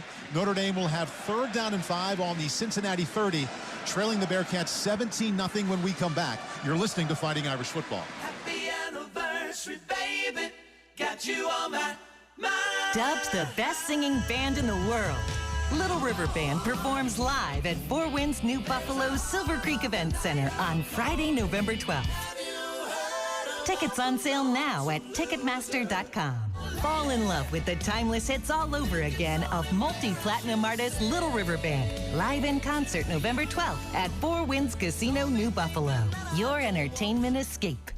At KeyBank, we know you've got a lot in your head when it comes to buying a home. You're full of excitement and angst from all the unsolicited advice and tiny fine print. That's why at Key, you can get our best rates, and you're matched with a dedicated loan officer who is with you step by step from application to celebration. We work hard to make your home buying process easier so you can get out of your head and into your new home. KeyBank opens doors. Visit key.com/home loan. KeyBank is member FDIC, NMLS number 399797, equal housing lender. At Legacy Heating and Air, we take pride in ensuring your family is comfortable. Temperatures are dropping, which means it's time to schedule your routine HVAC maintenance with Legacy Heating and Air. Ensure your family is safe and warm. Schedule your $89 preseason tune-up and safety inspection by visiting LegacyHeatingandAirInc.com. You make a house a home. We make it comfortable. Trust the Cook family at Legacy Heating and Air. That's LegacyHeatingandAirInc.com. This is Notre Dame football on Sunny 101.5.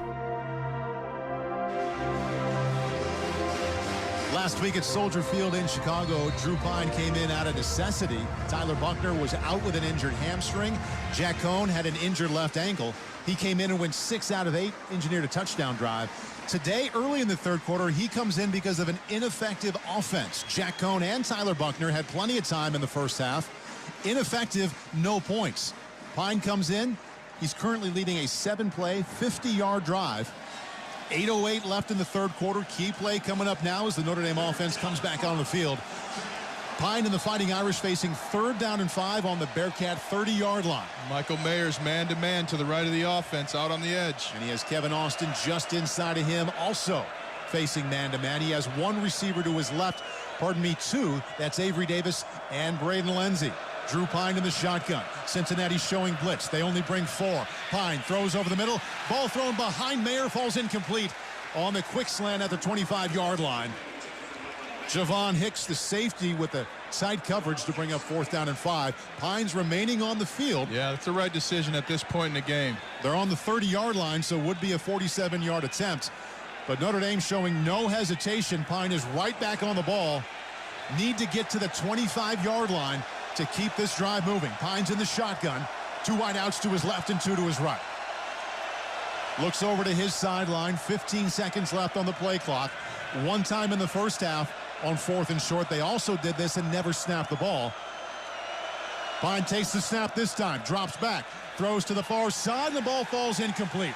Nobody close to the ball as it sailed out of bounds on the 20-yard line. Braden Lenzy was running at the 10.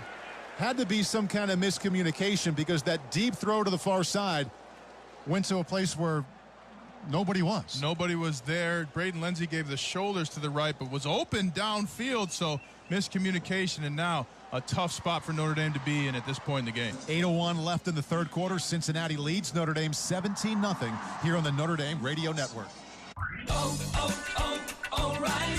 Syntec is back and better than ever at O'Reilly Auto Parts. Syntec is a premium full synthetic motor oil option at an affordable price. Right now, get 5 quarts of Syntec full synthetic and a MicroGuard Select filter for just $31.99. Syntec is formulated for today's engines to minimize friction, heat, and wear. Try Syntec today exclusively at O'Reilly Auto Parts. Canon Solutions America proudly supports Notre Dame football. Are your business office needs incomplete? With Canon Solutions America, a playmaker in managed services solutions, we support document management demands, creating powerful workflows to help maximize productivity with cutting-edge Canon technology. No matter the situation, count on Canon Solutions America's experienced professionals to help you reach your goals. Visit csa.canon.com/GMS. That's csa.canon.com/GMS. Exam 4 needs to be sanitized. Mersana's MRI clinic isn't operating at max efficiency. She needs a new certified tech certifiably now. Someone's waiting in room 2 for an ACL scan. Can you handle that? Indeed can help her hire great people fast. I need Indeed. Indeed you do.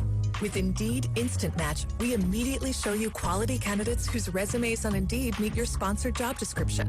Visit Indeed.com/credit and get $75 towards your first sponsored job. Terms and conditions apply.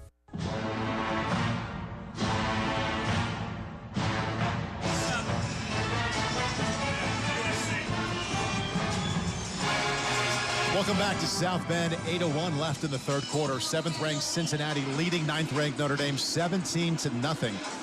Fighting Irish offensively now have a pair of trips inside of Bearcat territory with no points to show for it. First drive led by Jack Cohn ended with an interception on the +6-yard line. The most recent drive, led by Drew Pine, went all the way to the 30 of Cincinnati, but on 4th down and 5 moments ago, Pine fired incomplete to the sidelines right beneath us. And now Cincinnati takes over 1st down and 10 on their own 30-yard line and up 17. And if you're Cincinnati, you want to run this football, keep the ball in your time of possession in your favor. They are playing excellent football right now. They only have 38 yards rushing at this point of the game. Desmond Ridder, the starting quarterback, 5 for 21 yards. He is their leader in that category. He stands in the shotgun, bunch wide out to the left, throws quickly over the middle, complete to the 35, and then falling at the 36-yard line. Alec Pierce J.D. Bertrand, the outside backer, made the stop, gain of 7. Well, Notre Dame defensively cut down on those quick passes by dropping defensive ends into the line of sight of the quarterback. I think they need to start doing that again to make sure that the pass rush has time to get there. Pierce now 5 catches for an even 100 yards for the Bearcats. Ball placed middle of the field now as Cincinnati moves right to left here in the third quarter. Desmond Ridder got the call from the sideline, now walks up and shouts it to the offensive line and backs up to the shotgun. Waits for the snap, takes it, hands off inside. Ford finds a little hole and spins out near the 45 before he's pushed back. Good enough for a first down, Cincinnati. Isaiah Pryor, outside backer with the tackle. But that is a Cincinnati gain of 8 to move the sticks. Well, and that flips the field even if Notre Dame gets a defensive stop here. So the constant pressure has been on Notre Dame's defense and offense and none on Cincinnati. Cincinnati has been uncomfortable for at one point in this game the entire time. Well, the offense deep in that second quarter, Ryan, they only had in the 70s for total yards. They went 80 yards for a late touchdown drive, and they've been feeling it ever since. First down and 10 now on their own 45. Ball placed middle of the field, empty backfield for Ridder. From the shotgun, quarterback draw all the way. Cornerback blitz got to him. DJ Brown comes up, gain of 2 as Ridder caught the shotgun snap and sprinted right up the middle. They give him a 3-yard gain to make it second down 7. Clock ticking now. Clock very much the Bearcats' friend. 6:21 and ticking left in the third. And Cincinnati up on Notre Dame 17-0. Ridder now taking his time. 14-13 left on the play clock. Casual pace in the backfield. Shotgun snap. Runs it out to the left side across the 45 and 50 and runs out of bounds. DJ Brown ran him out as he got inside of Notre Dame territory. Gain of 6 in this Bearcats running game, Ryan, that's struggled for a lot of the game, now ripping off positive chunks of yardage. Well, and they're starting to use Desmond Ridder as a running back, putting a 12th player really on the field, and there they motioned Jerome Ford all the way out to the numbers to the right, and Ridder ran it to the left. So they've been holding plays, which lets you know they're feeling extremely confident about where they're at in this game right now. You hear the crowd rise for a reason. Big play here, 3rd down and 2 from the Notre Dame 47. 5:33 and counting left in the third. Ridder backs up and awaits the snap. Takes it, hands off inside, little hole up the middle out to the 46-yard line. Down right at the marker, Riley Mills was there. Now, if I'm Cincinnati, I'm going to go for it here. It's going to be 4th and less than a yard. You've been dictating to Notre Dame. This is a chance to break the camel's back if you can get this first down. The ball placed just inside the 46-yard line of Notre Dame. Ridder right back on the ball like he's going to take the snap. Yes, he does. Tries for the quarterback sneak. It'll all come down to the mark. It looked like he didn't get much momentum. He was stood straight up. That's a penalty. There's taunting going on by Cincinnati, too. But Notre Dame was not set defensively. They were not ready for that play. Jason Ademilola was just fantastic right there, creating the stop. I think he's short. This will come down to the mark. He had to get a yard, and they just signaled the first down without even bringing the sticks out. I don't know about that one. I'm watching the replay, and I don't know that he got there. The Cincinnati right back on the ball. Full 48 and counting. 17-0 lead over Notre Dame. Now they have 1st and 10, middle of the field on the Irish 45. Ford up the middle, drilled just as he got to the line of scrimmage, then fell forward. Drew White with a solid contact, gain of 2. And Notre Dame desperately needs a stop as that clock is just ticking. This third quarter flying by, 4:26 and counting. Well, and some people might be wondering, how is Cincinnati with the lead? Well, Jerome Ford, their leading rusher, that's an Alabama transfer. So Nick Saban wanted him on his team at one point. Ford not getting the opportunity because of a guy named Najee Harris, who was drafted 29th overall, if I remember correctly, to the Steelers. There you go. So you get a guy from Alabama to be your running back. Cincinnati's got talent on this team. He only has 9 carries for 29 yards. 2nd down 8. Ridder drops back, throws to his right, complete, 35-30, and tackled on the far numbers there as he crossed the 25-yard line. Michael Young Jr., former wide receiver for the Fighting Irish, picks up 19 before Clarence Lewis tackled him. You convert on 4th down, and then you get a 19-yard passing play. Cincinnati is really putting it on Notre Dame defensively. Remember Michael Young, big touchdown catch at Northwestern a couple of seasons ago. Also in a bowl win against LSU. 19 yards there to set up Cincinnati 1st and 10 on the Fighting Irish 24. Ritter's in the shotgun on the far hash. 3:30 and counting left in the third. Here comes the blitz. He's in trouble. Ball's out. Ball's out. Ball's out. Notre Dame runs to the ball, picks it up 40, 45, 50. Drew White running down the near sideline. 40-yard line, tackled at the 38 of Cincinnati. Isaiah Foskey. Did he get paged? Oh, he made the big play. We paged him. What a play by Isaiah Foskey coming across the right edge. Desmond Ridder thought he had time, and Isaiah Foskey knocks it out. But then the pursuit, Drew White not only getting the football, but picking it up, scooping it, trying to score. Unbelievable play. Perfect timing for Notre Dame defense. Wow! Isaiah Foskey, you were paged, and you answered. And Notre Dame came into this game, Ryan, 12 takeaways, number 2 in the nation. But up until that play, they were -3 in the turnover game here against Cincinnati. Giant play by Foskey. Drew White scoops it up, takes it 28 yards back. 3:20 left in the third quarter. Notre Dame will have 1st down and 10 on the Bearcat 38 and trailing 17-0. How about we take a little break? Oh, I need one. Exhale a bit. You're listening to the Notre Dame Radio Network. Can I get a weight reading on the cat in exam 3? Zuri needs a new vet tech after their current one literally moved to a farm. Detailed checkup is waiting. But finding an ideal replacement takes some training. This is like herding cats. Indeed can help them hire great people fast. I need Indeed.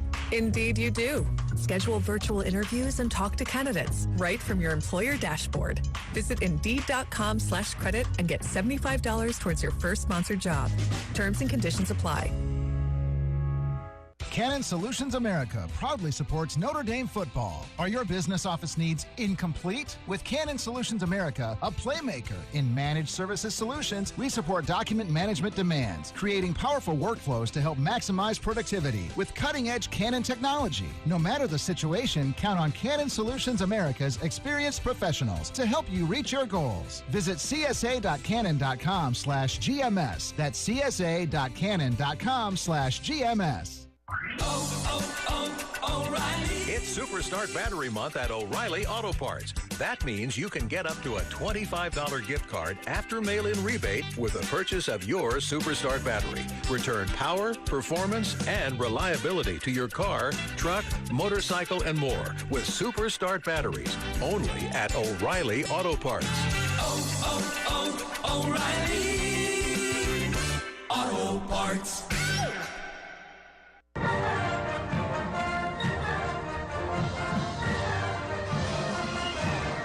With both teams still on their sideline, let's pause 10 seconds for station identification. This is the Notre Dame Radio Network. This is WNSN South Bend, home of Notre Dame football, presented by South Bend Orthopedics.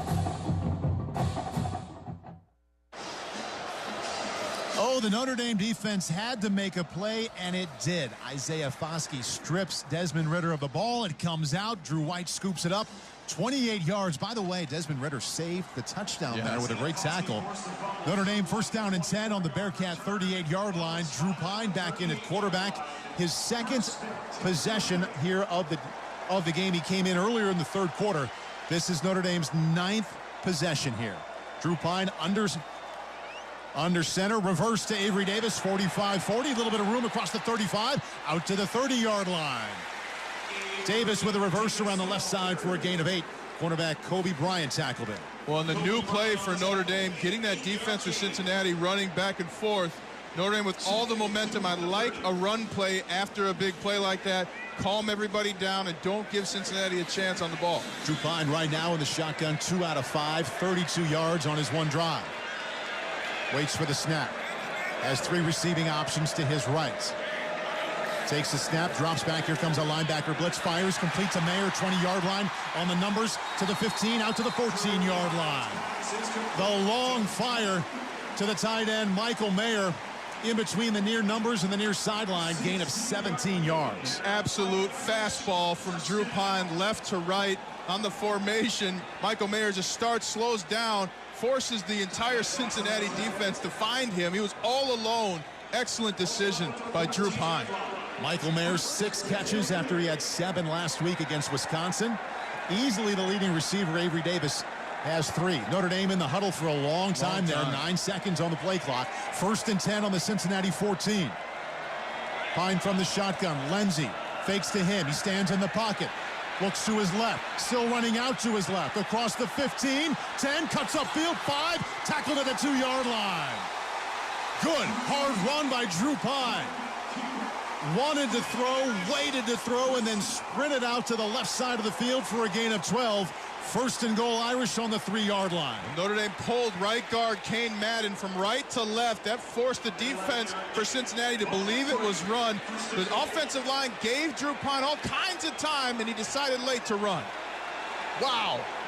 Brian Kelly saying yesterday, nothing phases Drew Pine. Cool customer here. Coming in to quarterback the Irish in the second half. 1st and goal from the 3-yard line.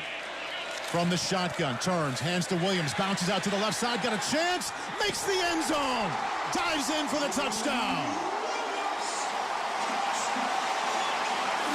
1:19 left in the 3rd quarter. It's now Cincinnati 17, Notre Dame 6. Kyron Williams takes the handoff about the left hash, decides he can't go upfield into the end zone, breaks it out to the left right at the number, starts getting straight again and goes over the left front pylon, somersault for the touchdown. Great instincts there to bounce it out and also break 2 tackles. Safety Javon Hicks could have got him. Outside linebacker Darian Beavers also missed. A little bit of confusion with the Notre Dame extra point team. They're looking over to the sideline. The play clock is not started yet. Now it does. Jonathan Noor set up, walks off his steps.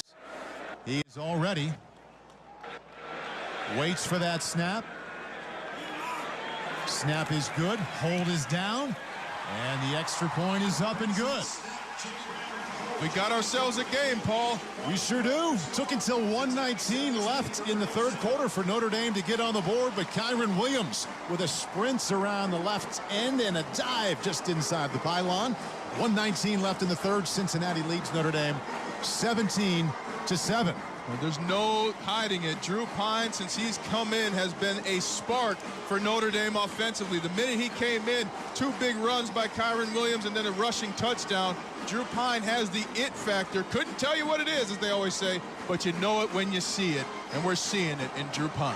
It's just been a progression. I remember being here in the spring and Brian Kelly and Tommy Reese saying, if 10 has to play, he's going to do well. Yeah. And now it's just built and built.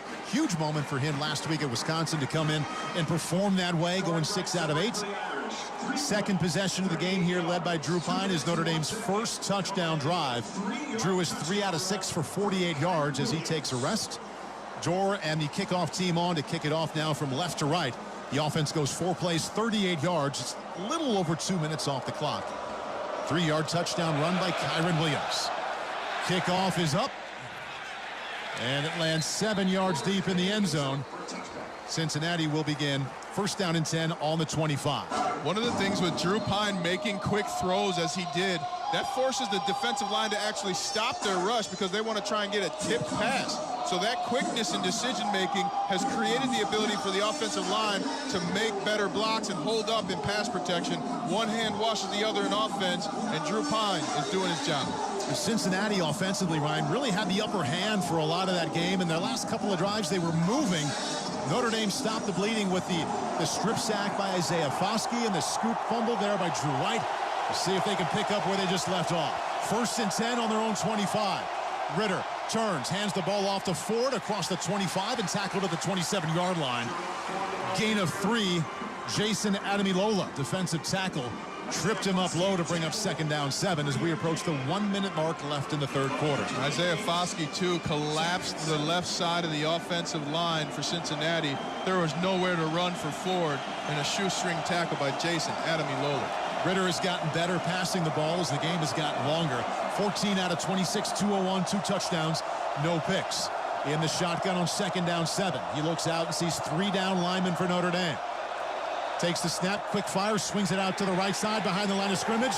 Cut down at the 24-yard line. That'll be a loss for the Bearcats. Cam Hart The corner came up. Loss of 4. Cam Hart with an amazing tackle, flying in like he's on some kind of rocket, cuts down Ford. There was no play, and all Notre Dame defenders on the edge. But Cam Hart, it's rare to get a corner that can tackle, throwing his right shoulder into the right leg of Ford. That's going to hurt Ford for the rest of the game. 10 seconds and counting left in the third quarter. Cincinnati will not have to run another play. They're just walking off to their side, which is right beneath us. Notre Dame walks off to the other, and what a difference a turnover and a touchdown can make. We head to the fourth.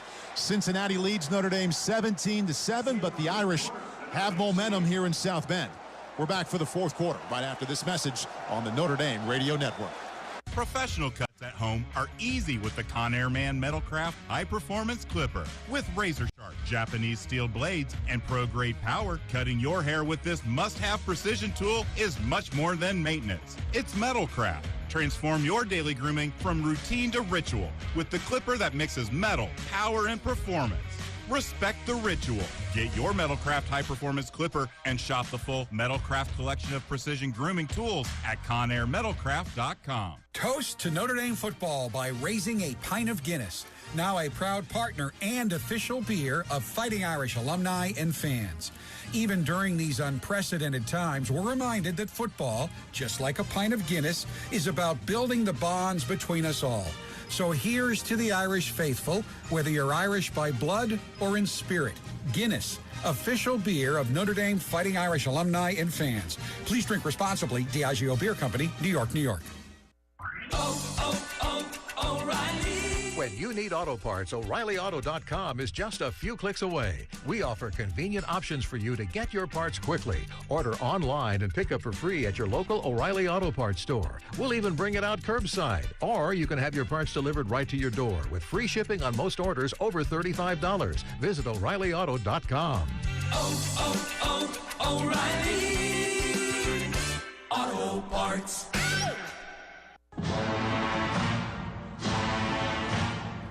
One quarter left between Notre Dame and Cincinnati. Tony Simeone here in the studio. It was looking bleak there for a second. 17-0. Cincinnati was driving, but the Notre Dame defense came up with their biggest play of the game. Ritter's in the shotgun on the far hash. 3:30 and counting left in the third. Here comes the blitz. He's in trouble. Ball's out. Ball's out. Ball's out. Notre Dame runs to the ball, picks it up 40, 45, 50. Drew White running down the near sideline. 40-yard line, tackled at the 38 of Cincinnati. Isaiah Foskey. Did he get paged? Oh, he made the big play. We paged him. What a play by Isaiah Foskey coming across the right edge. Desmond Ridder thought he had time, and Isaiah Foskey knocks it out, but then the pursuit, Drew White not only getting the football, but picking it up, scooping it, trying to score. Unbelievable play, perfect timing for Notre Dame defense. Wow! Isaiah Foskey, you were paged, and you answered. So Kyron Williams scored the touchdown at 17-7. Let's go back up to Paul and Ryan for the fourth quarter. Crowd the loudest it's been this entire game. Biggest defensive play for Notre Dame. 3rd down, 11. Ridder drops back, throws, in trouble, incomplete. He was drilled by Isaiah Foskey as he threw from the near hash to the far sideline, well over the head of his intended receiver. 4th down, 11 coming up. And the pressure by Isaiah Foskey has been the difference in this half. Isaiah just coming around the edge, doing the right-hand chop and hitting Desmond, and Desmond could see it coming. He had to get rid of the football. The pressure by Notre Dame, the crowd noise. This is what football's all about. Punted away from the 15-yard line, low to Kyron Williams, catches it high on the 30, runs across the 30, 35, 40 on the far side, and tackled out of bounds. They're going to get Isaiah Pryor for a block in the back. I disagree, but the flag is nonetheless on the field. Yeah, penalty marker there on the 33-yard line, 46-yard punt, 12-yard return.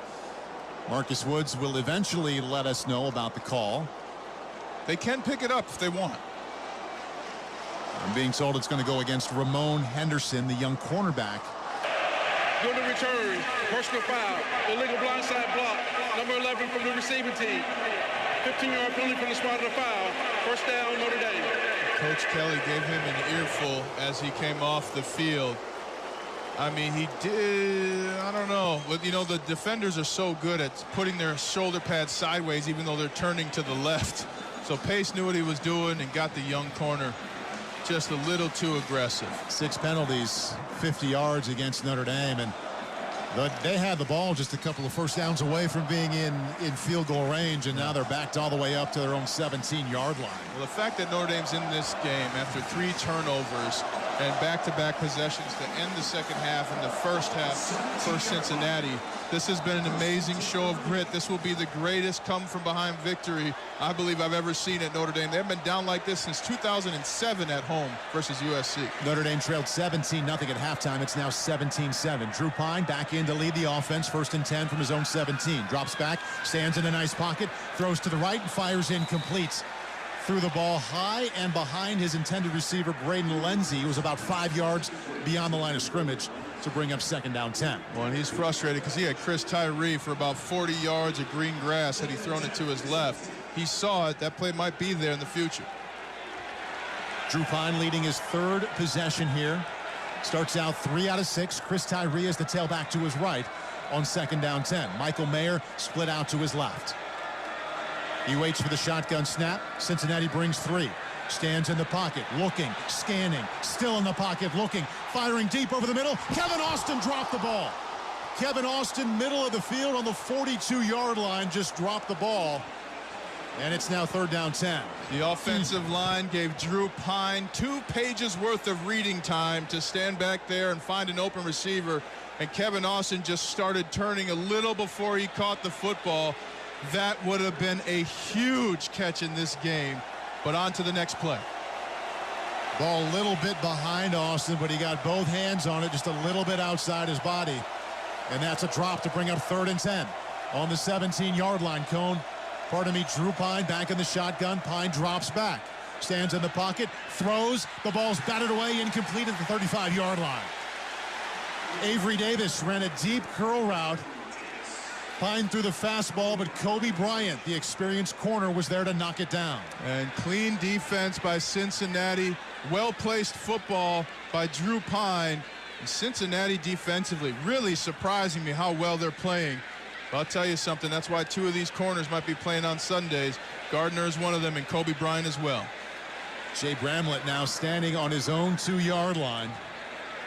Ryan Montgomery on his own 43. There's the snap to Bramlett, steps up to the 6, punts it away. High, spiral. Caught on the 37 and drilled. Kyle Hamilton met Montgomery when the ball hit him in the chest and drove him back. 46-yard punt, 0 yards on the return. Hammer, meet, nail. 14-19 left in the game. Cincinnati leads Notre Dame 17-7 here on the Notre Dame Radio Network. O'Reilly Auto Parts specializes in keeping your car on the road. Not sure how much life is left in your battery? Our professional parts people will test it for free. If it does need to be replaced, we'll help you find just the right one to fit your car. Our Superstart batteries are built to handle even the toughest conditions. Visit O'Reilly Auto Parts today. O'Reilly Auto Parts.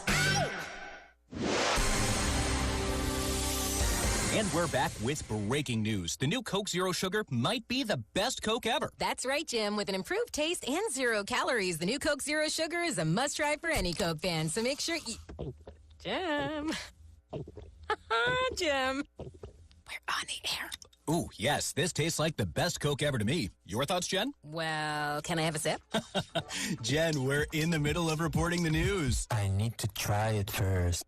Ready to start planning your next trip to South Bend? Get ideas and inspiration, itineraries, upcoming events, restaurant tips, hotel recommendations, and more by visiting the all-new visitsouthbend.com. Your next great weekend getaway awaits. After all, Mondays can wait.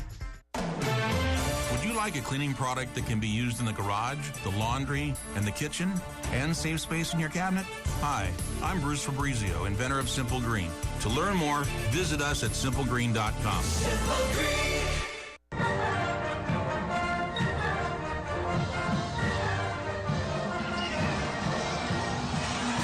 14-19 left in the game here in South Bend.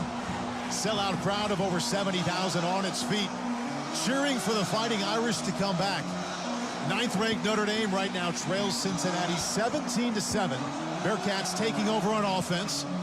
Desmond Ridder in his 39th start for the Bearcats will start this one 14 out of 27, 201 yards, 2 touchdowns. But Ryan, I would expect Cincinnati to lean on this ground game and try and bleed the clock with a 10-point lead. And at the same time, that's not how they got here. So it's a tough decision for Mike Denbrock, former Notre Dame coach. What do you do? He is the offensive coordinator for Cincinnati. Flag comes out. Josh Wiley, tight end. Ball start. Offense, number 81. 5-yard penalty. That's the second penalty caused by this crowd. This is the loudest crowd that we've had in 2 years, partly due to COVID, but everyone is on their feet screaming at the top of their lungs. Even the kids, Paul, the kids screaming at the top of their lungs. Maybe even especially the kids. Yeah, especially us kids. Green out here in South Bend, green everywhere with the red speckled into our left for the Cincinnati fans who made the 4.5-hour drive. Ridder on 1st and 15, drops back. Throws it down the far sideline. The ball's caught on the 40, up to the 30, to the 25-yard line. The perfectly thrown fade pass to Alec Pierce down the far sideline. And wow, what a big play for the Bearcats. They now have 1st down and 10 on the Fighting Irish 25-yard line. Pierce is well over 100 yards now in his afternoon. And Houston Griffith just a little late to get back over to that side of the field. But Cincinnati not playing it safe. They're going for broke, and right there with a huge gain. That's a 44-yard gain. What a play at this point in the game. Pierce, 6 catches, 144 yards. 1st and 10 now on the 25-yard line. 13:44 and counting left in the game. Cincinnati leads Notre Dame 17-7. Ridder in the shotgun, hands off up the middle to Ford. He's hit right as he got to the line of scrimmage. Crossed the 25 and made it to the 24 for a gain of 1. Justin Ademilola, the defensive end, tackled him low to bring up 2nd down 8. And the clock just ticking and ticking away. Now 13:20 left in the 4th quarter. Now if Notre Dame can get a stop here, force a field goal, you still have a chance in time to get 2 touchdowns. This is a huge, huge play on 2nd and 9. It did say 2nd down 8. Now they back it up to 2nd down 9, as Ryan mentioned. Ridder from the shotgun has a bunch trio of wideouts to his right. Looks that way, throws that way. Caught at the 20 and then dragged down to the 20-yard line. Josh Wiley, big 6'6" tight end. Gain of 4. 3rd down 5 coming up. J.D. Bertrand made the tackle for the Fighting Irish. If you're Cincinnati, you can run this football here to keep the clock going. Throwing it, you can also get in the end zone. So only good choices for Cincinnati offensively with the lead 17-7 in the 4th quarter. There'll be a no hurry here. Play clock at 19. Notre Dame 4 defensive linemen. This place is rocking right now. Pair of linebackers and 5 DBs. 3rd down and 5 from the Fighting Irish 20-yard line. Ridder takes the snap, hands off up the middle, nothing there. Tackled at the line of scrimmage. Justin Ademilola came crashing in from the right defensive end spot to keep that to no gain. 4th down 4, they're calling it on the 19-yard line. And on comes Cole Smith. He's 1 for 2 today. His first kick from 23 yards was good. He did miss from 30 yards out early in the 2nd half. We'll see where they set this one down. It'll be just inside the right hash. Well, if he misses this place might register as an earthquake. 37-yard field goal attempt. Ball just inside the right hash. Smith walking off his steps. He now awaits the snap. There it is. Hold is down. The kick is up, and it's no good. Once again, pulled to the left. Cole Smith is 0 for 2 in the 2nd half. 11:28 left in the game. Cincinnati's lead of Notre Dame remains at 17-7. We're back after this here on the Notre Dame Radio Network. Happy anniversary, baby. Got you on my mind. Dubbed the best singing band in the world, Little River Band performs live at Four Winds New Buffalo's Silver Creek Event Center on Friday, November 12th. Tickets on sale now at Ticketmaster.com. Fall in love with the timeless hits all over again of multi-platinum artist Little River Band. Live in concert November 12th at Four Winds Casino, New Buffalo. Your entertainment escape. Oh, while we're in lawn and garden, I was thinking I should pick up one of those little things for watering my plants. A hose? No, the things that look like teapots, but for plants. You know, you tip it over and it goes blah, blah, blah, blah. You're good at describing words you've forgotten. Like those things that give the plants a shower, you know, that you fill up. A watering can? Yes, a watering can. I knew that. We're good at your insurance. Find an Indiana Farm Bureau insurance agent online, over the phone, or in person, and stop knocking on wood. Joint pain or injury shouldn't limit you and how you want to live your life. The care team at OSMC can help you feel better. We're experts in orthopedic care, sports medicine, pain management, and podiatry. We take time with you. We listen, then offer you treatment options. You decide on the solution that's right for you. This straightforward approach sets OSMC apart. It's the way to care. Choose the Orthopedic and Sports Medicine Center. See us at any of our 6 locations, including our new Granger office. Sunny 101.5 is your home for Notre Dame football. Second meeting ever between Cincinnati and Notre Dame. Fighting Irish won 58-0 against the Bearcats back in October of 1900. Big Rock. 1900. You know, that's what the kids call us now. People from the 1900s. Can you believe that? The disrespect these young have right? These days. Much different feeling game here this afternoon. 11:28 left in the fourth quarter. Cincinnati, ranked number 7, leads Notre Dame, ranked number 9, 17-7, and so much on the line here for both teams. Each one of these teams, they don't have another ranked team on the schedule, so this is the best chance yet here, and the best chance remaining for the Bearcats and the Fighting Irish to say we belong in the playoff conversation. I know it's only the first Saturday in October, but when you're in the top 10 and you don't have another top 10 team on the schedule, those are the kind of stakes here. Again, 11:28 left in the game. Bearcats leading the Fighting Irish by 10. Notre Dame about to take over here offensively. 3 quarterbacks have played here. Brian Kelly said during the wake, we're preparing 3 quarterbacks to play. Jack Cohn has played. Tyler Buckner has played. Now it's Drew Pine's chance. And Drew Pine right now is just 3 out of 9 for 48 yards. He took over in the third quarter, first possession of the second half, after Buckner and Cohn didn't produce a single point in the first. Notre Dame trailed 17-0 at halftime. Pine jogs back on the field now, 1st and 10 from his own 20. Fighting Irish moving from our right to left here in this fourth quarter. Last series, Cincinnati was committed to rushing only 3, Ryan, and dropping 8. We'll see how they do it here. Pine from the shotgun. Once again, they rush 3. Kyron Williams around the right side, looking for somewhere to cut, doesn't find it. Picks up 2 as he dashed up there between the far hash and far numbers to bring up 2nd down 8. Well, he forced the entire Cincinnati defense to go from their right to their left, so getting them winded before you start making them cover is a smart way to start at this point in the game for Notre Dame. 2nd down 8 from the 22. We now hit the 11-minute mark and counting left in the game. I like the play action pass here for a big chunk of yards. 17-7 Cincinnati. Drew Pine was under center. Now he backs up. Ball in the far hash, takes the snap, takes the handoff, drops back in the pocket, steps up, fires over the middle. The ball knocked away from Kevin Austin, who was breaking from the middle of the field toward the near sideline here. Pine fired a bullet as he was being pressured by defensive end Jawan Briggs.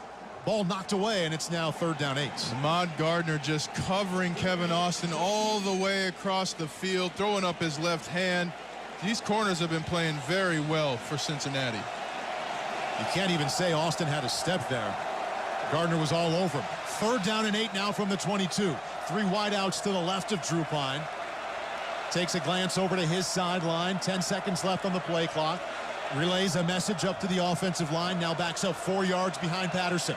Waits for the snap. Drops back. 4-man rush. Stands in. Throws near side. Ball caught 30 and running up to the 35 and to the 36-yard line. 1st down Notre Dame. The freshman Lorenzo Stiles hauls in the stop route, runs for 14 yards. 1st down Fighting Irish. Stiles, he's a fantastic receiver out of Ohio. His second catch of the year, able to secure a huge 1st down. 1st down and 10 on the 36. Clock ticking now, 10:20 left in the game. Notre Dame trails Cincinnati by 10. Drew Pine's on the near hash. From the shotgun, fakes the handoff. Here comes the blitz. Runs out to his right to escape it. Looking downfield, throws back across the middle. The ball knocked away from Avery Davis on the 50-yard line. Javon Hicks came running over to bat it down just as it got to Avery Davis's hands. And Avery Davis went left to right into view of Drew Pine as Kyron Williams came across, protected to the right side where the corner blitz was coming. But when Drew Pine rolls out, Avery Davis has to get depth, start getting depth back at an angle so that corner can't make a play on the ball. 2nd down 10 now from the 36. Ball remains in the near hash. Drew Pine, 3 wide outs to his left. In this order, Mayer, Davis, and Styles. Michael Mayer is the one nearest to him. He has 6 catches already. They go to the ground game. They hand off up the middle, out to the 40-yard line. To the 41 goes Chris Tyree. Nice gain of 5 to bring up 3rd down 5. Just inside of 10 minutes now, 9:54 and counting left in the game as Cincinnati leads Notre Dame 17-7. When you wonder if you're in 2-down territory here at Notre Dame, if you're Notre Dame, you're down 10. You're about 5 yards away from a 1st down, but try and make a big play here and just stay on this roll. Cincinnati showing blitz, 3 down linemen, 2 linebackers. One of them come. Drew Pine throws to the far side. Mayer caught. 50, 45 down the far sideline, run out of bounds.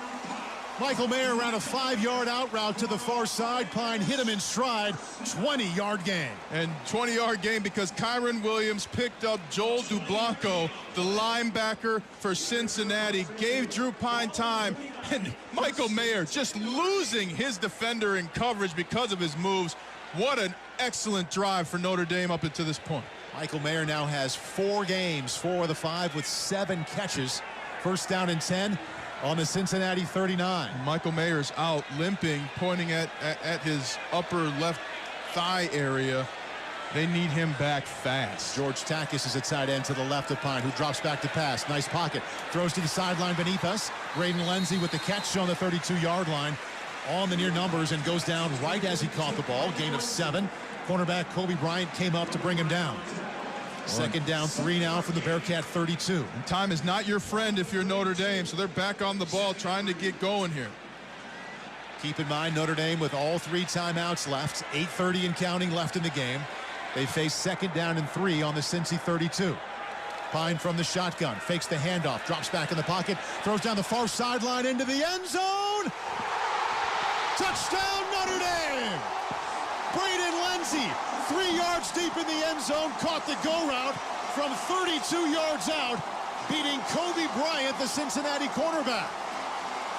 8:20 left in the game.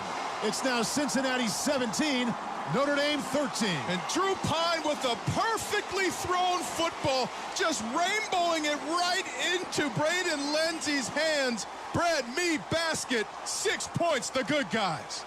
You hear the term shot play or one-on-one pass. 50-50 that was ball. it. 50-50. Notre Dame was on the right side. Wow. Drew Pine to Braden Lenzy. Jonathan Dorr waiting for the snap. There it is. The hold is down. The extra point is up. Oh, my goodness. The extra point is no good. Oh, no. He pulled it to the left. Oh, no. 17-13. Wow. Jonathan Dorr missed the extra point to the left. 8:20 remaining in the game. It's Cincinnati 17, Notre Dame 13 after Drew Pine on the go route to Braden Lenzy for the touch. And the missed extra point allows the Bearcats to cling to an all-important 4-point lead. You're listening to the Notre Dame Radio Network.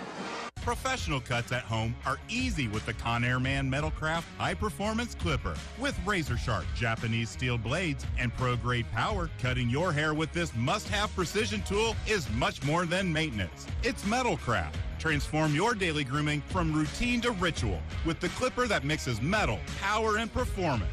Respect the ritual. Get your Metalcraft high-performance clipper and shop the full Metalcraft collection of precision grooming tools at ConairMetalcraft.com. So as you guys know, Mark's gone. The float artist at Fred's Floral just took off, days before the parade. They need a replacement before business passes them by. And who am I going to get to finish the float? Indeed can help them hire great people fast. I need Indeed. Indeed you do. With Indeed Instant Match, we immediately show you quality candidates whose resumes on Indeed meet your sponsored job description. Visit Indeed.com/credit and get $75 towards your first sponsored job. Terms and conditions apply. Oh, oh, oh, Syntec is back and better than ever at O'Reilly Auto Parts. Syntec is a premium full synthetic motor oil option at an affordable price. Right now, get 5 quarts of Syntec full synthetic and a MicroGuard Select filter for just $31.99. Syntec is formulated for today's engines to minimize friction, heat, and wear. Try Syntec today exclusively at O'Reilly Auto Parts.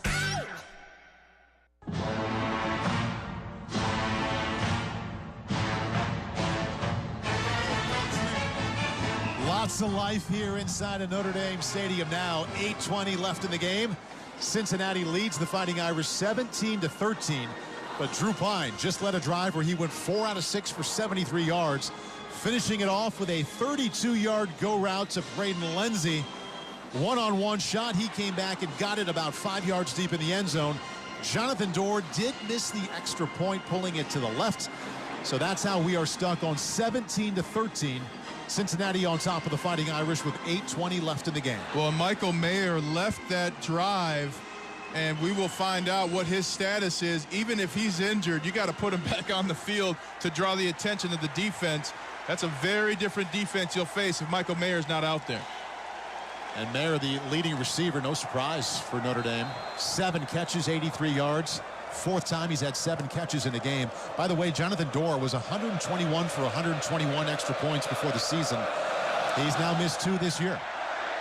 Kickoff. Bounces 3 yards deep, and the Bearcats will just allow it to go through the back of the end zone. Notre Dame, all 3 timeouts left as the defense jogs out onto the field. Desmond Ridder in his 39th career start. The American Athletic Conference Player of the Year last year. He is the focal point, the star of this offense. 16 out of 29, 250 for 2 touchdowns and no picks. He's also run for 20 yards. His top receiver, Alec Pierce, 6 catches for a $144. He is lined up to the right of Ridder as the Bearcats move from our left to right here in this final quarter. And the ball placed on the far hash. 77,000 on its feet. Ridder walks back to the shotgun, 1st and 10 on his own 25-yard line. Here comes a linebacker blitz. Ridder stands in, throws over the middle, complete to the 30-yard line, and tackled right away on the 31, gain of 6 for the Bearcats. Michael Young, the former wideout for Notre Dame, with his 3rd catch of the day to bring up 2nd down 5. Well, I'm not sure why Notre Dame's blitzing there, as they've gotten to the quarterbacks through just their 4 down linemen. If I'm Marcus Freeman, I'm telling Isaiah Foskey, you're rushing every down. Rush the quarterback every single down.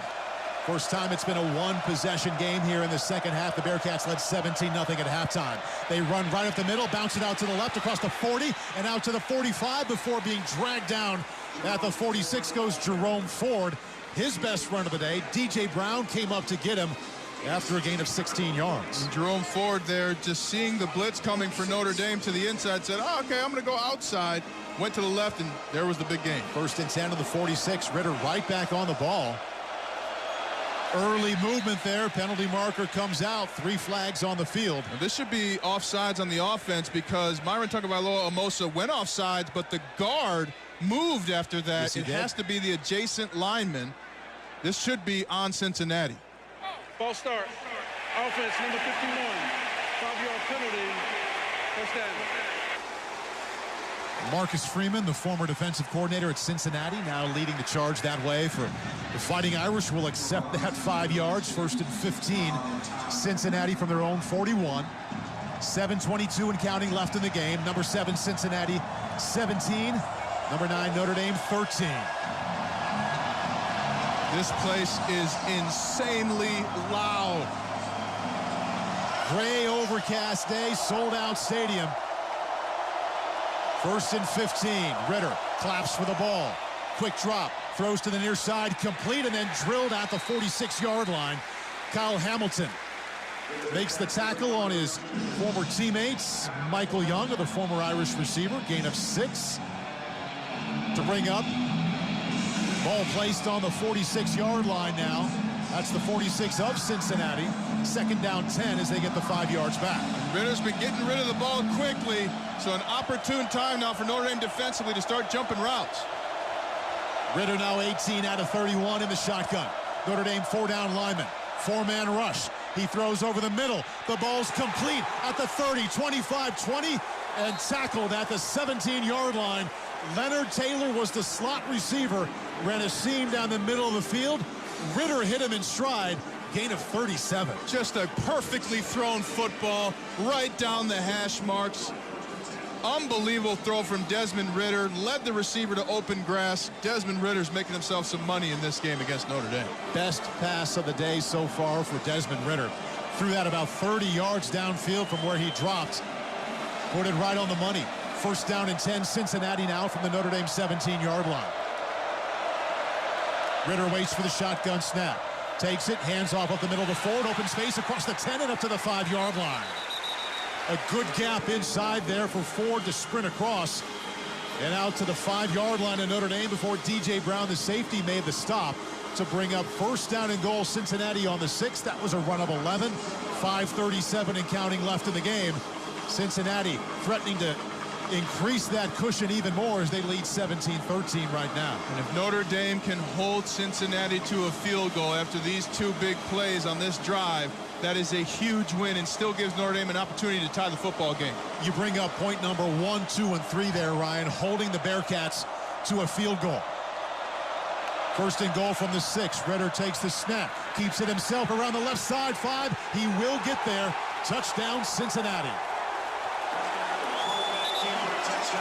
Desmond Ritter faked the run up the middle to his running back, Jerome Ford. Kept it himself around the left side. Terrific block from his tight end, Josh Wiley.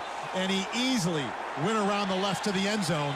Cincinnati now leads Notre Dame 23-13 with 5:08 left in the game. And J.D. Bertrand had the outside leverage, just got a little too much of his eyes in the backfield, slowed him down, made him flat-footed as he saw Ritter. You've got to cover that outside edge. Desmond Ritter, this has been his drive, and this has been his moment so far. Huge completions and a big touchdown run for Desmond Ritter. The extra points is up and good. Still 5:08 left in the game here in South Bend, Ryan, and Cincinnati now leads Notre Dame 24-13 here on the Notre Dame Radio Network.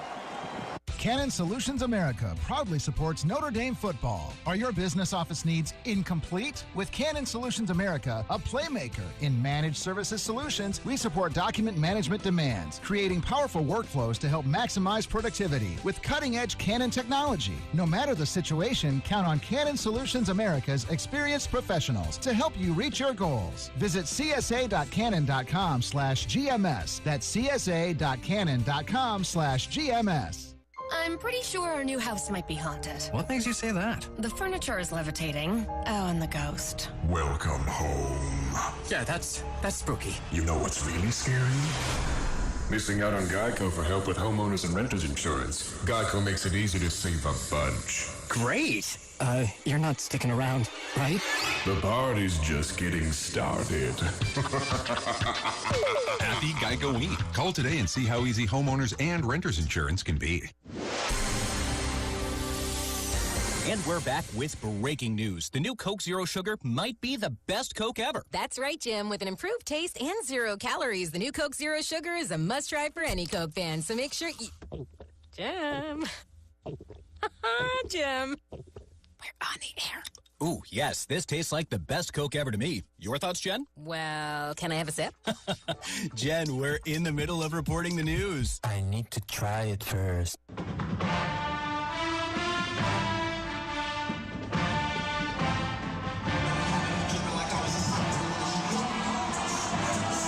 Well, Notre Dame had the Cincinnati lead cut to 17-13 halfway through the fourth quarter, but Desmond Ritter, in his 39th start, just stepped up and played huge there on that Cincinnati scoring drive. 6 plays, 75 yards.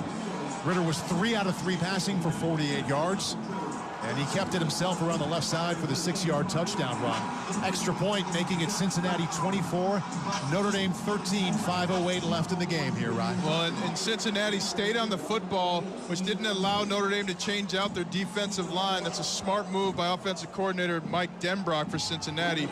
Still enough time here. You've got your timeouts if you're Notre Dame. You got 3 timeouts, 5:08. You need 2 touchdowns right meow. Desmond Ridder was shaky in the passing game there for Cincinnati in the first half. Marcus Freeman's defense was terrific against him, but in this second half, he's completed 9 out of 11 for 166 yards. He's on the sideline. Drew Pine is up and ready to come in as Cincinnati is all set to kick the ball off to the Fighting Irish. Big 5 minutes and 8 seconds remaining here. Ball is in the air. And Chris Tyree from 1 yard out across the 10 and the 15, head down across the 25 and out to the 27-yard line. Return of 26 yards. Drew Pine has been the quarterback the entire time here in the second half for the Fighting Irish. And Pine right now is 7 out of 15, 121 yards, 1 touchdown. Just led a touchdown drive that finished with a long touchdown toss of 32 yards to Braden Lenzy. You want to score with what you want to score in the next minute if you're Notre Dame here. This is a 2-minute drill. You want to get downfield and score immediately and get that defense an opportunity to get you the ball back. Notre Dame, all 3 timeouts left, trailing Cincinnati 24-13. They're moving from right to left. 1st and 10 on the 27. Pine drops back, stands in a nice pocket, crossing route, and he threw it behind Braden Lenzy. Falls incomplete. Needed a little more touch and accuracy there. That was a fastball behind him that didn't give Lenzy a chance. Good news, Michael Mayer's back in the game after leaving with what looked to be a lower body injury. Whether he's healthy or not, no one knows, but Cincinnati definitely knows he's back on the field. 2nd down 10 now on the 27. Mayer 7 catches, 83 yards. Drew Pine has 2 wideouts to his right and a pair to his left. Takes the snap. Cincinnati rushes 3. Pine steps up in the pocket, will keep it himself, and is dragged down. Brought down to the 28-yard line, gain of 2. Intended pass there, he kept it himself. Malik Vann, defensive end, dragged him down from behind to bring up 3rd down and 8. 4:38 and counting left in the game and trailing 24-13. And Drew Pine was looking for Michael Mayer, but Mayer is not 100% out there right now. 2 wideouts to the right. He has both backs next to him in the backfield. Notre Dame moved early. Early movement there. This will be the 3rd penalty on the offensive line today. False start. Offense, number 76. 5-yard penalty, 3rd down. Right there, Notre Dame, that's not what you want. Penalties are drive killers. They have been all day. But that's the 4th string left tackle for Notre Dame, and that's why you're having some issues. Brings up 3rd down and 13 on their own 24-yard line. 4:12 and counting left in the game. They go to the ground. Big hole up the middle across the 30. Good tackle there at the 32. An open field tackle on Chris Tyree. Took it up the middle for 8 yards. They got a little back to bring up 4th down and 5. On the 32-yard line, now inside of 4 minutes left in the game. Great opportunity to use cadence if you're Notre Dame. You tell your guys, do not move on 1. We're going on 2, 2, 2. Deshaun Pace with that tackle now. Ball middle of the field. Here's the ball game for Notre Dame. 4th and 5 on their own 32. Notre Dame so far 1 out of 2 on 4th down. Drew Pine looking over to the Notre Dame sideline. Gets the call. Pair of wideouts to the right, pair to the left. Cincinnati brings 5. Pine throws to his right, complete to the 40-yard line. Out of bounds goes Michael Mayer, a limping Michael Mayer with the catch. And the 1st down, they needed 5. They got 10 on Mayer's 8th reception of the game. Michael Mayer is hurt, but playing his tail off. The kind of heart that makes you proud to be a Notre Dame alumni. Just toughing it out. Couldn't even plant his right foot as he got to the sidelines. 1st and 10 now on the 42. 3:12 and counting left. Cincinnati leads Notre Dame 24-13. Pine looks to his right. The ball's batted down. Ball batted up in the air and falls to the ground. He wanted to fire quickly to his right. 6'5" defensive end Myjai Sanders got a hand on that one to knock it down. And to give an example of how tuned in Drew Pine is, that ball was in the air and he went forward and knocked it down like he was playing volleyball. That's a smart heads-up play by the young quarterback. Drew Pine right now just 8 out of 18, but getting a lot of mileage on those 8 completions for 131 yards. He and the Fighting Irish trail Cincinnati 24-13, 3:07 left in the game in this battle of top tens. Pine takes the shotgun snap, hands off up the middle to Williams across the 45 and out to the 47. Gains 5 yards. Notre Dame still with all 3 timeouts left. Inside of 3 minutes left. Starting to run out of time if you're Notre Dame. 3rd down and 4 now. Ball placed on their 48-yard line. Pine drops back, throws to the near side, complete to Lindsey, across the 45 and up to the 41-yard line. Good for a first down for the Fighting Irish. Cornerback Kobe Bryant made the tackle after the out route was caught underneath him. 1st and 10, Notre Dame on the Cincinnati 41 after a gain of 11. Clock ticking at 2:38 left in the game. Pine drops back, looks over the middle, looks to the right, throws. The ball falls incomplete on the long, dangerous pass to the far sideline on the 42-yard line. Kobe Bryant, cornerback for Cincinnati, tight coverage on Avery Davis. 2:32 as the clock stops to bring up 2nd and 10 Notre Dame. When it gives a break to the route runners for Notre Dame who've just been running their tail off, stops the clock, gives an opportunity for the linemen to catch their breath as well. And again, Michael Carmody out at left tackle, freshman Joe Alt in. 2nd and 10 on the Cincinnati 41. Pine stands in trouble, escaping, but no more. Goes down at the 48-yard line. Malik Van and Curtis Brooks, a pair of defensive linemen. As the Bearcats did not blitz there, they counted on their D-line to get to Pine. How about Notre Dame? They're first. Loss of 7. 7-yard loss. 3rd down 18 now on the 49-yard line. You heard Marcus Woods, the referee, call the timeout. Notre Dame now with 2 remaining as they're on the sideline now. Malik Van just did what they call a bull rush. 2 fists into the chest of Joe Alt. Pushed him back, got right in the face of Drew Pine. The tackle issues for Notre Dame continue to affect the entire offense. That's a tough time to give up a sack at this point in the game. 4th person playing left tackle for Notre Dame. Yeah. You go from Blake Fisher, injured at Florida State. Tosh Baker and Michael Carmody back and forth. Carmody started this game. Now it is Alt, the true freshman, in there at left tackle. And as you brought up the fact that he was playing, that rush came from his side there. Yeah, you got to stay inside out and you got to punch. But this is a freshman. I mean, he was literally playing high school football in a COVID year. Who knows what that's like? And now you're in the biggest game of your life and you didn't even start. 2:25 left in the game. 3rd and 18 for Pine on the 49. He spins out of trouble to his left. Sets up his feet and just throws the ball away at the feet of his tight end, George Takis, just before he ran out of bounds. And now Notre Dame faces 4th down 18. 2:19 left in the game. 4th in the ball game right here if you're Notre Dame. The pressure coming on Joe Alt's side again. Just gave up the inside move. No one was there. Got to keep your head up and punch. Right there, Joe Alt learning a lot of lessons about playing offensive line early in his career. Cincinnati, thousands of fans there below us in the top deck, wrapping around to the end zone on their feet on 4th and 18. Pine stands in the pocket, throws deep down the middle of the field, incomplete. Avery Davis on the 20-yard line on the seam route, cut back for the low ball, but couldn't get there. And with 2:14 left in the game and leading 24-13, Cincinnati takes over on its own 49-yard line. Just the ball game there. Avery Davis coming across right to left, but actually got hit by a defender who was running to the deep center field. And that was the difference in a catch and the game. The Cincinnati sideline jumping up and down, reacting as you would imagine. Never in the history of Cincinnati's program have they won on the road against the top 10 team. And the Fighting Irish down to the final minutes here. 2:14 left, trailing 24-13. Desmond Ridder back on the field. 1st down and 10 from his own 49. Hands the ball off up the middle to Jerome Ford out to the 45 and makes it out to the 43-yard line.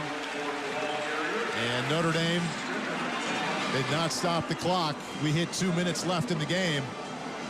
Cincinnati will just bleed down the clock as much as they possibly can. Wow. Notre Dame not stopping it with 2 timeouts left. Desmond Ridder, he's been a star here in the second half, Ryan. 9 out of 11 for $166. Well, and that's been the difference in the game. Also, Notre Dame with 3 turnovers in the first half. You cannot win big ball games with 3 turnovers. They came into the game +7 in that category, too. 129 and counting. Ridder in the shotgun, waits for the snap. There it is. Hands off up the middle to Ford. runs into a pile of Notre Dame defenders there just before he got to the 40-yard line. And now the clock stops. And for a lot of these, it's going to be first down. For a lot of these players, this is more than just a win. The defensive players talked at length this week for Cincinnati about how they felt left behind by Marcus Freeman. Wanted to show him he made the wrong choice in leaving. So this is a big win for them emotionally as well as a team. 1:04 and counting left, and the final seconds will run down. Cincinnati now in victory formation here. Desmond Ridder, 19 out of 32, 297, couple of touchdowns and no picks. Also ran for 67 yards. And the decisive touchdown just takes a knee. And all those Cincinnati fans after that 4.5-hour drive celebrating just beneath us. Cincinnati will have to snap it one more time. The Fighting Irish trailed 17-0 at halftime. Quarterbacking in the first half, Jack Cohn, Tyler Buckner producing no points. Drew Pine came into that third quarter, injected some energy and life, led a couple of touchdown drives, but 17-13 was as close as Notre Dame got. Cincinnati takes one more snap. Desmond Ridder with a big fist pump. Final seconds ticking off the clock. Cincinnati will break Notre Dame's run of 26 consecutive home victories with a 24-13 win here in South Bend. Just kind of in shock that this happened this way. Notre Dame playing uncharacteristically bad to start this football game. But you can't say enough about Desmond Ridder. Just making big plays, big throws. He'll be playing on Sundays for your favorite fantasy team. And much of that first half, Ryan, he was below 50%. There was a point late in the second quarter where Cincinnati's total yardage was in the 70s. Yeah. Marcus Freeman's defense was getting the job done, but those 3 turnovers in the first half, so costly to the Fighting Irish. And Cincinnati fans now finishing the hugs and high fives and handshakes with the Fighting Irish at midfield, and they are all running over now to the side of the field right beneath us. Desmond Ridder took the ball that he won with the final knee and just threw it up to the Cincinnati fans. This team has a following, and they're feeling good right now. Cincinnati fans celebrating with a 24-13 victory here in South Bend. Head coach Brian Kelly joins us now. Brian, what made the difference there in that game as you saw it? Oh, the first half, the 3 turnovers, obviously. And, we didn't do enough things well today. I mean, I thought we showed a little bit of a spark here in the second half, but just didn't. Today wasn't our day. We didn't play very well against a really good team. And, when you turn the ball over 3 times and just don't execute at the highest level against a good opponent, you're going to get what you got, and that was, 24-13 loss to, a good team. You're moments away from standing in front of your team in the locker room, Brian. What's the message you would like them to hear from you?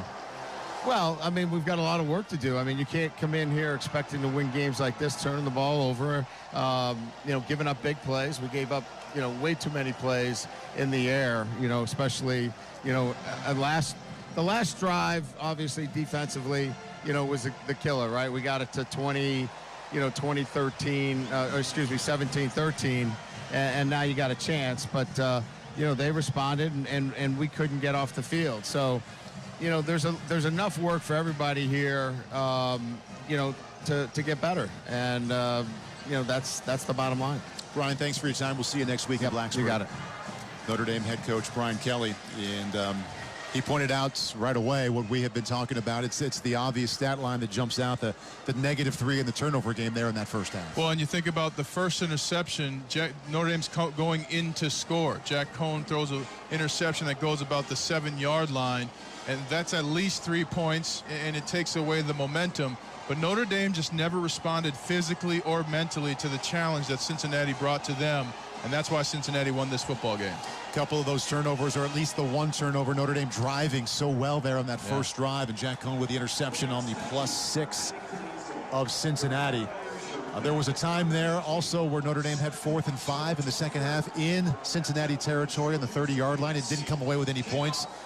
Those couple of trips really costly for the Fighting Irish. So in this battle of top 10s, it's Cincinnati in South Bend with a 24-13 victory over the Fighting Irish. Along with Ryan Harris, this is Paul Burmeister. We'll be right back here in South Bend after this message.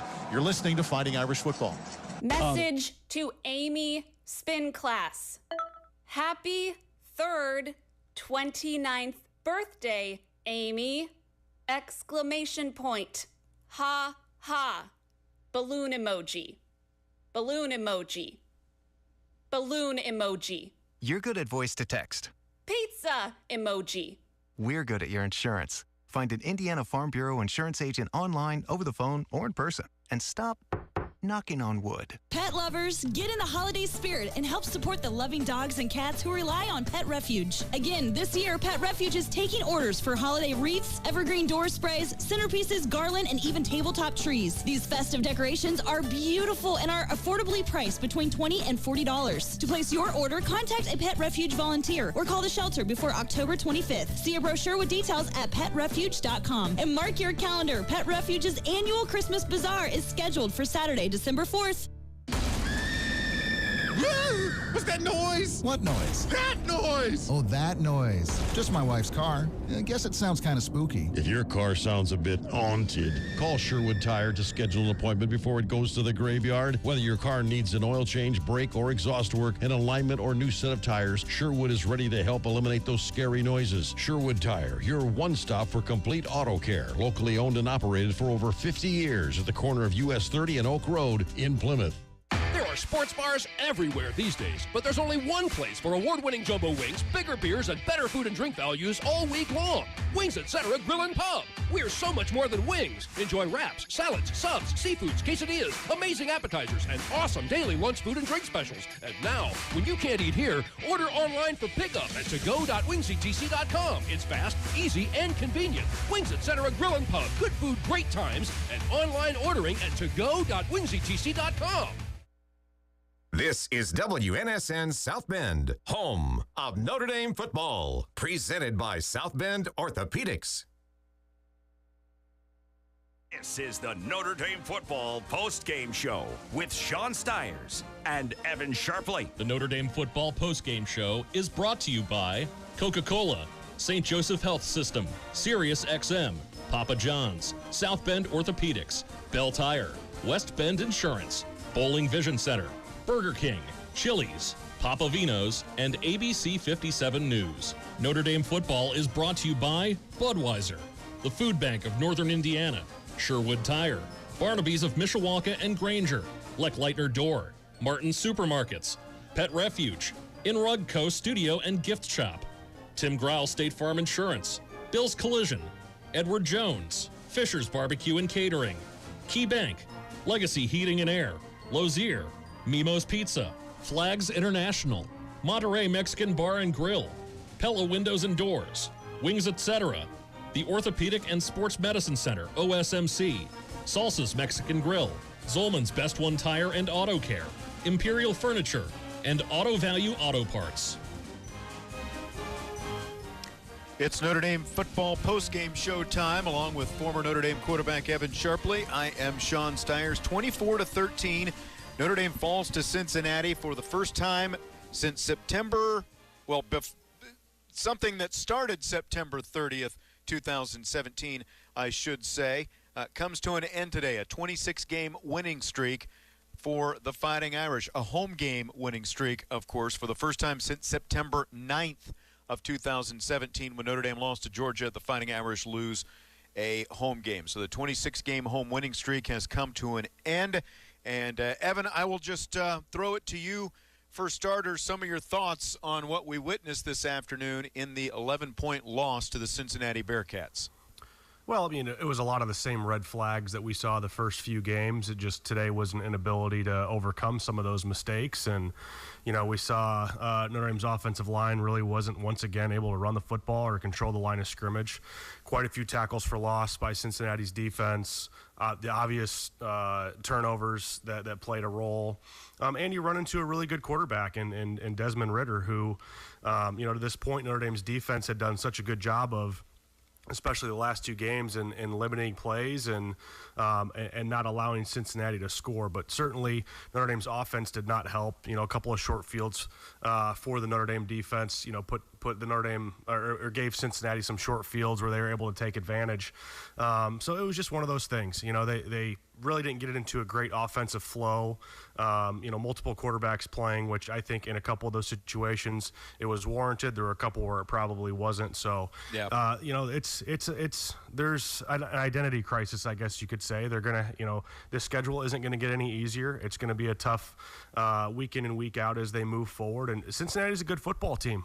They took advantage again of the different areas. I think where on tape, if you watch the first few games, Cincinnati did a really good job of attacking those areas. And ultimately, I said it prior to this game, Notre Dame it felt like they had done such a great job of finding ways to win. And today they found a way to lose is really what it came down to. Yeah, and it was an interesting environment inside Notre Dame Stadium. And now, granted, they had the windows closed on the press box, so we couldn't get to the first couple games. They had the upper windows open so we could hear a little bit more outside. But it was a really, I would have to say, flat Irish crowd. And, there were just times where Cincinnati fans who were here in full throat, they drowned out Notre Dame fans and even the band at times. So it was something we haven't witnessed in a while in Notre Dame Stadium. Cincinnati came to play, and Cincinnati fans came expecting a win, and they walked out with the win. So, again, something that hadn't happened in 4 years, a loss for Notre Dame at Notre Dame Stadium. Which, is pretty amazing in itself. But you come out flat. Notre Dame had started pretty strong in the first few games, at least what their plan was. I know in the first three of how they wanted to execute, but you go down, you turn the football over early. I think that sometimes is kind of a gut punch. And certainly can change momentum. And you look at Notre Dame's, their offensive drives: interception, punt, interception, punt, downs, and then finally got on the board with a touchdown. So there really was not a lot of flow, which was tough. Just not putting their defense in some great positions as well. And ultimately, you turn the football over, you lose the line of scrimmage, you're probably going to lose the football game. He's Evan Sharpley. I'm Sean Stiers. Notre Dame football postgame show just getting started. A lot of analysis. We'll bring you the stats, of course. You'll hear comments from Fighting Irish head coach Brian Kelly after this loss to Cincinnati as the Fighting Irish fall to 4-1, losing at home for the first time since September 9th, 2017. 24-13 the score.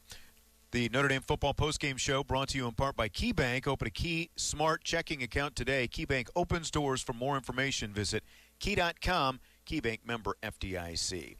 We'll jump deep into first half analysis, and don't forget you can send us your questions. Postgame at WSBTradio.com is the email address. You can find me on Twitter as well. Sean, SEAN WSBT is my Twitter handle. You can tweet us questions as well. We're just getting going with Evan Sharpley, Sean Stiers. This is the Notre Dame football postgame show. The St. Joseph Health System Sports Medicine Institute's mission is to help you return to a healthy lifestyle and bounce back like a champion. Whether you're an athlete putting your body through stress and competition, or a weekend warrior working to maintain a healthy lifestyle, injuries can happen at any time. Our board-certified sports medicine physicians are proud to assist our hometown athletes and residents by getting them back in the game. For more information, go to sjmed.com/sports-med. If college football runs deep in your veins, then ESPNU Radio is where you need to be. We're talking top 25, conference and team previews, live games, news and analysis from experts like Dusty Dvoracek, Danny Cannell, Brock Heward, Rick Neuheisel, EJ Manuel, and Mark Packer. Coaches shows, championship specials, and more. Get inside college football like nowhere else. Feed your fandom on the SiriusXM app. Stay up to date anywhere you go. Just download the app to start streaming. Is life throwing you hard knocks? Okay, it's time to go to work. You may be injured or just worn down. Whether it's Notre Dame football, work, or just everyday life, South Bend Orthopedics believes everyone should be treated as if they are on the same team. Schedule an appointment with South Bend Orthopedics today. Call 574-247-9441. Let us get you back in the game. ABC 57 News with Brian Coneybear. It's a story you'll see only here on... A no-nonsense approach. Trusted. Local. Delivering local news with the integrity you deserve. Brian Coneybear, a Michiana native, goes beyond the headlines to make sure you understand what the news is all about and why it matters to you and your family. With important local stories at 5, 5:30, and 6. See the difference only on ABC 57 News. And we're back with breaking news. The new Coke Zero Sugar might be the best Coke ever. That's right, Jim. With an improved taste and 0 calories, the new Coke Zero Sugar is a must-try for any Coke fan. So make sure you... Jim. Jim. We're on the air. Ooh, yes, this tastes like the best Coke ever to me. Your thoughts, Jen? Well, can I have a sip? Jen, we're in the middle of reporting the news. I need to try it first. Hey, Irish fans. This is DJ Fitzpatrick, former Notre Dame kicker and punter, class of 2005. I'm a South Bend native, and our family business, Quality Dining, owns and operates local Papa Vino's, Chili's, and Burger King restaurants. We're glad you're back in town. It just hasn't been the same without you.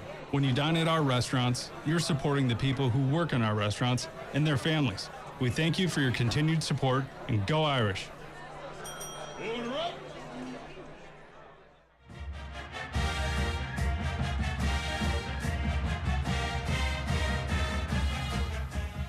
The Notre Dame football postgame show continues after Notre Dame's 24-13 loss to Cincinnati, and it has been a while since Notre Dame even lost a regular season game. Of course, they went unbeaten in the regular season last year en route to playing in the ACC championship game in their first and only season in the ACC, and the college football playoffs for a second time in 3 years. But it is a Cincinnati team that comes into Notre Dame Stadium, 2 top 10 teams, and for the first time in 3 tries, Brian Kelly loses a matchup of top 10 teams inside Notre Dame Stadium. Evan, it was a very promising start for Notre Dame.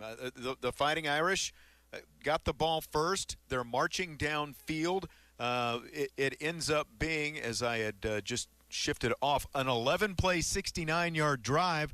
The problem is Jack Cohn with an interception got some pressure and tried to force a pass, and it's intercepted at the 1-yard line, and probably a pass that he just needs to throw through the back of the end zone. Yeah, I mean, it's quite unfortunate. You put together almost a 5-minute drive, right? Nearly 70 yards, and then that's how you cap it off. So, I think that was kind of telling on how the rest of the game went. Fortunately, it wasn't something that Cincinnati could capitalize on. But anytime that happens, it's tough mentally, and I don't think from there the Notre Dame offense really rebounded.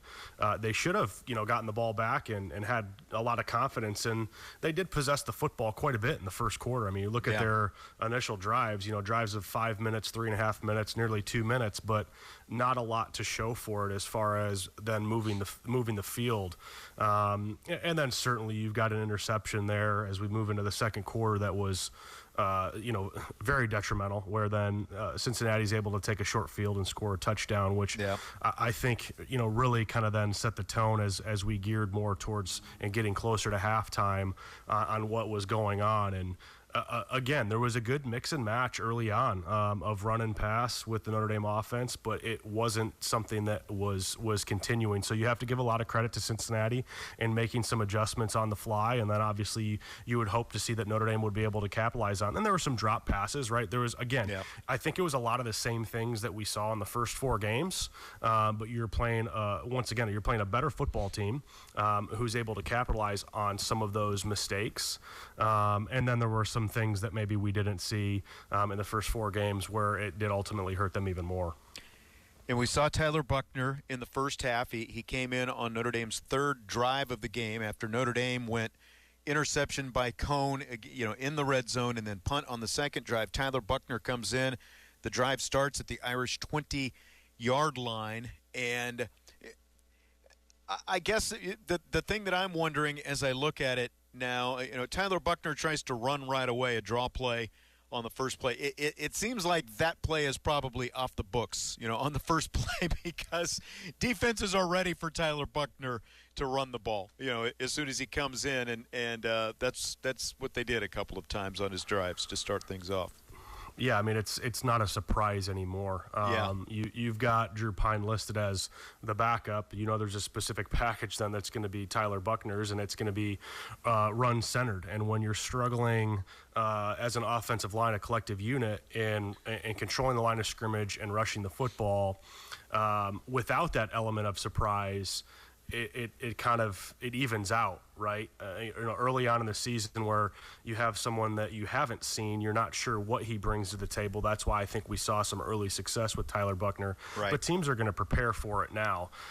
So I'm curious to see what happens moving forward. We're not going to call it a quarterback controversy, but anytime you can't protect the quarterback and you're struggling to run the football, yes, you're going to have to look at a couple of different things, right? And maybe who brings both of those aspects, an ability to push the football down the field and make some throws, but also who has an element of elusiveness, getting outside the pocket or running when he needs to. And I think that's probably going to end up being Drew Pine moving forward. That would be my guess.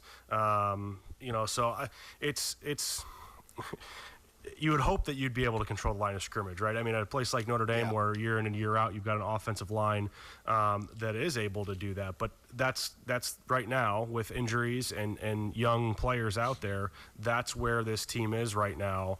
And I don't think it's going to go away seeing 2 or 3 guys. I'm not a big fan of that, but I think that's just where this team, offensively, where this team is right now. Yeah, and let's save some of the Pine conversation for our next segment, because it actually broke out where Cohn played the first half, Pine played the second half. Perfect, I guess, right? But I wanted to ask you a couple things about what I've seen with Jack Cohn. I saw it again today. It was something that I brought up on Budweiser's Weekday Sports Beat during the week. Cohn looks to me like a guy who climbs the pocket a little too early, and it was. You really saw it. There was a pass late in the first half. He was looking for Michael Mayer. He ends up, hitting either his offensive lineman or the defensive lineman, with his throwing motion. It just seems like he's stepping up too early, and that kind of gets him in trouble.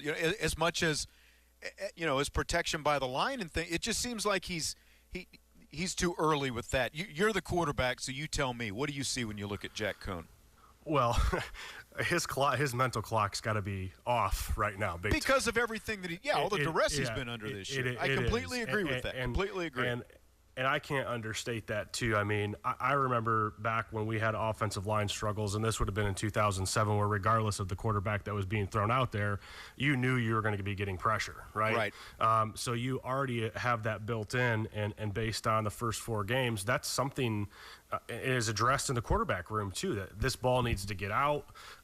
So the natural tendency is twofold. It's either to step up or to push out of the pocket. And I thought we saw both of those at specific times where even when there was a clean pocket, it felt like there was a need to move. Right. A drop is designed to create depth, right?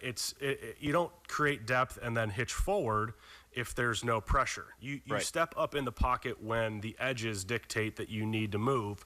And normally, and especially when I'm working with younger quarterbacks and you watch the very best, subtle moves are the name of the game. It's the drastic ones that can sometimes then, without even meaning to, put your offensive lineman in a position where they don't know where you are, so they're not sure how to block it, right?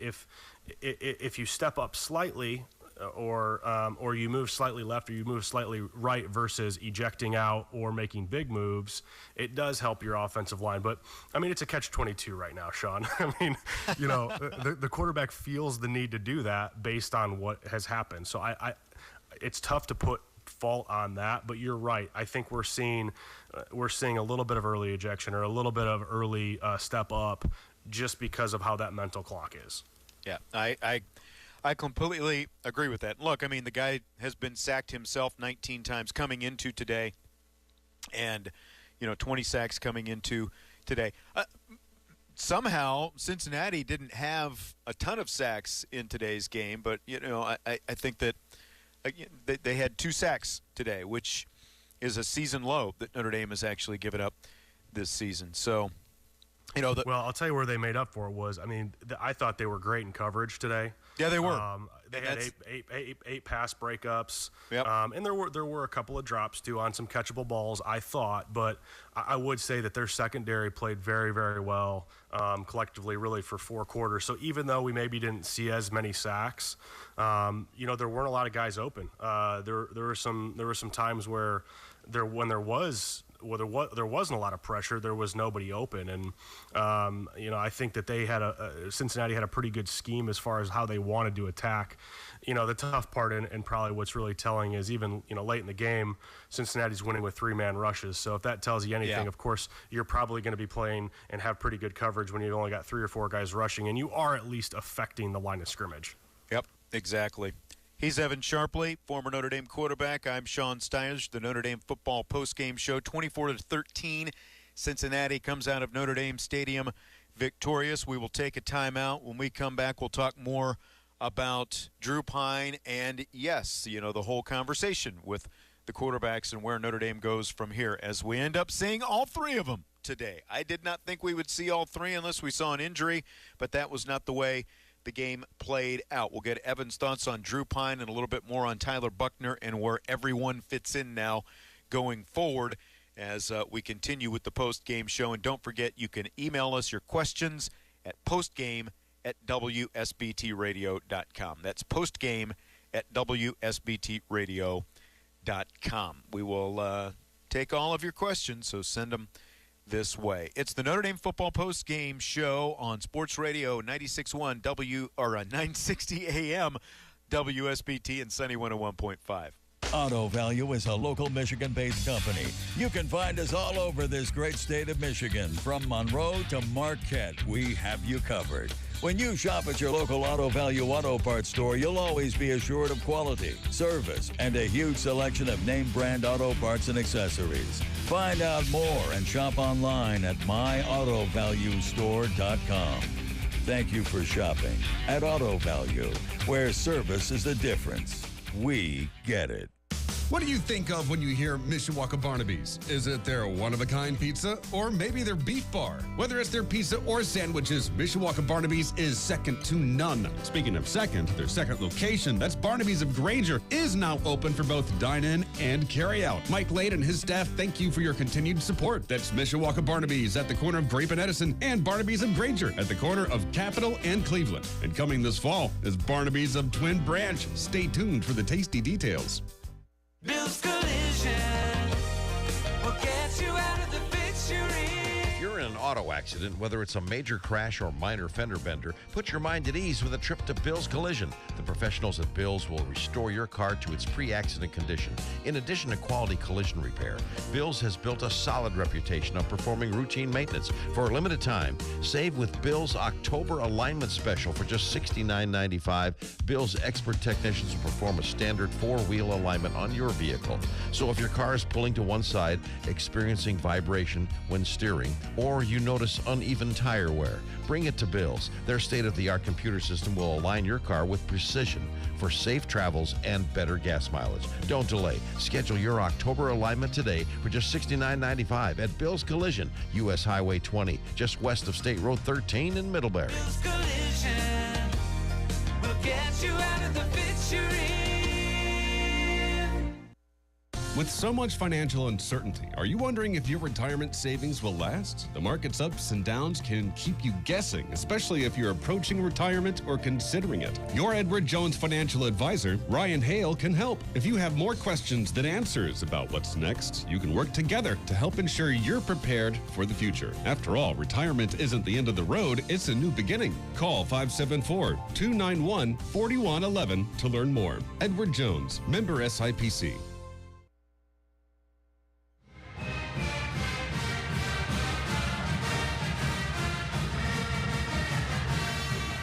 The Notre Dame football postgame show continues after a 24-13 loss to Cincinnati for the Fighting Irish. First home loss in more than 3 years, or 4 years rather, for Notre Dame, along with former Notre Dame quarterback Evan Sharpley. I'm Sean Stiers. The Irish trailed 17-0 at halftime after a pair of interceptions and a fumble on a kickoff. It was only the second two, the interception by Tyler Buckner and Chris Tyree's fumble on the kickoff, that resulted in 10 points as the first one turned into a touchdown, and then the defense held Cincinnati to a field goal. But then later on, Desmond Ridder hit Tucker for a 27-yard touchdown pass to make it 17-0. And so Jack Cohn saw all of his action in the first half, going 14 of 22 for 114 yards and an interception on Notre Dame's opening drive.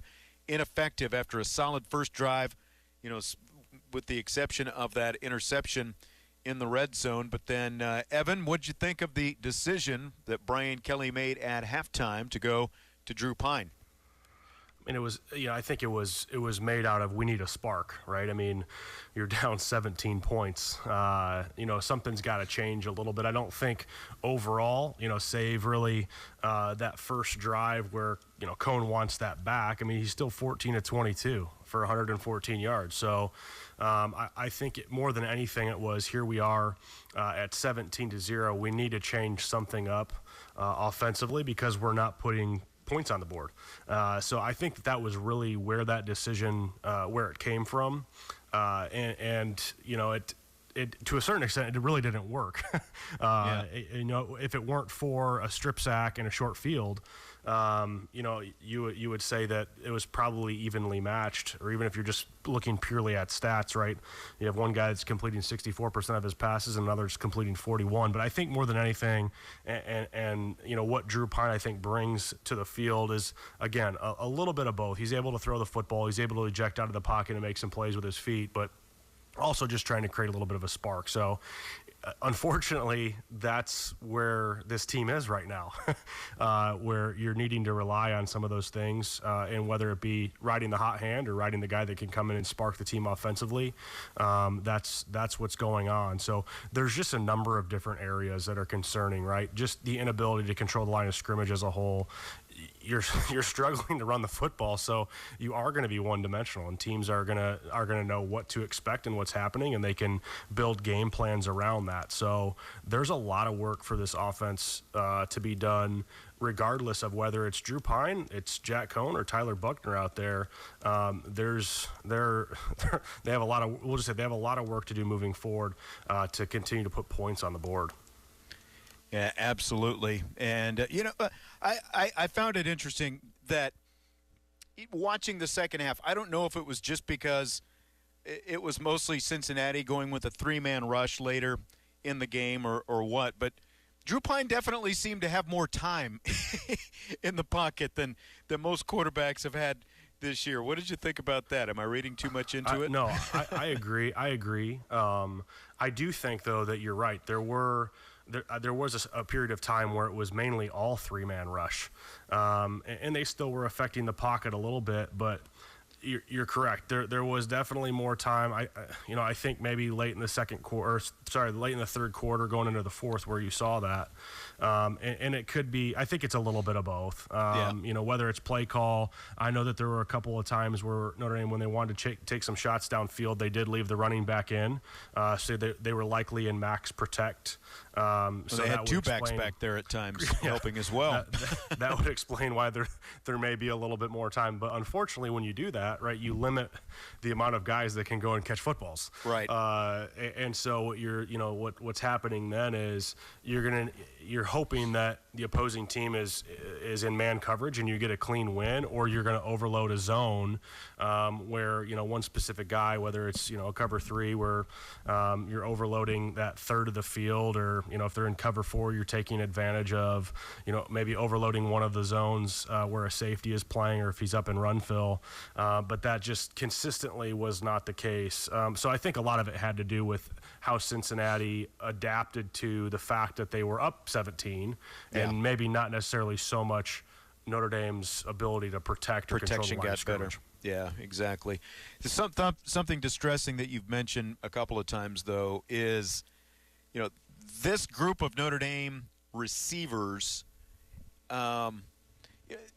so talented. Braden Lindsey, Kevin Austin, Avery Davis in there as well. But today is not the first time they have struggled against man press coverage, and they really have a hard time getting off their coverage, and I'm just curious and I know it's tougher to see when you're watching on TV, but what do you think about what you're seeing there? How correctable, I guess, is that going forward? Because I would think that, like we talk about Bayless and all that kind of stuff with the strength and conditioning and everything else, I would think that they would be better at that, especially considering the veteran nature of this group. So many seniors in this group.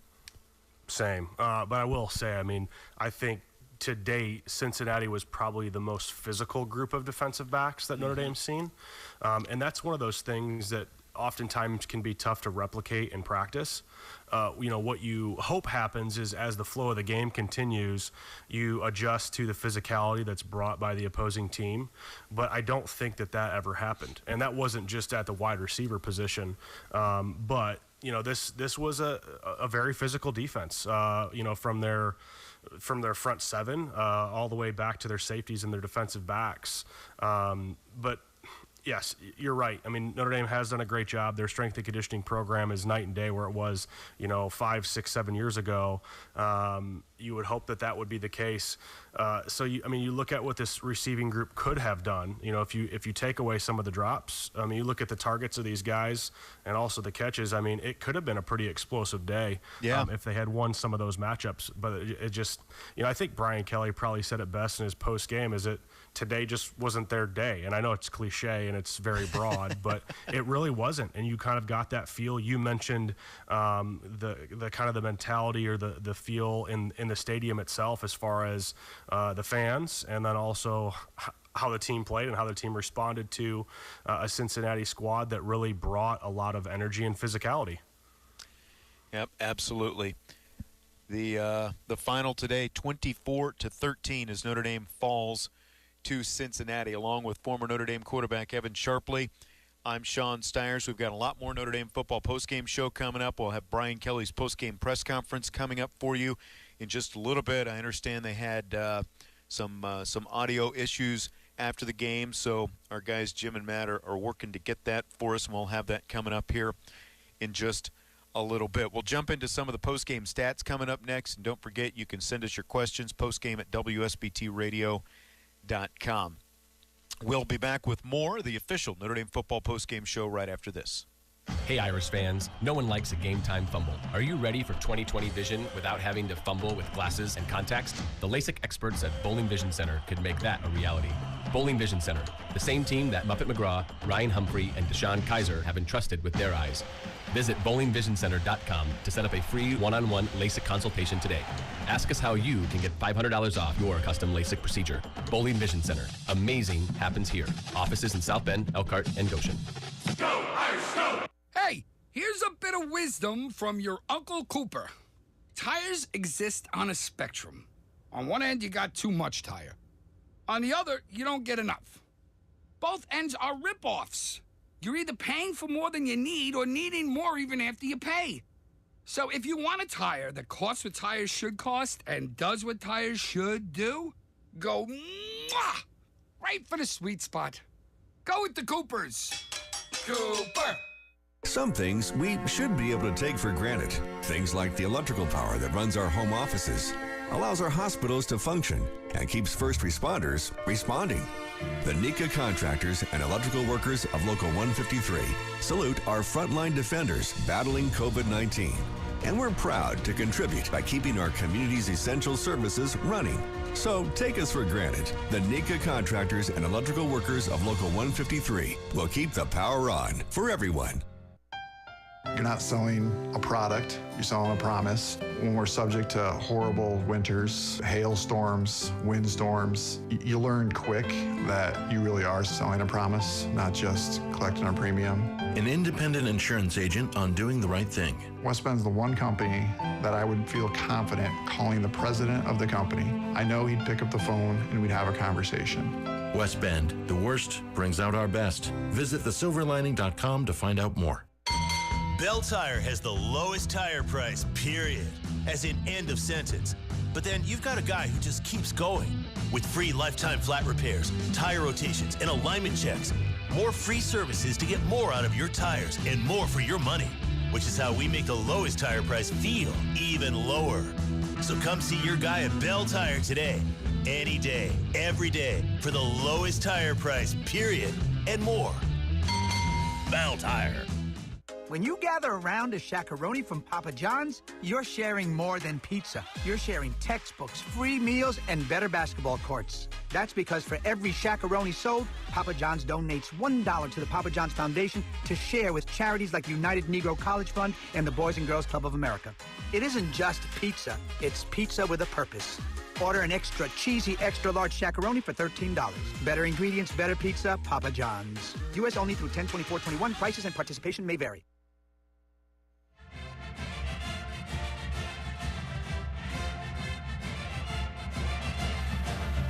The Notre Dame football postgame show continues after Notre Dame's 24-13 loss to Cincinnati with former Irish quarterback Evan Sharpley.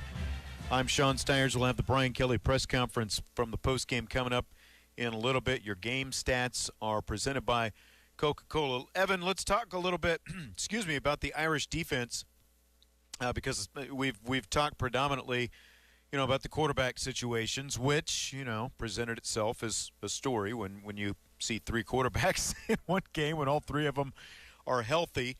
But I felt like, especially in the first half, the defense really played well. Now, there were some plays, obviously, especially in the passing game that Cincinnati and Desmond Ridder made over the course of the game. Ridder ended up 19 of 32 for 297 yards and 2 touchdowns, and Alec Pierce, his top wide receiver today, 6 catches for 144 yards. But, I tweeted Notre Dame's possessions. For Cincinnati, their first 3 drives were punts, and then they get the ball on a short field and at the Notre Dame 7-yard line. I mean, that's about almost as short as it gets. They score their first touchdown, and then they get the ball at the 17 after the ensuing kickoff is fumbled by Chris Tyree. The defense holds them to a field goal, then a punt. They give up a touchdown, and then half. And, so, again, I felt like the defense played pretty well today. Now, there were some plays that Cincinnati hit in the passing game. What did you think overall about what you saw from the defense? I have to agree with you, Sean. I mean, you take out 2 short fields, and you've got punt, yeah. Minus the 5-play 80-yard drive that Cincinnati put up before the half. I thought Notre Dame's defense did a pretty good job of bottling things up. I mean, if you have a short field like that, I mean, you expect there at least to be a field goal, right? Your goal is to limit them to 3 points if you're the defense that's walking out there with a short field like that. So, I thought that they overall did a good job. I was impressed with Desmond Ridder, though. I mean, I thought he made some great throws where there was, I don't think it was terrible coverage. There were a couple busted here and there. But overall, I was impressed. He's able to make some good throws and obviously do some things with his feet, too, that make it interesting for defenses to game plan against.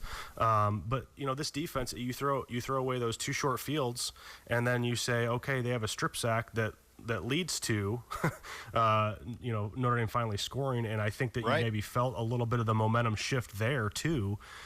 They did enough. I felt they did enough to help Notre Dame's football team win this. So let's take 10 points off the board.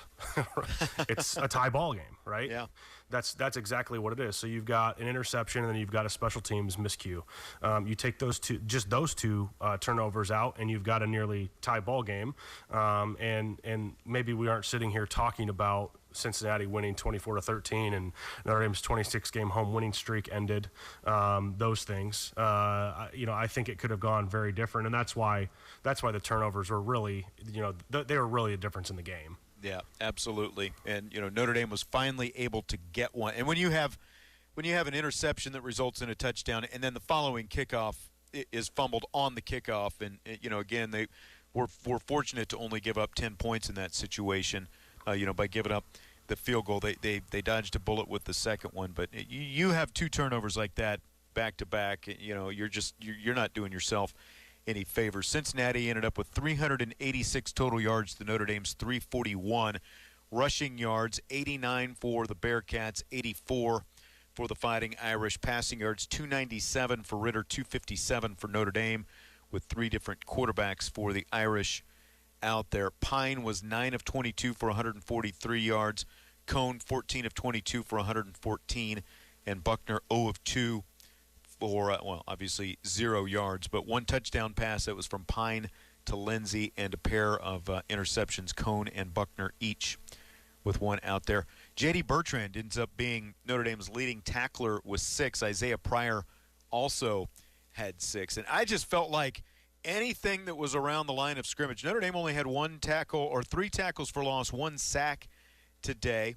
Notre Dame rallied to the ball. I continue to be impressed with how they come downhill and tackle on stuff out around the flats and in the perimeter. They come up and do really well there. Obviously, they got burnt deep on a few passes today. Still not the 60-yarders, I guess, but, in the 30 and 40-yard range. And they really hurt when it looks like you're coming up with a stop. But, again, a good defensive effort. I'm looking at where Isaiah Foskey was. He ended up with 3 tackles. He had the tackle for loss, quarterback hurry, and the forced fumble.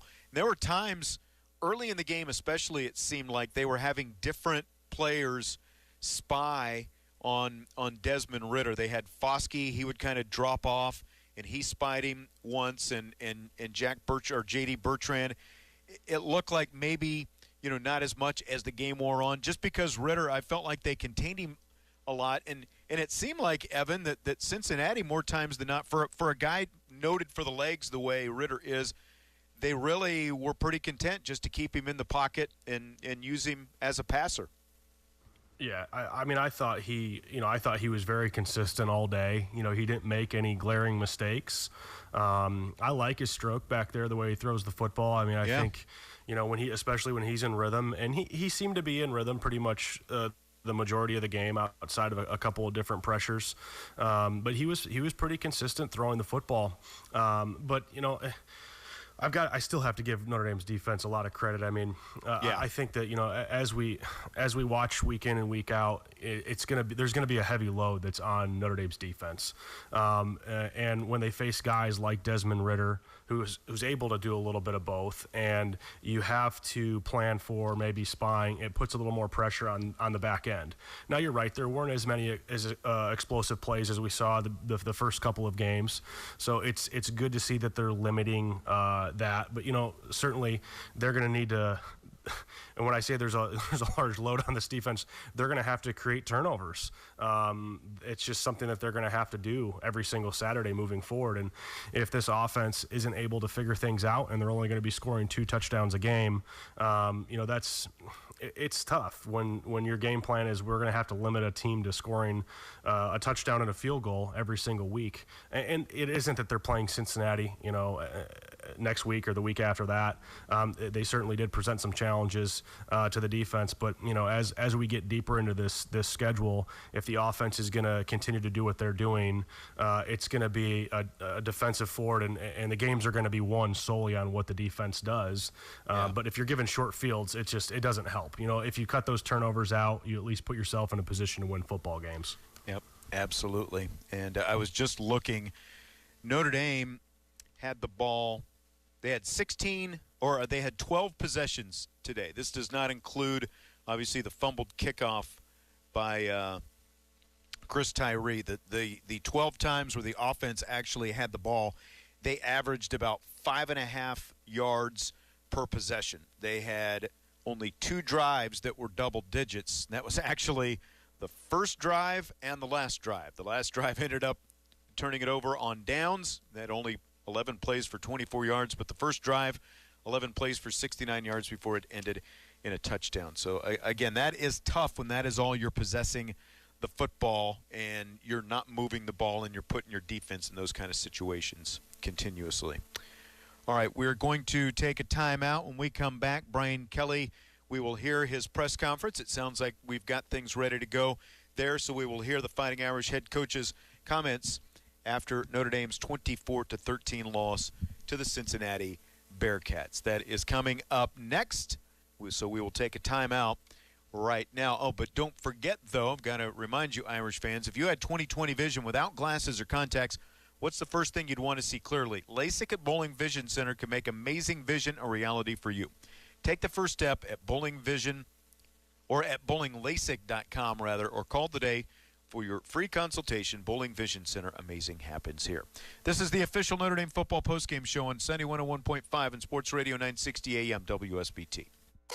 For many children in northern Indiana, school meals may be their only meals. What happens when they go home over the weekend? I'm Mary Jo Martinek with the Food Bank of Northern Indiana. Our Food for Kids backpack program supplies students with food for weekends and holiday breaks. A $150 investment feeds one child for the school year. You can help. Find out how at feedindiana.org. Happy anniversary, baby. Got you on my mind.